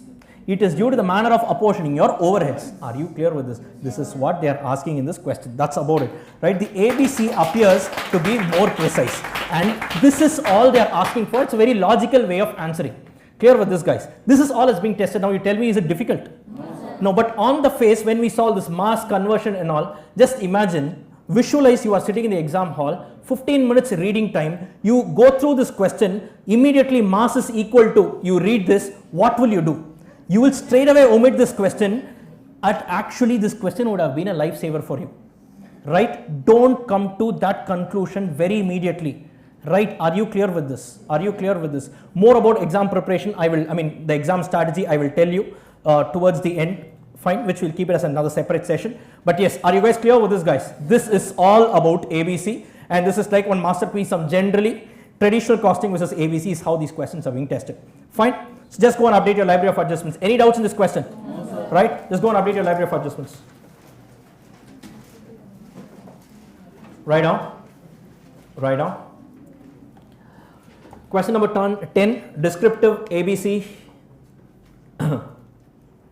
And write down ABC versus TCS. TCS is traditional costing system or traditional overheads absorption system. You can use any which ways. ABC versus TCS, all this library of adjustments for your understanding. ABC versus TCS, semicolon, mass conversion. That is nothing actually, but anyways, mass conversion, and semicolon, comments. Generally students avoid this comment or they don't know what to write. Here just understand the essence of it. The difference is not because of prime cost, it is because of overheads. That is what they are expecting. Clear? Right? But when you read it, you will say, idella theriyada. So what is the big thing they are writing? What they are trying to test is it is not because of prime cost. Clear with this, guys? Right? That's about it. That's about it. Fine? Cool. Then let's move to the next one. Cost sheet. This again is a straightforward question. Okay. So before that, sorry. Before that, quickly, shall we revise the format of cost sheet? Huh? Yes, sir. Fine. Fine. I'm just going to scribble whatever you guys are telling me. So fine. So cost sheet basically direct material. So how do you arrive at the direct material? Opening stock of raw material, add purchases. Wait. When it comes to purchases, freight inwards, right? All those question number 1 components will come in. Right? Right? That is just one aspect of cost sheet. LCU, Maida, universe, it's all linked. Okay, right? So fine, guys. Plus purchases minus closing stock of raw material gives you what? Direct material consumed, add direct labor, direct expense, you call it as prime cost, add POH, gross factory cost, gross works cost. Why is it called gross? Adjust for WIP. Very good. Add opening WIP less closing WIP. Call it as net factory cost, simply factory cost, whatever it is. Then now there are 4 addition, 1 deletions, right? So ideally speaking, these are a part of POH only, right? But institute wants you to display it on the face of the cost sheet. Clear with this? Because these are also indirect manufacturing costs. In a factory, there can only be prime cost components and POH. But institute wants you to display it on the face of your cost sheet. Clear with this, guys? Which institute? CA institute. Don't think that because no. Why I'm saying this? No. The reason why I'm saying this is overheads you are doing, no? The manner of under absorption, over absorption, that is prescribed by CMA Institute in something called as cost accounting standards. That needs to be followed by everyone. But the same cost accounting standard has not prescribed the format of cost sheet. So if you are a CA student, the format of cost sheet will be different. If you are a CMA student, the format of cost sheet will be different. That's why I'm saying. Clear with this, right? So now, so from this, what are the 4 additions? Very good. Quality control costs, research and development cost, primary packing, administrative cost related to production. What do you mean by that? In the factory, there will be one plant head. He will be working only for the factory, not for the entire company. General administration overheads, board of directors. Plant head, in the factory, he will be sitting in an AC room. Right? That guy will come here. Whereas there is a supervisor. He will be standing on the floor, but he will not be putting his hands on the machine and working. He will just supervise, but he will be standing not in an AC hall. That guy's salary will come under POH. Whereas the person who actually works, that guy's salary, wages will come under direct labor. There are 3 different hierarchies here inside the factory itself. Clear with this? Clear with this? Right? So production control manager's salary will come under administration overheads related to production. Clear with this, guys? Right? These are adjustments that are there in your cost sheet chapter. Right? So what did I write even I didn't understand? Oh, this is primary. Okay, primary packing cost, right? And then yes, administration overheads related to production, right? Related to production, very good. And then yes, you have minus credit for recoveries, as they call it. That's nothing but your scrap income, right? You reduce that, you get what? You get what? Cost of production. You get your cost of production. To this, what do?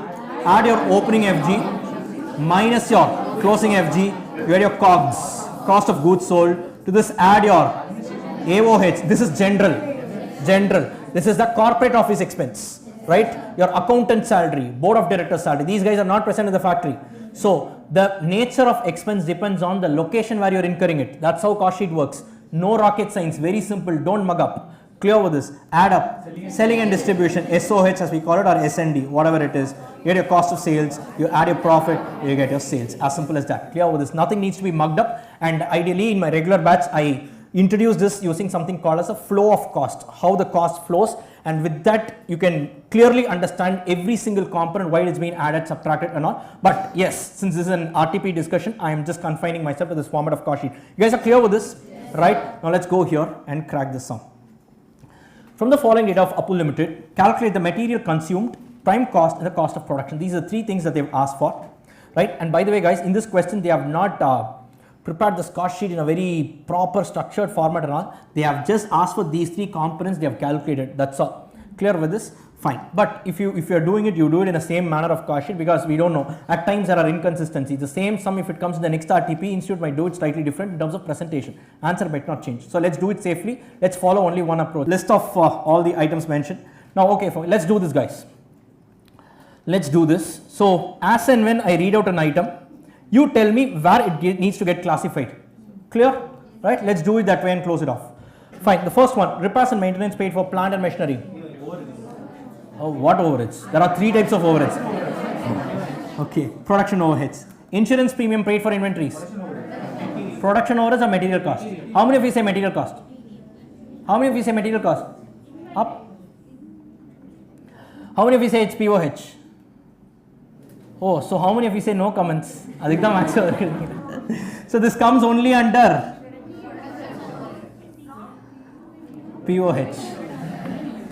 Yes, it comes under POH. See, this is not a cost you incur to bring it to your present location. Having brought it, you need to maintain. That's about it. Clear? Fine. So it comes only under POH, right? One more item. Wait, it's not here. I'm bringing it up. Material handling costs. Material handling costs. Always production overheads. Why? There is a stores here. There is a factory shop here. From stores, I am issuing it to factory shop using this forklift truck only. That is not related to your raw material. Inside material handling, since you find the word material, don't jump to the conclusion saying that it is going to be what? It's going to be your material cost. No. Next, your interest. It's a non-operating item. Non-operating item. Guys, clear with this. Interest should never form part of your cost sheet because it's not a part of costing itself. FM it will come. EBIT minus interest. Costing reports only EBIT and it stops there. From interest, FM begins from where costing is left. Clear with this. 6A starts from 4. Clear with this, guys. Paper 6A starts from paper 4. That's what I was saying. Okay. Next. Bank charges. Bank charges. Bank charges. AOH. Now, I will tell you why. That's the reason why I first asked interest And then I asked bank charges and you also fell for it. This adjustment is there in your study material. I don't know how many of you saw this. Interest is for borrowings. I'll tell you what was your line of thinking. Immediately I asked bank charges. Bank is a financial institution, so it is related to borrowing. Who said? You have a current account. For maintaining the current account every year they charge some IMC charges. That is administration related. Who said bank charges are always related to your borrowings? Guys, are you clear with this? Note it down somewhere. Bank charges are AOH. Clear with this? Guys, are you all clear with this? It is there as one of the adjustments in your study material. Right? Yarla regular batch attend panni ippo naragu marubadiyum vandiya seri okay. Okay, fine guys, please note it down somewhere. It's going to be AOH. Clear with this? Interest, bad debts. Bad debts. The confusion is bad debts. Some people think it's SOH. No. It is always a non-operating item only, because some people think it's a sales I didn't recover. It is a post-sale item. If you know you are going to have a bad debt, you will not even sell it in the first place. Correct? Right? It is not a selling related expense. It shows your inefficiency to recover. Clear? It has nothing to do with costing. These are all non-operating items. Fine, I just brought it up. That's all, guys. Fine. So this is going to be POH, is what I said. Yes, insurance premium is going to be POH. Raw material purchase, separate line item. Opening, closing stock, separate line item. Wages, separate line item. Opening and closing value of inventory, separate line item. Quality control costs, separate line item. R&D, separate line item. Admin costs related to factory and production, separate line item. Others is going to be POH. Right? And amount realized by selling scrap, separate line item. Sorry guys, my bad. It's AOH, sorry, it's general. Sorry, my bad. Right? AOH. Then amount realized by selling scrap generated during the manufacturing process, separate line item. Now, packing cost necessary to preserve the goods for further processing. So, primary packing is a separate line item. Secondary, it is necessary, it is a necessity. They are saying it is necessary for further processing. The word here is necessary. So, okay, let me give you an example. Wait. I generally give this example once again in our regular lectures and people laugh for it. Okay, let's assume we are talking about Coca-Cola. Right? What this company, we already started laughing. Okay, so what this company does is they are in the business of manufacturing Coca-Cola. I should say Coca-Cola fully, I should not say Coke also. Coca-Cola, right? Now, what these guys do is, so if you want to consume Coke, what can you do? Obviously, it needs to be bottled. Can you go there and say, you pour, I will drink? So, it's a very basic necessity for you to actually, that packing that bottle comes under the primary packing cost. But when they are subsequently selling it in the crates, these are required for transportation. This comes under secondary packing, or when they are putting it under that that cardboard box and all that. Clear with this, right? So bottle here is a primary packing. Here they have mentioned it as necessary, right? It is a necessity, and hence this comes under the separate line item. Ideally a part of POH that comes separately, right? And salary paid to director. Salary paid to director comes under what? Obviously it comes under AOH, right? They have just mentioned director, right? It's not plant head and all. Are you clear with this? So based on this, you can prepare this classification, arrive at the raw material consumed, prime cost and COP. And just look at this. What have they done? Raw material purchase, adjust for opening and closing, you get material consumed. Was it one of the things they asked for in the question? Material consumed they had asked for? Yes, right? So that is done. Then add wages, you get prime cost. Now ideally speaking, they should have maintained that order, right? So what have they asked in the question? Prime cost was also asked, right? After this, whatever you add, you will get only finally your cost of production, but certain things need to be excluded. So what they did, repairs and maintenance of cost and pertaining to plant and machinery, insurance premium of inventories, plant and machinery. Ideally, these three things should have clubbed under POH, right? So add POH, you get what? Your gross factory cost, adjust for opening and closing WIP. In this case, there is nothing there. So your gross factory cost also becomes your net factory, all bypass only, right? And now what happens? 4 addition, 1 deletion. Now that is where these items come into picture. Quality control, research and development, admin costs and all that, right? They have just added everything. Oh, now they have adjusted for closing, opening and closing WIP. Guys, what I would suggest is you just retain whatever format that we have done, right? The original format, because this format is there in ICS study material only, right? In some just because they are deviating, let's not deviate. because tomorrow they will deviate differently, then you can't follow it, right? You just follow the same format. Ideally, the answer won't change, right? And finally, they have reduced the credit for recoveries. They have also added what? They have mentioned it as what? Primary packing cost. So the key here is necessary. So the word they have mentioned as necessary, you do it here. Clear with this, you get your cost of production and the notes here. And by the way, guys, remember one thing: if you are ignoring a line item, you need to mention why you are ignoring it.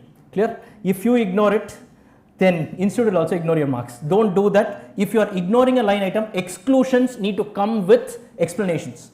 Clear with this, guys, right? Always remember this. If you are excluding something, write a note. So other admin overheads does not form part of the cost of production, and salary paid to technical director is admin cost. Clear? Done. That's about it. Fine. Shall we just go and update our library of adjustments? Fairly a simple sum. Write down. Write down. Question number 11. Descriptive cost sheet. Descriptive cost sheet. Write down. Material consumed semicolon prime cost semicolon COP, cost of production. Material consumed semicolon prime cost semicolon cost of production. Then of the lot, which one you found confusing? Huh? Nothing. Okay, primary. So okay, write down primary packing cost. That was one item some students felt maybe little difficult. There was also confusion regarding insurance premium for inventories. Maybe you just write down that also. Insurance premium relating to inventories, right? If possible, take a red ink and write down the bank charges that I told you. That was not there in the question. Maybe you can just put it somewhere near that so that it is relating to cost sheet. Done. Let's go on to the next question, number 12, which is a question on cost accounting systems. Right, just give me a minute. One sec. Hello, hello.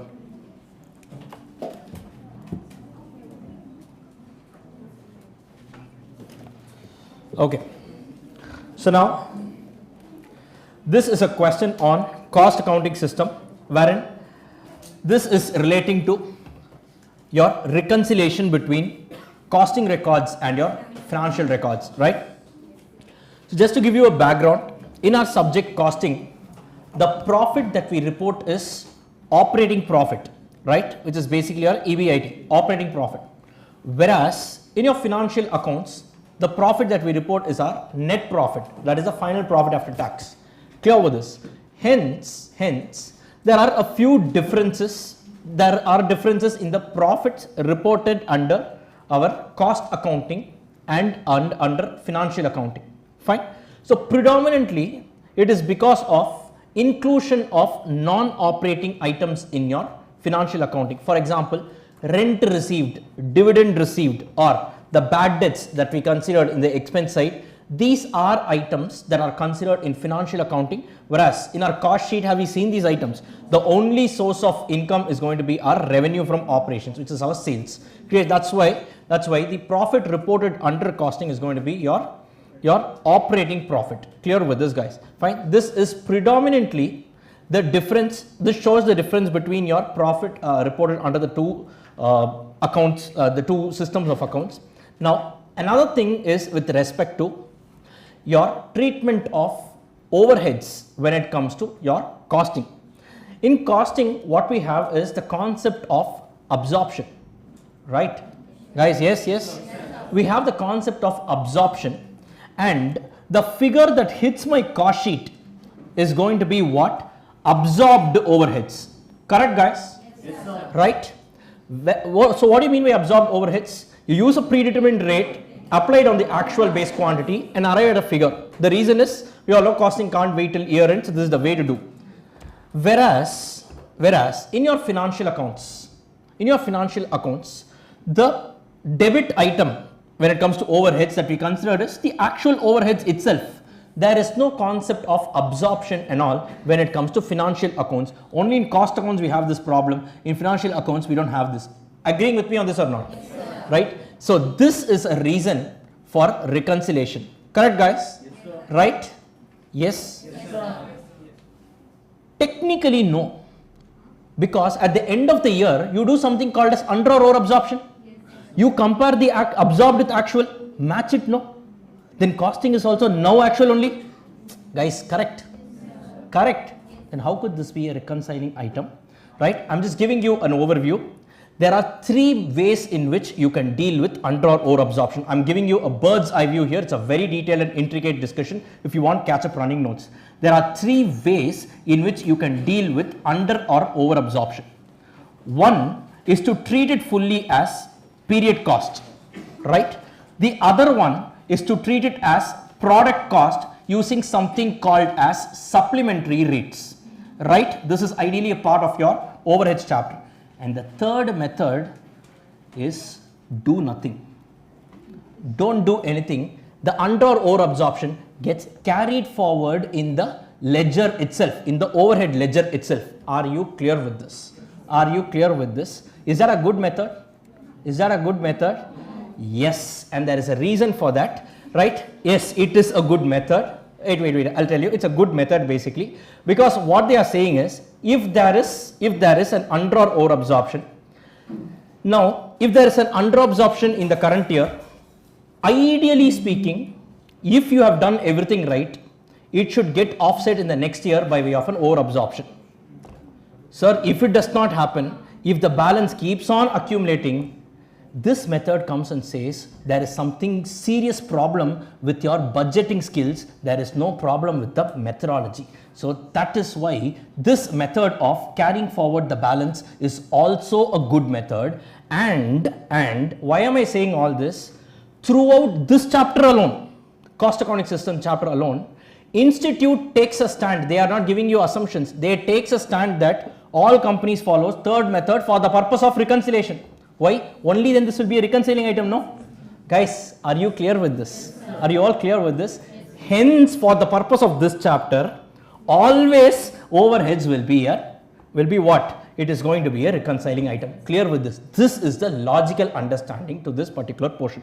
Are you all clear with this? Are you all clear with this? So broadly, there are three ways of dealing with this, and Institute has not mentioned all this clearly on the study material. Directly, they have taken this stand.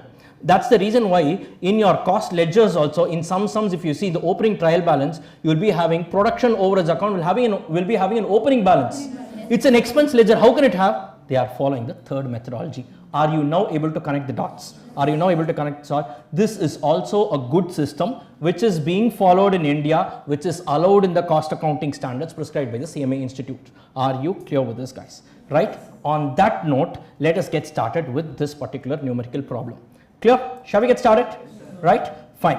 So now a manufacturing company disclosed a net loss of rupees 3,47,000 as per their cost accounts. For the year ended 31st of March, the financial accounts, however, disclosed a net loss of 5,10,000. So that's what is mentioned here. The following information was revealed as a result of scrutiny of the figures of both the sets of account. They have given some, line items for adjustments. Finally, they are asking you to prepare what? A memorandum reconciliation account. Now, this reconciliation can be done using two methodologies. One is a statement format. The other one is an account format. Statement, you will add and subtract. When you are following account format, additions will get credited, deletions will get debited. As simple as that. Clear with this, guys? Now you have a choice. You can either start with costing records and arrive at what? Your financial records, or you can start with financial records and arrive at the costing records. But no matter what you do, do it logically. Fine, guys? Clear with this? Right? Now, shall we get started here? Shall we get started here? Now what we can do is, they have prepared one memorandum reconciliation account here. They have prepared one memorandum reconciliation account. So they have started off with costing books, right? And what they have done is, they have arrived at the financial books. So what is the starting point? Costing profit. They have started off with costing profit, and they want you to arrive at our financial profit. Clear with this, guys? Clear with this? Now, keeping this in mind, let us also stick to this. Keeping this in mind, shall we read line item, each and every line item? You guys tell me whether it should be added or subtracted. Logically, you tell me. Added means credited, subtracted means debited. Fine? Fine, guys? Done? Right. Now, let's get started. So, we are starting off with costing profit, and we need to arrive at financial profit. Fine. First, factory overhead under absorbed. Wait, what is the meaning?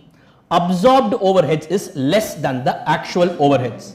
which means what? Which means what? Absorbed overheads. In my costing, I have considered a lesser expense, which means the profit reported under costing is more, while under your financial accounts it's less. You need to now subtract. Clear? This is a debit item. So this 40,000 gets debited here. Clear with this, guys? Right? You guys are clear with this? By the way, this ledger, since it's a loss, it starts off on the debit side. Had it been a profit, it goes to the other side. Fine? Clear with this? Right. Next one. Administration overheads over absorbed. It's exactly the opposite of it. Right? So this gets what? Added up. So this gets credited. That is the reason you can find it on the credit side. Guys, clear with this? Do it logically. You don't need to mug up. Next one. Depreciation charged in financial accounts. Depreciation charged in cost accounts. Now you guys tell me the difference between the two is how much? 50,000. Now you tell me this 50,000 rupees is going to be a reconciling item. Now, very strictly speaking, this is not at all a line item of to be considered. Reason is depreciation would have already been included in factory overheads, because depreciation is not separately charged to your cost sheet. All the items of indirect cost will lose their identity, turn into one called as production overheads, enter into the WAP through the absorption process. Ideally, no. But that's why I said in this chapter you cannot see too much of costing logics. They want a lot of reconciling items, and hence it has been mentioned like this. Are you all able to follow this? Are you all able to follow this? So now in this case you tell me who is charging more depreciation, costing or financial records? Financial records. So basically in costing records there is a lesser depreciation, which means the profit reported under costing is more, while now you need to reduce this 50,000 to arrive at your financial profits. So now what do you need to do? Subtract or debit, and that's the reason why you can find this 50,000 here. Clear with this, guys? Logical? Let's move to the next one. So now interest on investments. It's not considered, but I need to now arrive at my financial profit, add it up, put it on the credit side, 96,000, you can find it here. Clear, guys? Any issues? Next one. Income tax provided. It's actually an expense considered under financial accounts, not considered here. Right? So now what do you need to do? Subtract or you debit it here on the memorandum reconciliation account. Fine, guys. Then interest on loan funds in financial accounts. It's an expense not considered in costing. Now you go and debit. It's going to be 2,45,000. So 2,45,000 here. Fine, guys. Next one. Transfer fee. They themselves have given. It's a credit to be now considered. So now put it on the credit side. Add it up. 24,000 rupees. It gets added up here. The next one. Stores adjustments, we don't know what this is, but they have given it's a credit in financial accounts. Just add it up or put it on the credit side. It's going to be 14,000. Fine, guys. And finally, you have dividend received, another income not considered in costing. Put it up there. It's going to be 32,000. And if you knock off all these things, you will get this as the balancing figure, 5,10,000, which is ideally matching with the figure mentioned here. Clear with this, guys? It's as simple as that, right? Fine. Right? Your magic show, I got. It will tally, huh? Okay. Okay. Right, guys. Okay, fine. That's about it. By the way, guys, but the most important takeaway here is that, guys, please. The most important takeaway here is that many do not even know that there are 3 ways in which you can deal with under or over absorption. This is highly conceptual, right? This is where India stands out. Globally, what they say is nothing. Always treat it as a period cost. That's what generally people do. You know, costing is the same across the globe. In India, what we say, no, don't jump to that conclusion.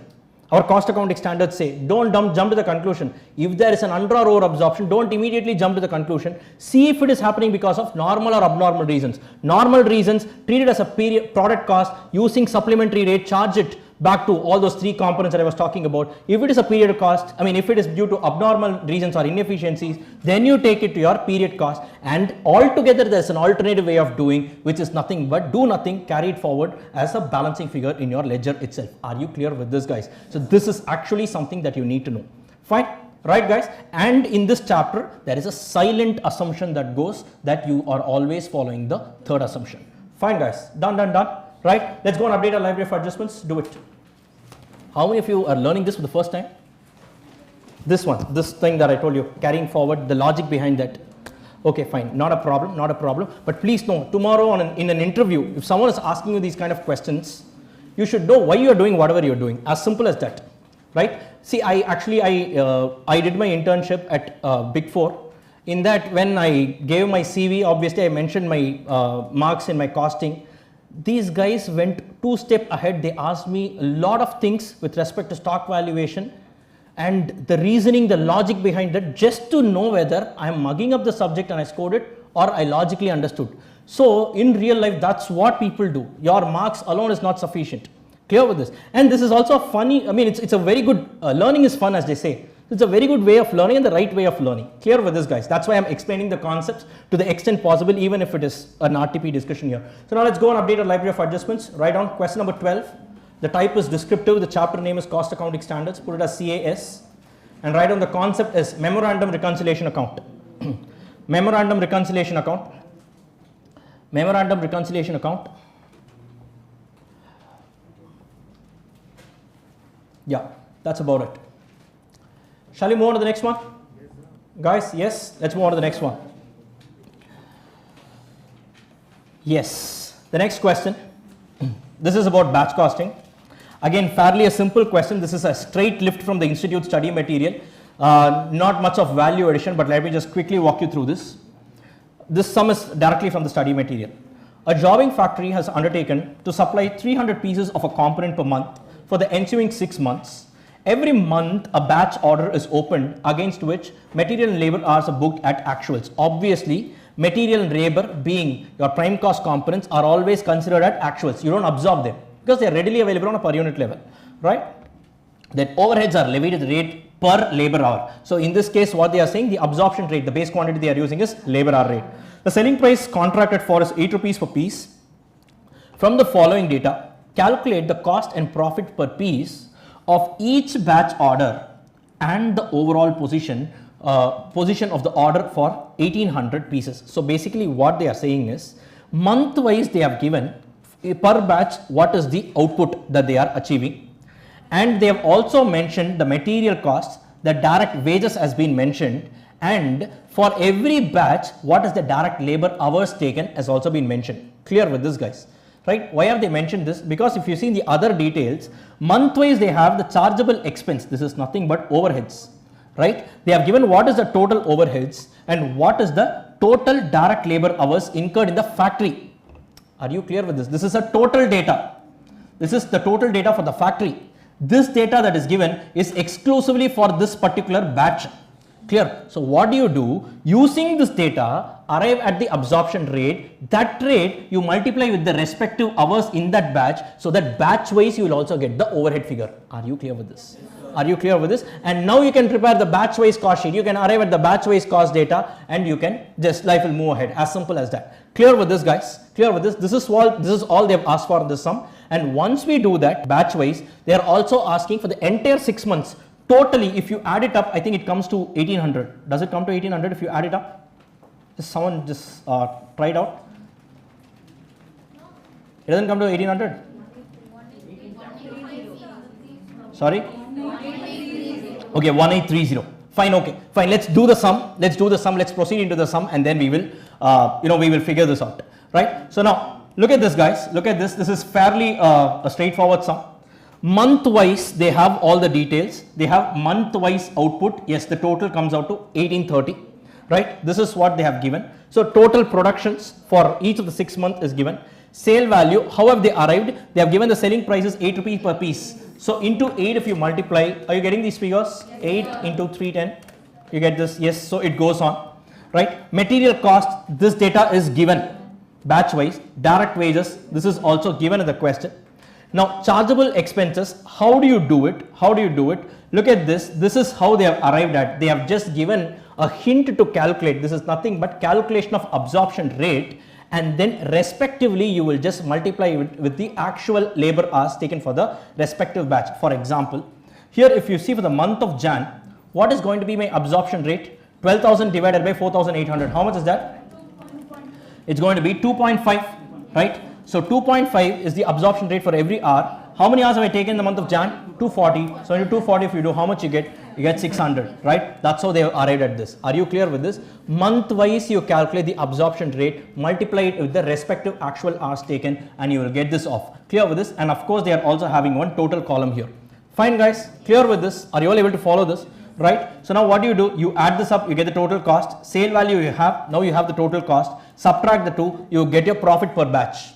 Guys, yes, this is plain, fine, and the total cost per unit under each of the batch. So take the total cost divided by the number of units, the output here, right? You get the cost per unit. Here the profit per unit is going to be, take the profit column divided by the number of units. Once again, you get what? The profit per unit. Are you clear with this? Batch wise, you've got the total cost, the cost per unit, your total profit per unit. Clear with this? And you've also got the average of the 6 months. The total figures are also available, per unit figures are also available, which has been averaged out for the previous 6 months. Are you clear with this? Averaged as in, when I say per unit, if you do, basically you are considering all the figures, right? So this is a representative figure. Are you clear with this? Now they are saying, suppose the company is having a batch order of 1800 units, right? What is going to be, this is what they have asked here. What is going to be the overall position if there is an order being placed for 1800 units? So now what do? You use this total column figures. So basically the sale value is going to be how much? 1800 at the rate of 8. This is going to be the sale value. This 1800 units, is it produced in one batch? No, across multiple batches. So what do here? You take this as the average cost. It is getting averaged now, the total cost for 6 months divided by the total units of 6 months, you get the cost per unit. That is nothing but averaged out cost per unit. That you take it up here and you put it, you get the profit for an order of 1800 units. Are you clear with this, guys? Right? The wordings of this question is little vague. It is little vague. You need to understand what they are asking here. They are saying if at all there is an order for 1800 units, right? In that case, the cost that you need to take is from this total column. Are you clear with this? Because it is not coming from a single batch. Guys, are you all able to understand this? Yes, fine. And that is all they have asked for in this sum, nothing beyond that. Fine, guys, clear with this, right? Just go and update your library of adjustments. Right on. Right on.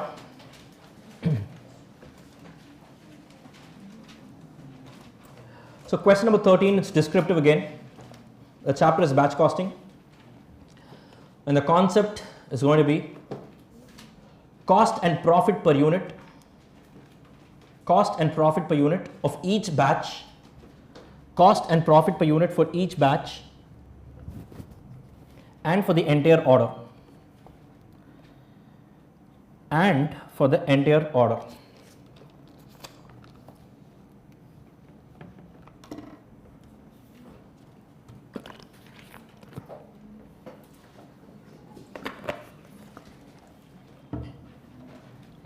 Now guys, shall we go on to the next sum?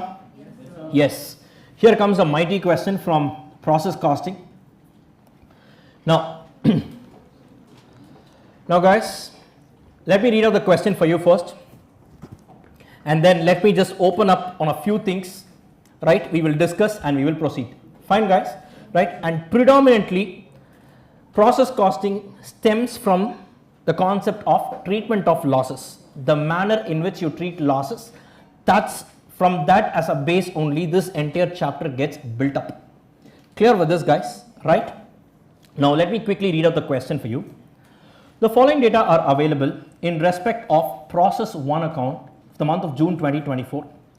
Opening stock of WIP is going to be 600 units at a total cost of 4,20,000. The degree of completion of the opening WIP is going to be, so every unit in the opening WIP is 100% complete with respect to material, labor and overhead 60% complete. Clear, guys? Guys, full focus, please, full focus. Right? Done? Next. Input of materials at a total cost of rupees 52.2 lakhs. And how many units got inputted freshly right now? 9,200. Direct wages incurred, the figure is given. Production overhead figure is given. Right? Units actually scrapped were how many units? 200 units. And these units scrapped, right, they also have a degree of completion, right? What is it? Materials, yes, okay. So it's basically losses, right? So you have what? Materials 100%, labor 80%, overheads 80%, degree of completion. Are you clear with this? Are you clear with this, guys? Yes? So how can units scrapped have a different degree of completion? For example, let's say your mom boils milk, okay? Let's say it takes 10 minutes for the milk to get completely boiled, right? So what she does, she takes a vessel, pours that packet of milk. Entire material is gone right from the first minute the boiling starts, correct? At the 8th minute, your mom figures out that you know, this milk has got spoiled, right? Now, will she say, no, 2 further minutes I will continue and only then I will turn off the stove? Say, it's anyways gone now, she will turn it off then and there. What will she do? At the 8th minute itself, she will turn off? Yes. Now, with respect to the semi-boiled milk, entire milk got wasted. It's not 80% of the packet. Milk got consumed 100%. But labor and overheads were complete only to the extent of 80%. Correct? That's why even units that get scrapped will have a different degree of completion. Are you clear with this? Are you clear with this? That makes sense, no? Yes, that's about it. Next. Closing WIP, 700 units. The stage of completion of these units were what? Again, material, labor, overheads. See, on 31st, let's say on 31st of March, what month is this? June. On 30th of June exactly, on 12 midnight, it is not necessary that everything should be complete. At that point, if you see, some units were actually semi-complete. So the material got fully consumed maybe at the beginning itself. Labor and overheads were actually completed only to the extent of 70%. Makes sense, no? That can happen. Right. Then 8,900 units were completed, transferred to the next process. The normal loss is 4% of the total input. Total input means what? In this question they have clearly given opening stock plus the fresh units inputted. Right. The scrap value is going to be 60 rupees per unit. Now you are required to compute the equivalent production, equivalent cost per equivalent unit of each element, and compute the cost of abnormal gain or loss, closing work in process, and the units transferred to the next process using what method? FIFO method. If nothing is given in the question, what can you do? FIFO only. You can use assumption. Huh? Based on? Okay, so in this question you tell me. They need not have mentioned anything. This question can be done only under FIFO method. Why? The breakup of opening WIP is not given. This 4,20,000 is there. Out of this, how much is material, labor, overhead is not given. If you have to do it under weighted average method, that is required. If you have to do it under FIFO method, you don't need the breakup, but you need the component wise degree of completion. Clear? Clear? Right? This is what is the concept of FIFO and weighted average that is unique to process costing.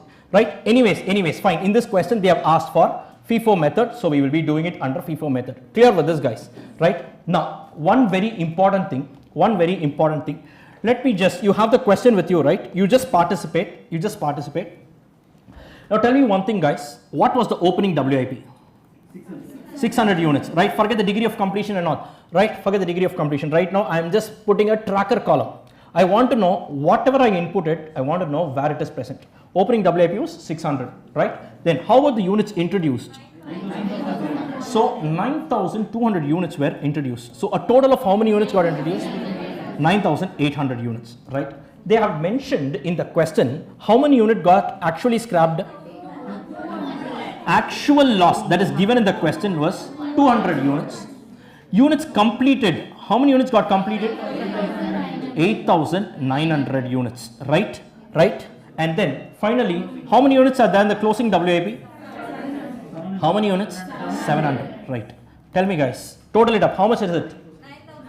How much is it? 9,800, right? And one more thing, since they have given that this is going to be under FIFO, 8,900 units, how will I do it? The first 600 will come from my opening WIP. The balance 8,300 is going to be units introduced and completed. Correct? Yes, guys. Fine. That is one thing. Now, what we need to do is now basically they have not mentioned this is nothing but preparation of a process account. Correct? No. This is nothing but preparation of process account. They have asked everything. Look at this. They have asked for these things, cost per equivalent unit. They have asked for the abnormal loss or gain closing. These are nothing but the credit side items of a process account. Correct? Debit side items, it is already given. Labor, overheads, opening WIP, values and all are given. So that is what process costing is all about. Preparing your process account. They have not mentioned us to prepare a process account. But technically speaking, the credit side items they have asked you to compute. Correct, guys? Now what happens is basically, so to put it in a rough sketch, you have a process account, the debit items are given, you need to arrive at the credit figures, correct? And how would you do that? Simple, you calculate the cost per unit, right? Just like how we did. What is the cost per unit? total cost minus normal loss scrap income divided by what? Input quantity, whatever you input, minus normal loss units. Simple. Guys, simple, right? Net expected cost divided by expected good units. That is what we are going to do here. But there is one problem. What is the problem here? Now, if I do this, input minus normal loss, that is my expected good units, correct? All the expected good units are not 100% complete. So I can't add monkeys with donkeys, as I was telling you. So what you need to do, search them component wise. So can I say input minus normal loss? Instead of saying that, can I go and figure out is equivalent to units completed plus closing WIP and all these things? It's another way of doing it, right? What I will do is I will figure out each of these components, convert them with the degree of completion and calculate the equivalent completed units. Basically, the step number 1, calculation of cost, calculation of equivalent units, is nothing but your denominator computation. Agreeing with me on this or not? Right? Step number 2, calculation of cost per equivalent unit, is nothing but this formula application. And once you do that, now you can arrive at the credit side items of the process account. Agreeing with me on this, guys? Basically, the entire process costing stems out from this single formula. Right? If you are aware of that, you will be able to crack this chapter. That's about this entire chapter. Fine, guys? Right? Now let's proceed with this. In this question, what is the actual loss? It's given at the question, 200 units. Now let's classify into two. Normal loss, how much have they given as a normal loss? The percentage, it's going to be 4% of the total units put in. What is the total units put in? 9,800. So how much is that? 392. Well, again you have what? Abnormal gain. I was expecting to lose 392 while I ended up losing only 200, which means I have gained how much? 192 units. Are you clear with this? There is an abnormal gain here, right? Abnormal gain doesn't mean that units have magically got created.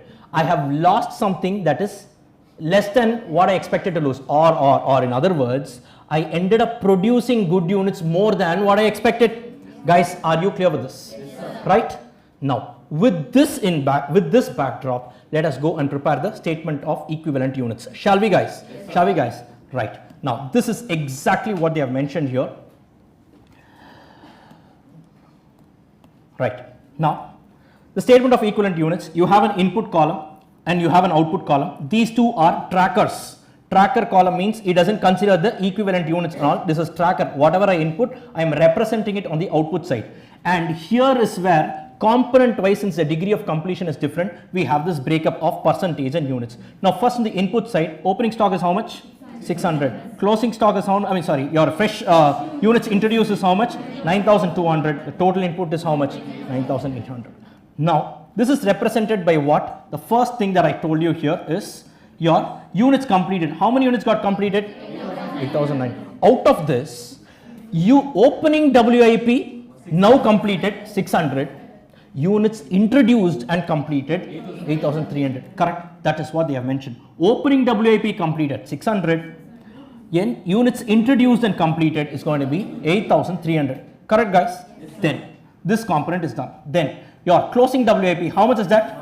700 units. How much is it? We put it here, 700 units. Are you clear with this? Right? And how much is the normal loss that I expected? 392 units. Are you clear with this, guys? If you add this up, that is units completed, right, plus closing WIP, right, and plus with all this normal loss, how much do you get, guys? 9,992. How much did I input? 9,800. Why is this side more? Abnormal gain is fine, but here when we did it was tallying, no?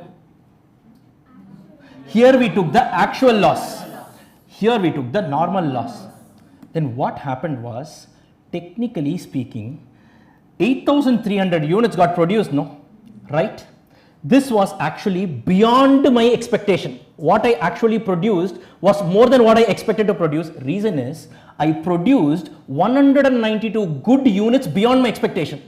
Now you go and reduce that, because this units completed has the good units that developed beyond my expectation. Now you reduce it. It's another way of putting it on my statement of equivalent unit. Agreeing with me on this, right? Because here I've taken the actual production, right? And my actual production includes the ones that got produced beyond my expectation. Second, what happened to this?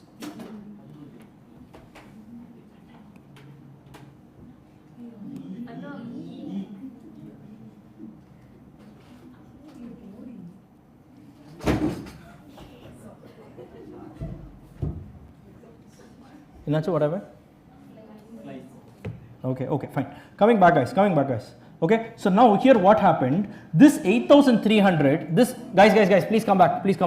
This 8,300 units, right, had included units that got developed or that got completed even beyond my expectation. Agreeing with me on this?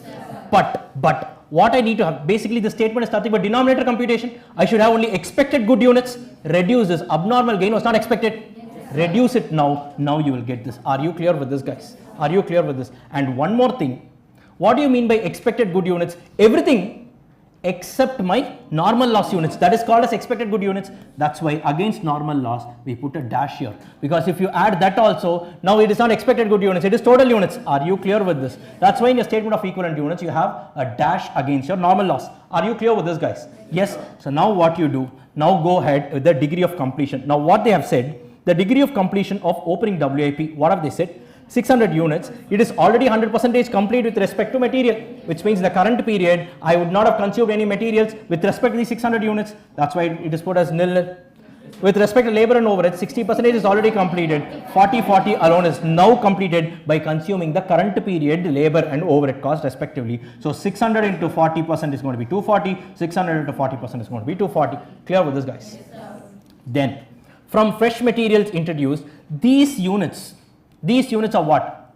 These units are started from the scratch and completed before the end of the period itself. 100% will be the degree of completion for all the cost components. It's going to be 100, 100 and 100 and 8,300 for all the three. Clear with this, guys? Closing WIP, what happened? I started from the scratch, but as at the end of the period, I couldn't complete it fully. With respect to material, 100%, labor and overheads, 70, take it and multiply. Clear with this, guys? The most important component comes with respect to abnormal gain. Abnormal gain, generally what students do is they take this degree of completion. Please do not make the mistake. Abnormal gain is nothing but good units. They are not getting scrapped. So technically this entire degree of completion is not even required. Are you clear with this? Because, sir, then you didn't scrap anything. I scrapped only normal loss units. And for normal loss units, I don't value it separately. Guys, are you clear with this? This degree of completion is not even required, but many people fall for it. Clear with this? Then, sir, why are we taking the degree of completion as 100%? This was already included here. These are completed units. It only makes sense that it's fully completed. Are you clear with this? That's why the degree of completion is 100% and you reduce it. Guys, are you clear with this, guys?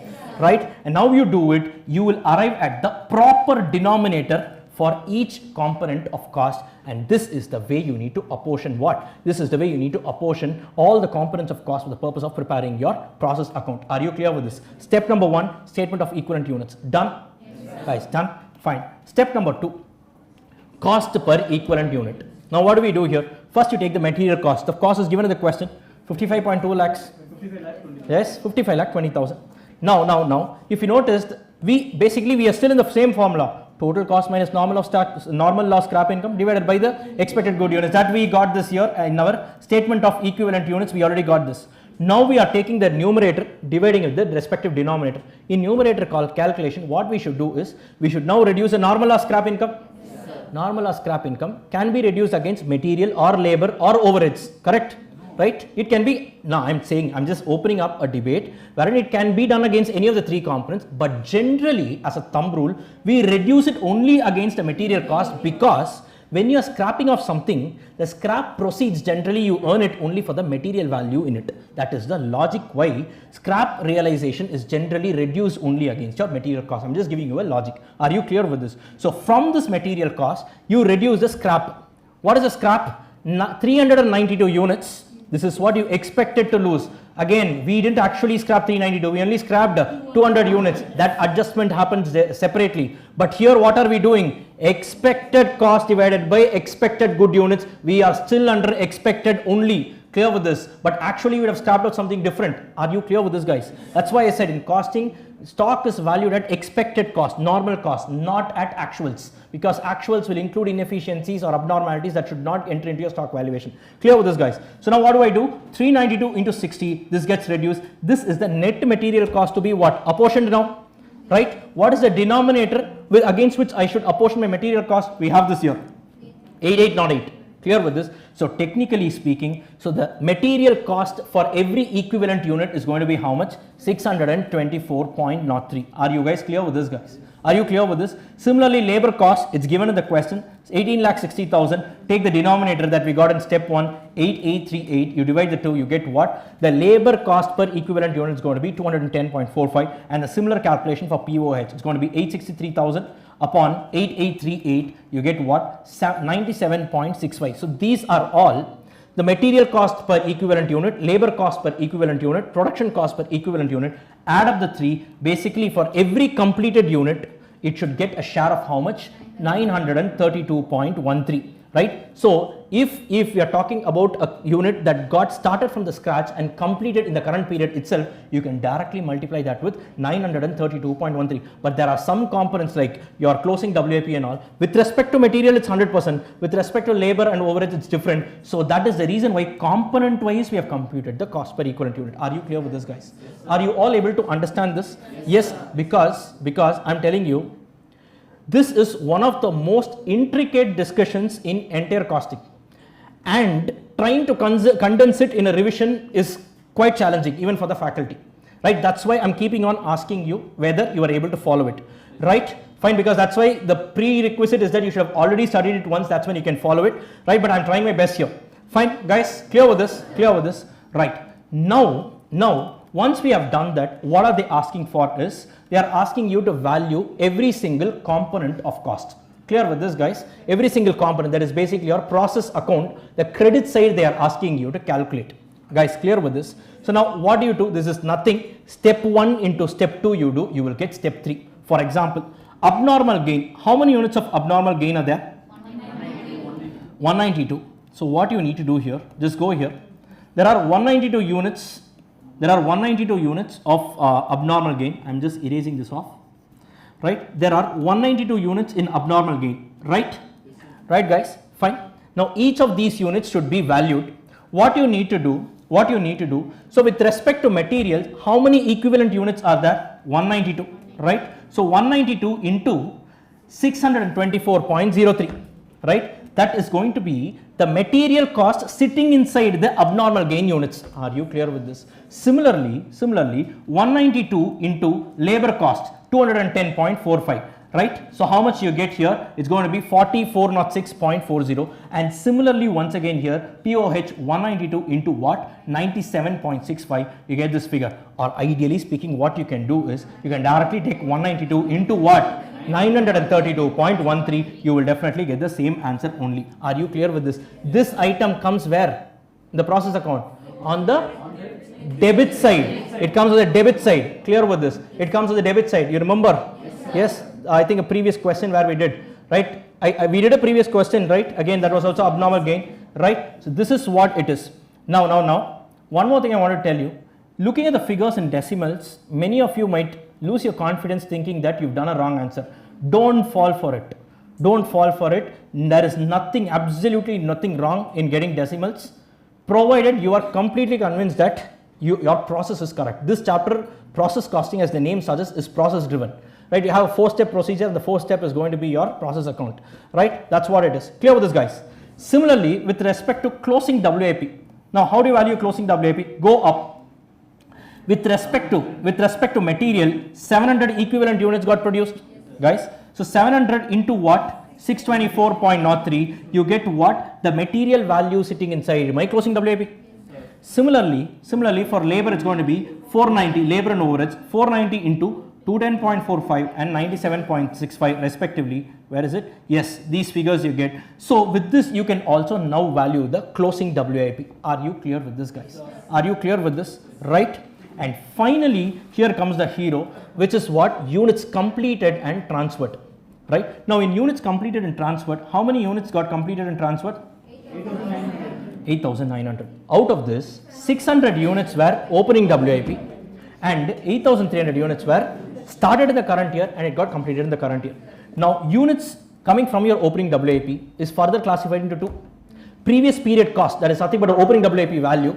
The balance portion that got completed in the current year, that also needs to come in. Are you clear with this? So now how do we do this here? Look at this, look at this. So first for 8,900 units, first cost of opening WAP, 600 units, opening WAP value is given, 4,20,000. Now the balance portion of this opening WAP got produced only using the current period cost. Guys, correct? So how do you do this? You just go on top of your equivalent units. Look at this. 240 equivalent units for labor, 240 equivalent units for production overheads got produced by consuming the current period cost, and each of these should get a share of how much? 210.45 for labor and 97.65 for overheads. Clear with this? You just marry these two figures and you're getting it here. Are you clear with this? That's why material is nil, because it was 100% complete already. Whereas labor and overheads are now to some extent, to the remaining portion, it is getting done right now to the extent of 40%. So now what do you get here, guys? You get what? The opening WAP, that is, this is the value of only 600 units, right? The balance 8,300 units, what it got? It was completely completed, it was completely done using the current period cost. So what do? 8,300 into, give it a share of full cost of 932.13, and you get what? You get this figure here. You get this figure here, 8,300 into 932.13, you get this figure here, add it up, this is the total value of your entire units completed and transferred, and with that the sum is over. Guys, clear with this, guys? Yes, you guys are clear with this? Now, now there is one small thing I wanted to tell you all. In this question, they have rounded off these figures, right? So if you do, your process account is not tallying, there is some 30 rupees of difference, don't worry. What I would suggest is, when you are presenting it, present it in 2-3 decimals, but retain the decimals in your calculator, because process accounts and even in your standard costing also, it should tally, correct? It should match. So you do not do the same mistake. Here they have done it, they have rounded off and they have calculated. You please retain the decimals in your calculator so that it tallies for you. Are you all able to follow, guys? Right? Fine. Fine, that's about this particular question, and somehow I feel this attempt they are going to test you on abnormal gain. So I don't know for what joy they have tested 2 questions, and again it's abnormal gain coming in, and somehow it's just my instinct. I don't have any logic backup like how I'm doing till now. So but it's just my instinct. I feel your abnormal gain might be tested in this attempt. Fine. So that's about this question, guys. Any doubts here? Shall we proceed forward? Please go and update your library of adjustments. Right, and this question you please go and revise also once. For those who are not that strong in process costing, I know you might have found this little difficult, but it's not impossible. Please, maybe you just watch a revision lecture or watch a regular lecture, or maybe prepare by yourself whatever it is with this portion, and maybe then you come and approach this. Definitely you'll be able to crack it. Fine. So now let's go and do this. Write down, update your library of adjustments. Write down, guys. Yeah, write down. So it's descriptive, question number 14, process costing. Under the concept column, write down process 1 account within bracket FIFO and semicolon abnormal gain, semicolon abnormal gain.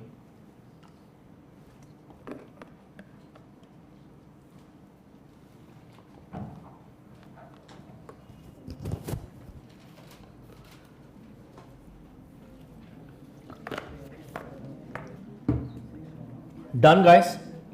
Fine. Shall we move to the next one? Okay. Now, the next question is kind of unique. Guys, the next question is kind of unique. It's one of a kind sum. It's one of a kind sum. I've not seen this kind of sum anywhere in the study material till now. So it's appeared in your current attempts RTP. So please give more importance to this as well. So question number 15. Let's get started. Yeah. 3 products X, Y and Z along with the byproduct B are obtained again in a crude state, which require further processing at a cost of rupees 5 for X, 4 for Y and 2.5 for Z per unit before sale. The byproduct is, however, saleable as such to a nearby factory. The selling prices for the three main products and the byproducts, assuming they should yield a net margin of 25% of costs, are fixed at, the figures are given, 13.75, 8.75, 7.5 and 1 rupee respectively, all per unit of quantity sold. During a period, the joint input cost including the material cost was rupees 90,800. Basically this is the joint cost, right? Or you can call it as a pre-split off cost, whatever it is, common cost. And the respective outputs are XYZ 8, 6 and 4,000 units, and byproduct B is going to be 1,000 units. The byproduct should be credited to the joint cost, and only the net joint costs are allocated to the main products. Calculate the joint cost per unit of each product and the margin available as a percentage of cost. Now guys, first this comes from a chapter called joint and byproduct, right? So now what do you mean by a joint product? What do you mean by a byproduct? Joint product is supposedly the main product. For example, now when I am producing something from a common process, more than one product will emerge. For example, crude processing, crude oil, if you process, now automatically from the same processing, just the degree will change, petrol will come in, diesel will come in, natural gas will come in, ATF, your aviation turbine fuel for aircrafts, that will also be a part. Just the degree of the degree of processing alone changes, but it all comes from a common process. Now can I say from this common process I don't want diesel? No, it's not possible. It's not possible. It is inevitable. If you have the choice to say that I don't want one product, I want only the others, then it is not at all a joint product, right? Then you are deliberately producing it. No. Are you clear with this? So here, if at all you process, you get more than one product, it's called as a joint product. Clear with this, guys? Now these are all main products, right? So I am producing something with an intention of getting three products, correct? But in the process, I get one negligible value product also, that is called as a byproduct. Clear with this, guys? For example, companies that manufacture juices, Tropicana, right? Let's say I'm just giving a very crude example. Let's say, Minute Maid is there. Let's say Minute Maid says that whatever juice that they manufacture, the base will be orange, right? So if you want an apple, an apple juice, the base will be orange, on that apple will be mixed, something of that sort, right? Let's say, okay. Now from a common I know the taste is very bad. I was just giving a hypothetical example. Why do you give that expression? Okay, right? Even I wouldn't go and drink that. I'm just giving you an example, right? So from a common process, more than one products emerge. But when they are doing this, it is inevitable that they will get one byproduct called as the seeds, the peel, whatever whatever are the products that will not enter into your main products, correct? It will come in, right? Guys, yes or no? Yes, the peels, the seeds and all these things will come off, right? What will they do with that? What will they do with that? Huh? There is one full-fledged industry thriving on that. Cosmetic. Only in advertisement they show real apple. What goes inside is only this apple seeds and apple peels. So it's a huge industry, really. So these guys have a ready market for that, right? Now you tell me, is the intention of Tropicana's intention, is it to come up with this byproduct and sell it and make money? No. But is it inevitable? No, it happens by nature. Are you clear with this? But whatever they get out of that is might be meager. Are you clear with this, guys? Are you clear with this? In this case, the byproduct, what they generally do is, you incur some joint cost, correct? For manufacturing all the products, including the byproduct. Byproduct treatment is very similar to that of normal loss. What they do is, do not value byproduct separately, but the byproduct will generate some scrap income that you go and reduce it. The net joint cost, what you do, apportion between the byproducts. Are you clear with this? Right? This is what gets generally followed. Now, the next question is, how do I do it? What is the base using which I apportion? There are different methods like sale value at split off point method, final sales value method, NRV method, physical units method. You have a lot of methods. In this question, what method are they saying? They have coined one method and asking you to identify. It's a very unique sum. That's why I said they have coined one method and they are asking you to identify. What are they saying? Just look at this. they are saying from a common process X, Y, Z and a byproduct comes in. Forget this byproduct, whatever income generated out of it, it goes on to recover a portion of your joint cost. The net cost only gets apportioned between X, Y and Z, no problem. What they are saying is X, Y and Z needs to be further processed, right, at a cost of 5, 4 and 2.5, right? And what are they saying? The final sale price also they have given. The selling prices for the three main products and the byproduct should fetch them a margin of how much? 25% on cost, and the selling price is fixed at 13.75, 8.75, 7.5. These are for the three main products, and 1 rupee for what? For the byproduct. They have fixed all the selling price. Clear with this? And they want what? They want a net margin. They are expecting a net margin of how much? 25%. So basically you need to do reverse working in this question. What you need to do? Sale price you have? Guys, yes?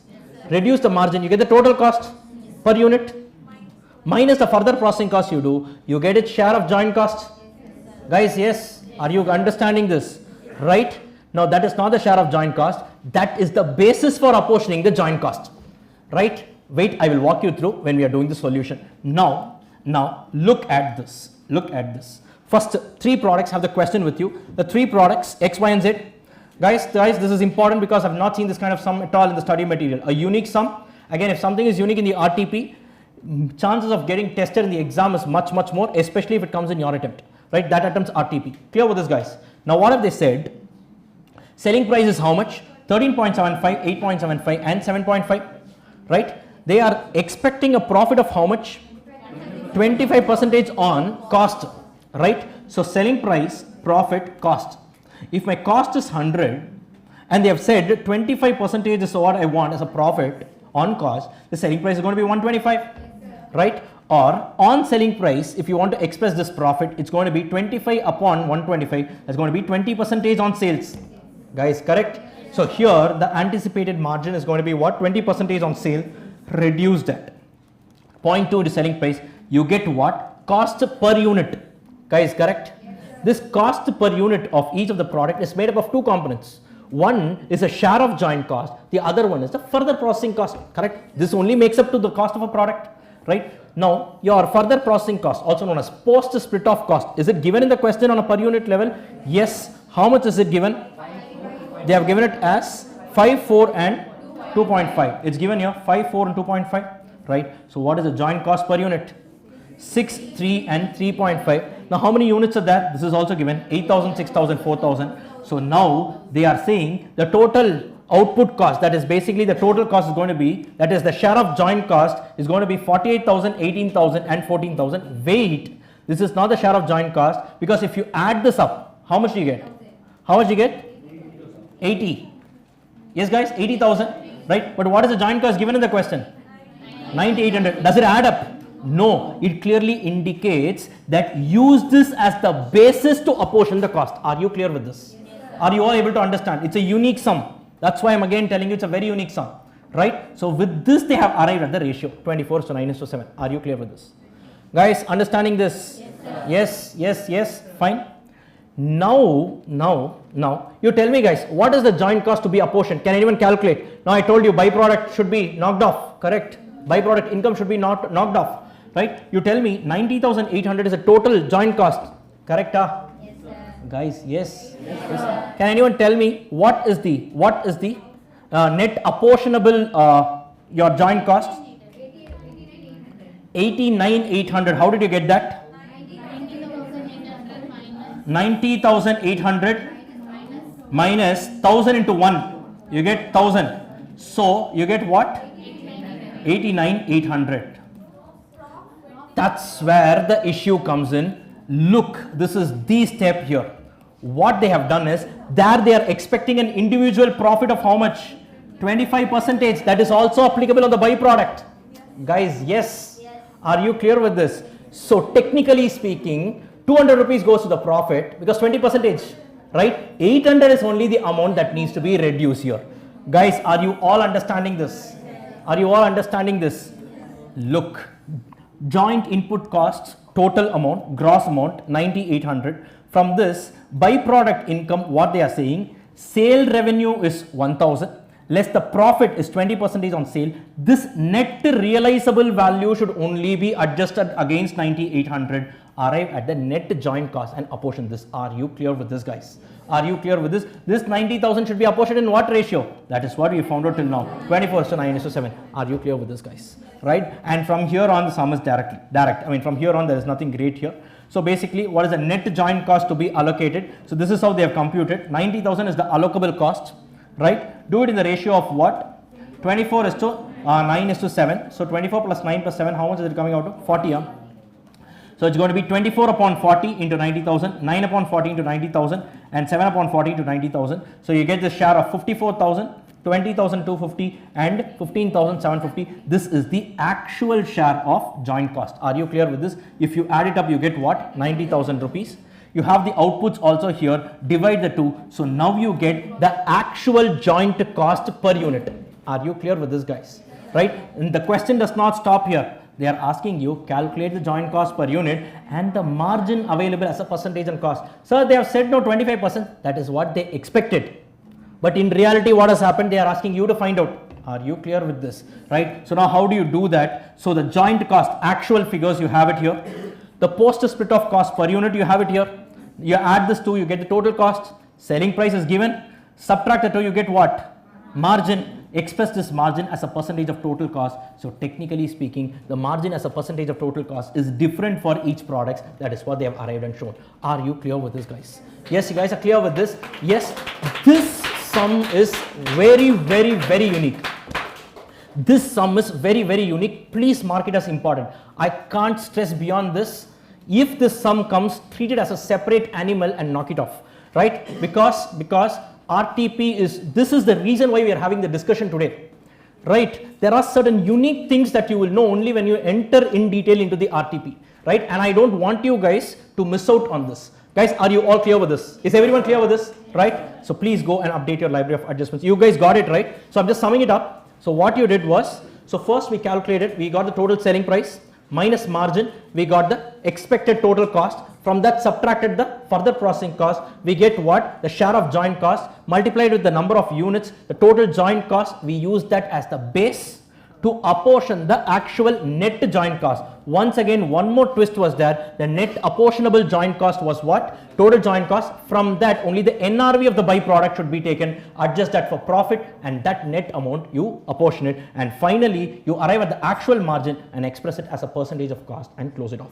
Clear with this, guys? If this sum comes, I'm expecting it to come for 8 marks. If it comes, it could be an 8-mark question, is what I feel. It should ideally be an 8-mark question if it comes. Clear with this? Done? Done, guys? Please go and update your library of adjustments right now.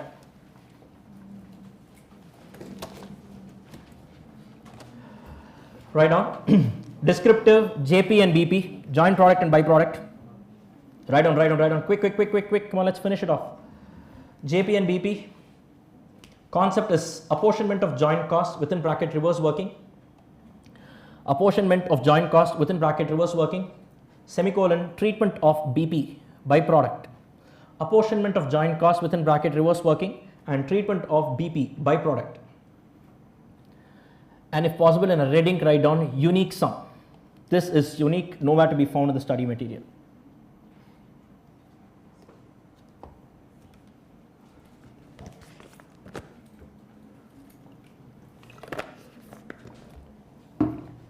Done? Done, guys? See, we are extensively discussing the entire RTP, right? And you are also, I hope you guys are all catching up the library of adjustments, right? It is going to be a game changer. Trust me, guys, the day before your exam, it's a must visit. Please revise all these things the day before your exam. It will not take beyond 15-20 minutes. Now, you can just tick off, on this sum we did this, on this sum we did this, the unique adjustment. See, it will not take this much amount of time if you are again revisiting. Clear with this? Right. Fine. Shall we go to the next one? Yes, service costing once again. I think this is the third sum we are doing in service costing. We did on hotel, that insurance on dummy sum we did, and then room days. That's what? Hotel room days, the hotel rooms. Okay. And we did one insurance sum, and this is a third sum regarding tolled roads. Right? Fine. So guys, shall we get started? Yes, Okay. Now this sum is about toll road costing. Again, this is a study material sum, straight lift. But again, somehow I feel this sum again or something related to this sum can come in your exam. Again, I don't know why, but it's a gut feel. I feel somehow something related to this sum might come. Again, that's why I said it's a gut feel. I don't have any specific logic for this, but yes, that is what it is. That's how I feel. Now, this is based on a concept, a model called as BOT. How many of you know Nitin Gadkari? Yes, who is he? Railways Minister, Road Transport Minister, yeah, highways, okay, right, fine, sorry, right, is doing an extraordinary job, exceptional job when it comes to building of highways, and what he does is based on this model. Because, okay, I'll again restrict my discussion very, I'm slightly deviating off topic, but this is actually kind of informative. So, the government, is always running on a deficit. We don't have enough money, so we borrow from external, we have this external funding and all. Every year budget, few days back the budget also happened, right? So for infrastructure activities, generally the government is always running short of money, right? That's where Nitin Gadkari, the man who is responsible for all this highways and all this infra related development with respect to road transport, you should see how beautiful roads we have right now. I'm talking about highways. I'm not talking about potholes that is there in the street. No, talking about highways. You should see. He's doing a very great job. What he says is that's very logical. You don't need funding to actually build a road. You know how it happens. That's where the concept of BOT comes. BOT means build, operate, transfer. What they do is they have a plan. Government has a plan. Okay, so but now I'm coming back to the subject. It is relating to the subject. So what the government does is, I need to build, let's say, a 500 kilometer long highway, right? Now, government will not build the road. What they will do is, they will invite tenders, they will invite people, huge infrastructure companies like L&T and all will come. These guys will participate. The deal is as follows. They will say, government will say, we will not shell out any money. You put your funds, you employ your resources, you build the roads, right? Then how will they get the money? The government will say, for the next 25 years, you have the right to set the toll and collect the toll charges. How much is the toll charges? That we will fix, right? But you take the entire money. We don't want even a single rupee, but you need to maintain this for the next 25 years, right? After 25 years, what will happen? You give it back to the government. Build, operate, transfer. These guys, what they will do? Will they go for this? They will do capital budgeting, financial management, long-term decisions, right? They will do capital budgeting. If they get a positive NPV, they will go for the project. Are you clear with this, guys? Right? Now, government is also happy. Public is also happy. These guys are also happy, right? It's a win-win situation for everyone, and you are not dependent on the government budget for this, right? This is how he built roads. This is how he built a lot of roads. He never questioned anyone, like, you don't give money, okay, I will raise money and I will do it this way, right? That is that's something really we all need to appreciate him. And he's one of the very few ministers in the central cabinet who challenges the prime minister himself, as in, like, he goes based on the facts. So he's a very rational person, and all praise for him because of the work he has done. And he has been re-elected to the cabinet once again as road transport minister for the wonderful job that he has been doing. And public are all praised for whatever work that he has done. Basically, that is what this is all about. Clear with this? Now coming back to the discussion here. So BK Infra Limited built and operates a 110 kilometer long highway on the basis of the BOT model for a period of 25 years. Now this 25 years is there, no? That is called as concession period, right? They call it as concession period, right? A traffic assessment has been carried out to estimate the traffic flow per day. And the details are as follows. In every day, 44,500 two-wheelers will come. Okay, they will use the toll. Then 3450 cars and SUVs, 1800 bus and LCVs light commercial vehicles, and heavy commercial vehicles will be 816. Right? And for those who have this doubt, sir, for two-wheelers there is no toll. There are still some tolls that charge for two-wheelers also in India. There are very few tolls that charge for two-wheelers. If you go on a bike ride, you will know. So, or if you watch some vlogs, you will know. right? So there are still some tolls that charge for two-wheelers, by the way, right? Coming back here, guys. Now the following is the estimated cost of the project. They have given all these things. Let's not read line item wise. Total cost of the project is how much, guys? Some phone number again. Okay, so an average cost of 1120 lakh has to be incurred on administration and toll plaza. This is also what, for a period of 25 years. Guys, are you clear with this? This is what they have said. On the basis of vehicle specification, the following weights have been assigned to passing vehicles. Now you tell me, will the toll charges be the same for everyone? No. I mean, everyone has it. Will it be the same for every type of vehicle? No. Right? Actually, these things happened, but right now, like, they have a code word. Like, if you are actually going to Mahabalipuram and coming back from Chennai, you know what these guys do? They will ask you first question, sir, are you returning back the same day? Because the same road is also for Pondicherry. If you say yes, then they will say a code word. While you are coming back, you just say the same code word to that guy. He will also accept, so you just pay me 50 rupees, else it will be 75 rupees if you were to get a token. These things used to happen, but now it's all gone because of FASTag, right? Now basically, guys, coming back here, now here what they say is, they are assigning some weights to what? Each of the different vehicle types. Okay, please come back here, right? For each of the vehicle types. Now, can I add all these vehicle types as such and say the total vehicles passing? No. So I need to convert everything into some equivalent.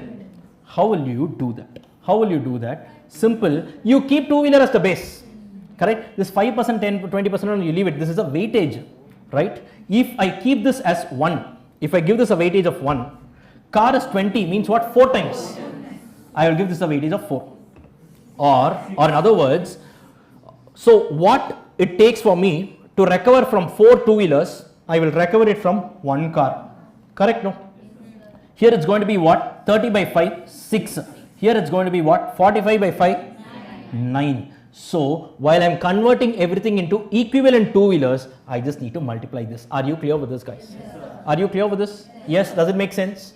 Right? These percentages as such, don't use it. Use that as a base to arrive at your weights. Clear with this? That is used for your converting it into equivalent units. Clear with this? Fair enough, right? So now how do you do? So calculate the total project cost per day of the concession. Concession period means what? The bought period, right? Compute the toll fee to be charged for per vehicle of each type if the company wants to earn a profit of 15% on the charge on the total cost. What is concession period they have given? Clear, guys? Very, very simple. So what you need to do, copy paste the entire question once again, right? 2-3 marks they will give for this. And you are saying CA exam is difficult. Okay, right. So yes, you need to mention all these things, no other option. You just copy paste, right? And they have given one more administration cost, right? You add that also. You get the total cost. Now, how many days are there in the concession period? So 25 years into 365 days. This is the total number of days. So you arrive at the cost per day in the concession period. Why do we do this? Because the traffic data that is available with us is also per day only, no? Yes, sir. Guys, yes, it's a daily traffic volume. So you arrive at a daily cost, right? Now, ideally, you should be having a question, sir, 25 years, how can we do? Ideally, they are ignoring time value of money, right? Generally, costing is only for short-term decisions. Costing is never for long-term decisions. But in this service costing, some reasonable base they are taking, and that's about it. Because long-term decisions are a clear-cut domain of financial management. Short-term decisions are a clear-cut domain of costing. That's why these two are blended together, right? Now that's about this. So the per day cost is going to be how much? 12.67 lakhs, right? So the cost to be recovered per day is going to be how much? So 12,67,000 plus a 15% profit on that. So this is going to be the total toll collection that I need to recover in a day. Guys, correct? And I recover this toll from different types of vehicles. Guys, clear? Guys, yes, this is the total revenue for me. Guys, are you all clear with this? Yes, right? I need to generate this from the 4 different types of vehicles. Yes, correct? And how am I going to do that? So basically, we have assigned the weights. Once again. Yes, look at this. Weights we calculated, right? Equivalent units conversion. Guys, yes, right? Daily traffic data. This was also available readily in the question, right? So we kept the base as two-wheeler. 44,500 two-wheelers is equivalent to 44,500 two-wheelers only. 3450 car is equivalent to how much? 13,800 two-wheelers. Meaning what? the revenue collected from 3450 two-wheeler is equivalent to the revenue that I would have collected from what? From 13,800 two-wheelers. Are you clear with this? Right? That's why we are converting everything. So basically there are a total of 76,444 two-wheelers, equivalent two-wheelers. Are you clear with this? So now I need to recover how much? I need to generate a revenue of 14,57,050 rupees. That revenue gets generated from 76,444 equivalent two-wheelers. So per two-wheeler I have to charge how much? 19.06. So now 19.06 the equivalent, ideally it's not the cost, equivalent tariff per two-wheeler, weights you multiply. So if I am charging 19.06 for a two-wheeler, for car I should charge 4 times, correct? 76.24. Bus and LCV 6 times, 114.36, and heavy commercial vehicles it's going to be 9 times, 171.54. Vitta flight ellathukku full trick. Okay, right? And that's about this. This is the tariff sheet, right? And ideally speaking, this is how they arrive at the tariff sheet also. After considering time value of money and all that, this is how they arrive at the tariff. You can see, the toll plaza, there will be a big board, right, in a green color. It will mention all the tolls, and it will also mention who are all exempted, like President of India, Governor, and all these details will be mentioned, right? How do they arrive? That is costing, and since it's a long term, FM also involved in it, and that's how they arrive at it. Clear with this, guys, right? Fine, and that's about this question. So they have asked for the toll fee to be charged for each vehicle type, and that is what we have arrived at. Are you all clear with this, right? And as I told you, again, I feel this might also come in your exam or something related to that, not the exam question, or at least this calculation, something I feel that it might come in, right? Fine, guys, because I think it's been a while since this got tested. Okay, guys, so shall we just go and update? Yes, sir. Write down. It's question number 16, descriptive service costing. It's toll road costing within bracket bought. Toll road costing within bracket bought. And semicolon equivalent units. Semicolon equivalent units.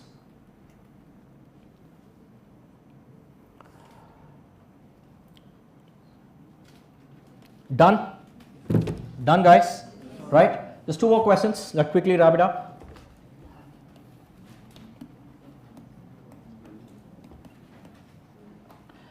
Shall we move on to the next one? Yes, sir. Okay. Now comes the energy because we are going to wind up.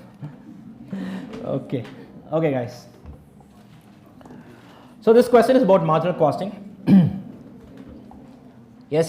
Shall we start? Yes, sir. Right. So RS Limited manufactures and sells a single product X whose selling price is 100 rupees per unit and the variable cost is 60 rupees per unit. So which means what? Contribution is 40 rupees per unit, right? CPU is going to be 40 rupees per unit. Now read the question carefully. If the fixed costs for this year are 24 lakhs and the annual sales are at 60% margin of safety, calculate the rate of net return on sales assuming an income tax level of 40%. Right? I'll give you a minute time. Let's see if you can track this. Guys, come on, do it quickly now.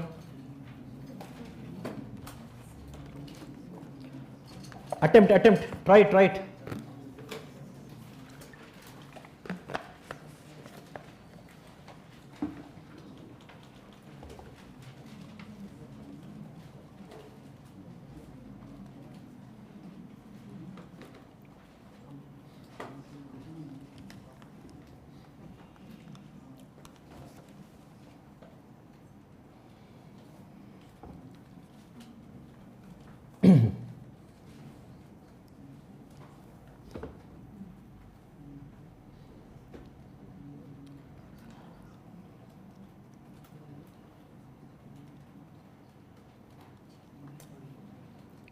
Yeah. So now, guys, tell me, what is the marginal costing income statement format? Guys, come on, please participate. Sales minus variable cost gives you something called as contribution minus fixed cost gives you profit. Basically, the profit is nothing but EBIT, right? Operating profit. Okay. Now, this contribution, is nothing but a variable profit. In this case, you've said every time I sell a unit, I get 100 rupees, and every time I sell a unit, I need to incur 60, and every time I sell a unit, I earn how much? 40 rupees. This 40 is nothing but my, can I call it as variable profit? It varies with every unit, variable profit. Correct? No, right? But is that my final profit? No. Why? Because fixed cost is said to be recovered. Clear? So then they can call this as variable profit, no? Why do they call it as contribution? Because whatever, let's say you have sold 1000 units here, right? You get how much? 40,000 rupees, just an example. Now this 40,000 goes on to contribute towards two things. First, towards recovery of fixed cost. Let's say fixed cost is 10,000. First, towards recovery of fixed cost, and whatever you are left over with is called as profit, 30,000. Clear with this? In our example, just whatever example that I gave you. So this variable profit ideally goes on to contribute towards two things. One, towards recovery of fixed cost, and whatever balance is left over, you can enjoy it as your profit. Since it goes on to contribute towards these two things, it's called as contribution. Simple. Clear with this, guys? Now in this case, in this example, what have they given? So the company has what? Okay, so the contribution per unit is 40. Now guys, what have they said? The fixed cost for this year was 24 lakhs. The fixed cost for the year was 24 lakhs, and the annual sales are at 60% margin of safety. Now please don't mug up anything here, it's all logical. What do you mean by break-even point? So basically it's a point where you make zero profit, zero loss. Your profit or loss is zero, or in other words, your contribution is just sufficient to recover your fixed cost. Right? Correct? Okay. What do you mean by margin of safety? So now the actual sale made over and above my break-even point is called as margin of safety. Or in other words, can I say margin of safety is nothing but the profit generating sales. Correct? Up to my so my total sale is nothing but break-even point plus margin of safety. Up to the break-even point, the contribution generated is exactly equal to my fixed costs. Over and above my break-even point, whatever contribution that got generated from my margin of safety sale is exactly equal to my profit. Correct? That's why the total sales generates contribution that goes on towards the recovery of these two things, fixed cost and profit. Are you clear with this? Right? Now, what are they saying? If fixed cost for the year R is 24 lakhs, right? What is the break-even point? You tell me. 24 lakhs, right? Divided by 40 rupees per unit. How much is it? 40%, 40 rupees. 60,000 units, which means what? If I sell 60,000 units, I can break even. Correct? Right? Which means basically at this point there is no profit, no loss. Now what they are saying, this is my break even point which we independently found out. They are saying, now the annual sales, currently the company is making some sale, I don't know how much is it, actual sales I don't know, but they are saying this actual sale, whatever they have done, it gives them a 60% margin of safety. Meaning what? Meaning what? They have made some actual sales, I don't know how much is that, break even sale of 60,000 units, and there is some margin of safety.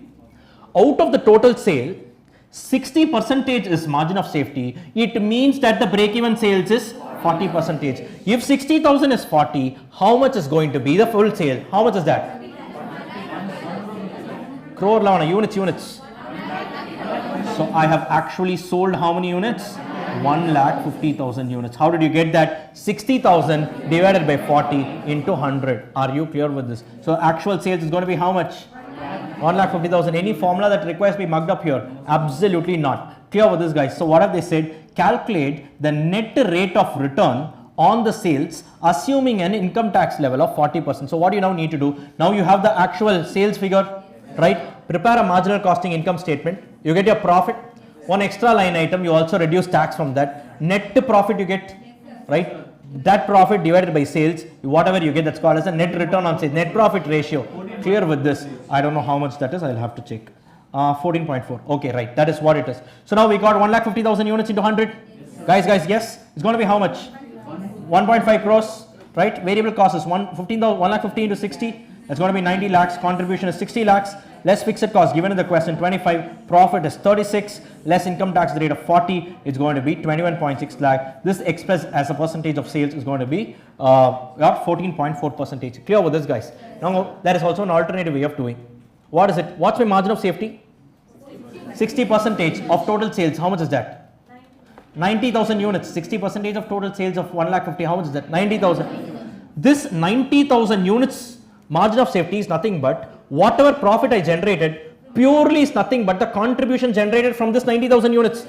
Correct? So can I say 90,000 units into 60? 40 is the contribution. Sorry. How much is that? How much is this? 36 lakhs. Right? 36 lakhs. That is going to be my profit.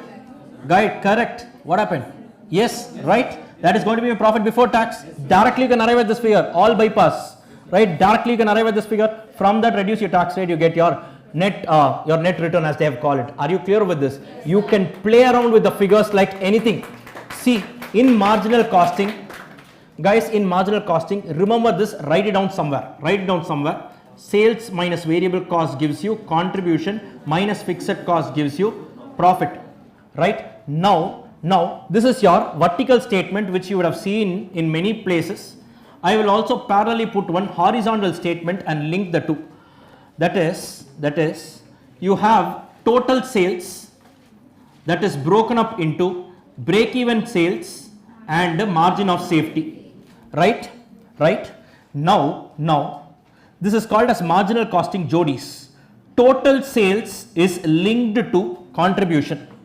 Right? Then margin of safety is linked to profit.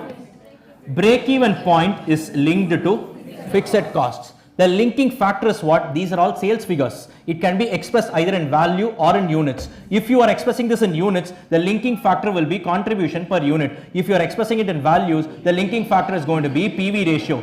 So for PV ratio itself, I can have three formulas. It is contribution by total sales, or I can say profit by margin of safety, or I can even say fixed cost by break-even sales. Now they put this as three different formulas and they ask you to mug up what is the point in that. Guys, you can arrive at it. Are you clear with this? Are you clear with this? You can play around with marginal costing like anything. I have the margin of safety, you have the PV ratio, multiply the two, you get your what? You get your profit directly. Or if the margin of safety is in units, that's what I did right now. Multiply it with CPU, you get your profit directly. Guys, are you all clear with this? Do not mug up, especially of all chapters, marginal costing, definitely not. Clear with this? Are you all clear with this? And that's about this part. Now the next one is about sales mix. What have they asked here? For the next year, it's proposed to add another product line Y, whose selling price would be rupees 150 per unit, and the variable cost would be rupees 100 per unit. Right? Now, what are they saying? Currently, they are having X. What is the contribution for X? 100 minus 60 is going to be 40. The next year, they're going to start one more product called as Y. How much is that? It's going to be selling price is 150, variable cost is 100. So you have a variable cost, contribution of 50 rupees. Correct, guys? Yes, sir. Now, the total fixed costs are estimated at how much? 28 lakh rupees. Now, the zero will not go here, huh? Okay, right. Now, what happened? Now, guys, there is one challenge when it comes to a multi-product scenario.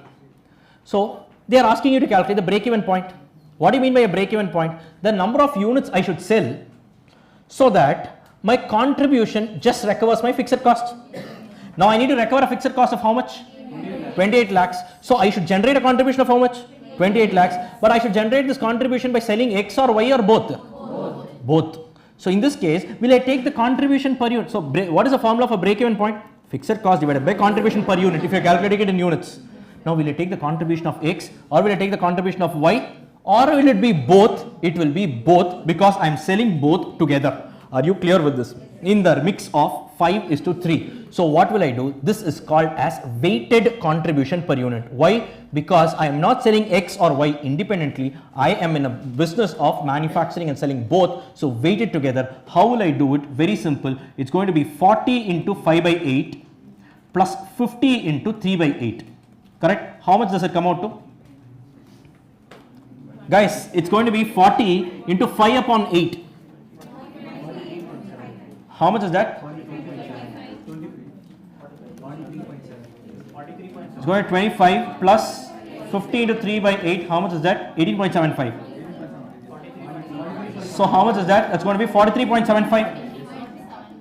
Guys, correct? What happened? Is there a problem here? Yeah, 43.75, right? So 28 lakhs divided by 43.75, how much is this? It comes out to how much? 64,000 units. Guys, yes? I need to sell 64,000 units to break even. 64,000 units of what? X or Y or both? Both. Now further break it now. So X is going to be 5/8 of this, Y is going to be what? 3/8 of this. So number of units of X to be sold is how much? 5/8 into 64,000. How much is it? 42. 40, no? 40,000 is going to be 24,000. Are you clear with this? So the break-even point to achieve 28 lakh rupees, I mean for a fixed cost of 28 lakh is going to be 40,000 units of X and 24,000 units of Y, and that is what they have mentioned here, right? They have just done the same calculation, 40,000 and 24,000. Clear with this, guys? That's about this. This is once again, this is called a sales mix in marginal costing. But remember one thing, a very important thing again which I've observed many students miss out. If you are using contribution per unit, the sales mix percentage should be in terms of units. That is here they have given, no, what was the ratio? 5:3. This is in terms of units, which means what? Every time I sell 5 units of product X, I will sell parallelly 3 units of Y. Suppose you are using PV ratio, then the mix has to be in value. Value means what? If it is going to be, the mix in units and mix in value need not be the same, because selling price could be different. Guys, correct? One could be a high value product, the other one could be a low value product. In that case, suppose for the same mix, for the same products, that could be a different mix. It could be 4:7 also, right? Why? Because maybe product Y could be sold less in units, but the per unit selling price could be more in terms of value, that is more. What does it mean? 4 plus 7 is how much? 11, right? Every time I generate a sale worth 11 rupees, 4 rupees comes from X, 7 rupees comes from Y. That is the meaning. And this ratio, the value ratio, needs to be used if you are using the PV ratio. Whereas if you are using contribution per unit, what ratio you should use? Unit ratio, which could parallelly be different. Are you clear with this? This is one very important point. Are you all clear with this? In this case, all those issues are not there, but I am just opening it up. Clear with this, guys? And that's about this problem as well. So just go and update your library for adjustments. Right on.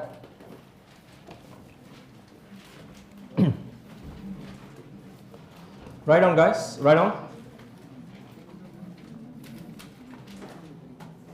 So it's descriptive. Question number 17, descriptive. Chapter name is marginal costing. Write on the concept name. Come on, quickly write on. BEP semicolon MOS break-even point semicolon MOS margin of safety semicolon NP ratio. Effectively, that's what they asked. NP ratio and semicolon sales mix. Write on sales mix, and that's about it. Okay. Now the last sum of this RTP discussion, there is one more, that's a theory, which is like nothing great. Last sum, mark the sum as important. A signature sum, beautifully drafted, mark the sum as important. Mark the sum as important, a very, very good problem. A very good problem. Now I want you guys, I'll give you some time to think as well.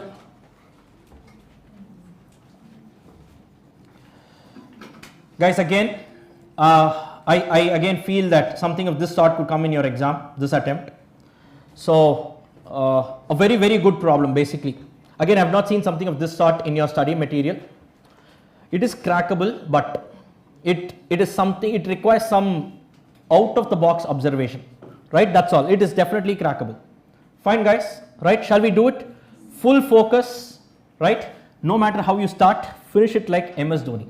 Okay, so let's finish off on a high note. So here it comes, budget and budgetary control, a very good sum. Raja Limited manufactures and sells a single product and has estimated sales revenue of 302.4 lakh during the year based on a 20% profit on selling price. Each unit of product requires 6 kgs of material A and 3 kgs of material B. The processing time of 4 hours in machine shop and 2 hours in assembly shop. Fixed factory overheads are absorbed at a blanket rate of 20% of direct labor. The variable selling and distribution overheads are rupees 60 per unit sold, and the fixed selling and distribution overheads are estimated to be 69,12,000. The other relevant details are as under: purchase price per kg of A and B is given. Labor rate again per hour in the machine shop and assembly shop is given. There are two different types of labor, two different types of raw material. Finished stock, opening closing, raw material AB, each raw material type and one FG type, opening closing opening closing stocks are given. Clear? Yes. Next, required, calculate the number of units of a product proposed to be sold and the selling price. What have they asked for? First, number of units to be sold and the selling price per unit. Number two, production budget, and the third one is material purchase budget. If you get first step, you will get second and third. That's not a problem. If you get this wrong, the entire thing goes for a toss, right? Now, please don't jump to the solution. First, read the question, digest the facts, and work out something and just tell me how to go about with this. That's all I need. I don't even want the answer, right? Just tell me how do we approach. This is all I need, out of the box thinking, right? That's about it. With this sum, we're done. We're done with this RTP. Excellently drafted numerical problem, right? Take some time. 2 minutes, I'm giving you 120 seconds. Read this carefully, right? And we will discuss the approach and we'll go ahead. Once you find out the number of units sold, that's about it.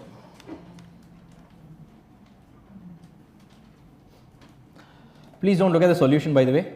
It's, then there's no point. It's all about the experience here. So please don't look at the solution. Do it independently. We will discuss and we will do it.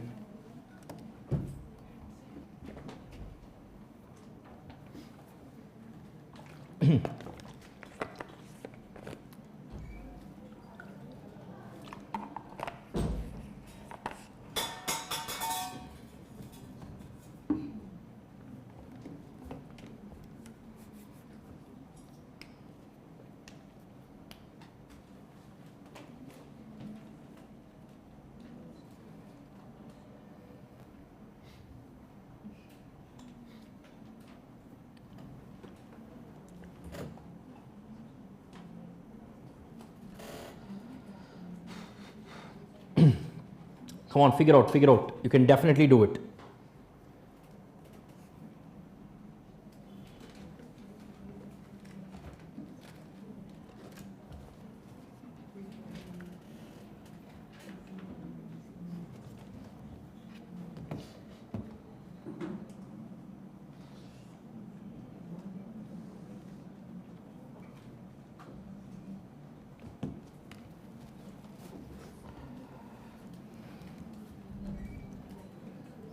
Tell me, it's okay. Tell me the answer. Sathamash. Another 2,88,000. 2,88,000 is the number of units sold. Okay, no. Try. It's okay. Don't give up. It's okay, try. Guys, don't worry about getting the wrong answers. Here, you're not here to prove a point. You're here to learn. It's okay. Try. Not attempting is the biggest fault. Getting it wrong is not at all a problem. Try, attempt. Don't give up.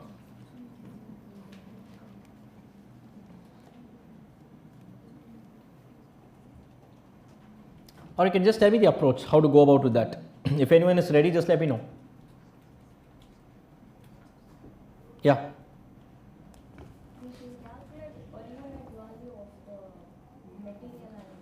We can calculate the per unit value of material labor. For every unit of output, how many kgs of A and B respectively I need is given. Material price of A and B is also. You multiply the two, you get the material cost. Okay. Total? Come on. Total cost is? You can find out what? Total cost. How do you arrive at it? Sales minus? Sales minus profit 20%, you get what? You get the total cost, okay. Divided by direct material labor. Okay. Okay. Excellent. Very good. Fine. So, very good. Yes. Very good, very good. Right, so you didn't see anywhere, you did it on your own. Excellent, very, very good. Right, what's your name? Padma. Okay, very good Padma.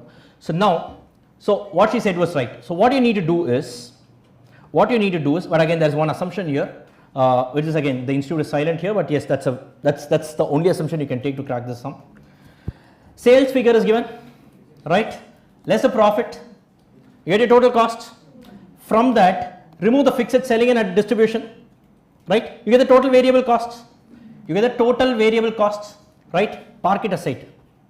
Now, on a per unit level, I can calculate the raw material costs. I have the per unit kg consumption and the per kg rate. Similarly, per unit, how many hours are required and what is the rate I know, correct? I can arrive at my material cost. I can arrive at my labor cost, correct? And they have given that factory overheads are 20% on labor cost. That can also be arrived at, right? So I have the variable cost per unit, guys, correct? So the total variable cost divided by the variable cost per unit gives you the number of units. Are you clear with this? This way you need to find out. Clear with this, guys? And the assumption they have taken here is entire factory overhead is variable. That is the assumption they have taken, since it's expressed as a percentage of direct labor. Strictly speaking, factory overheads will have variable and fixed components, but here in the absence of information, this is a very fair assumption. That's the way to do it. Are you all clear with this, guys?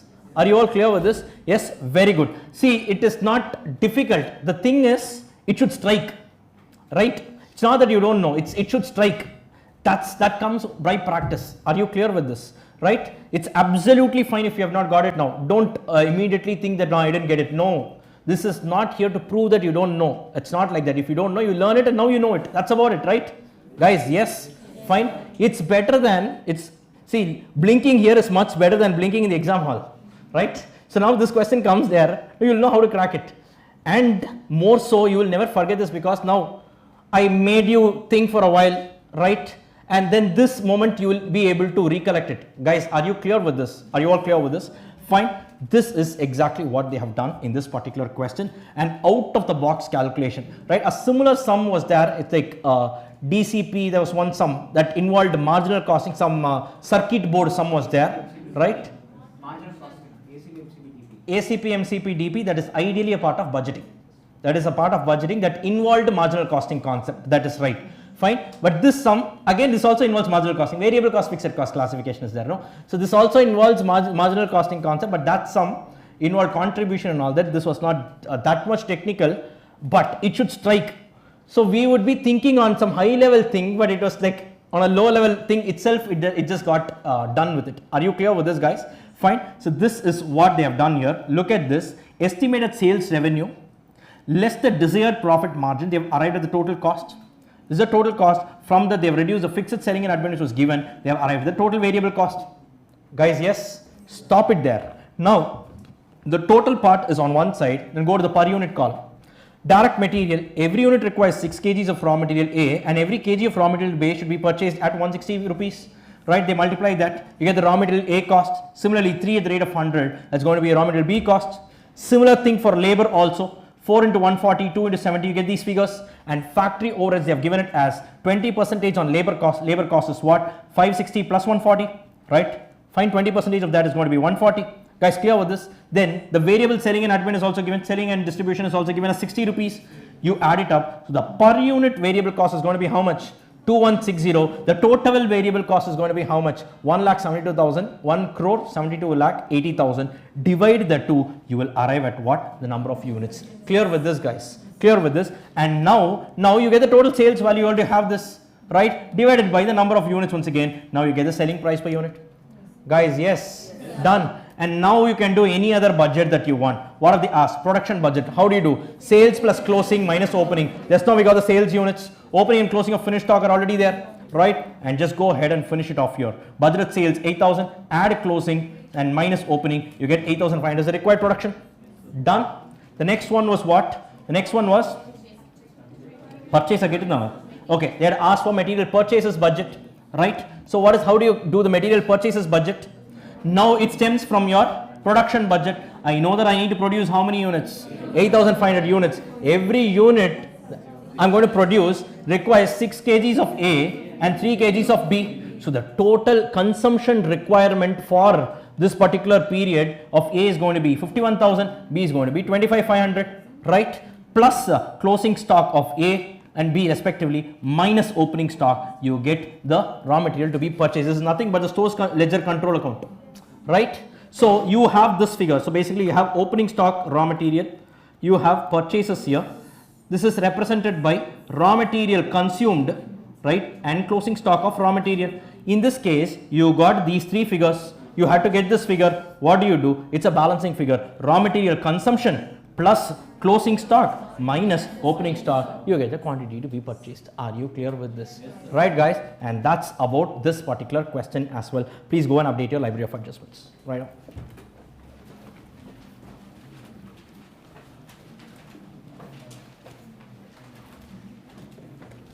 Write down calculation of sales within bracket units,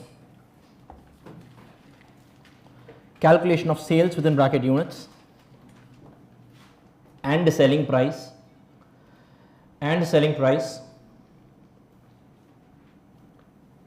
semicolon production budget semicolon material purchase budget, production budget semicolon material purchase budget, production budget semicolon material purchase budget, right?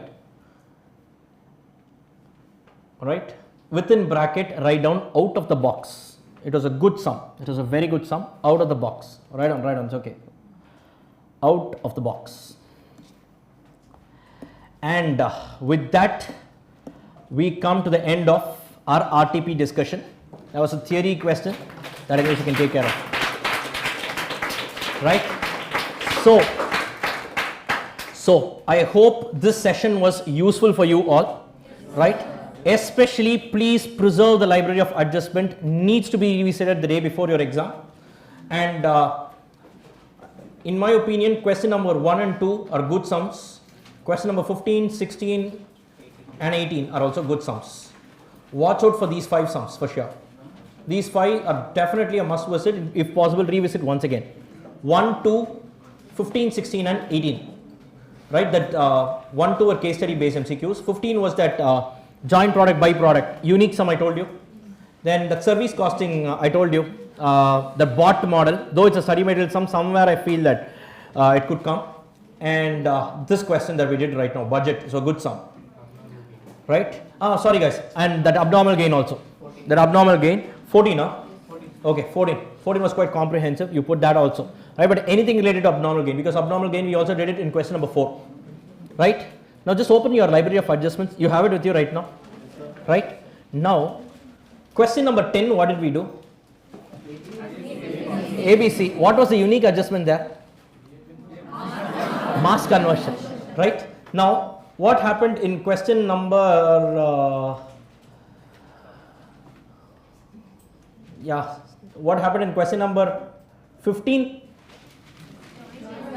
Joint and byproducts, reverse working, that unique part we did, yes, and we arrived at the joint cost, and I told you that it's not a joint cost, but that is used as a basis to apportion.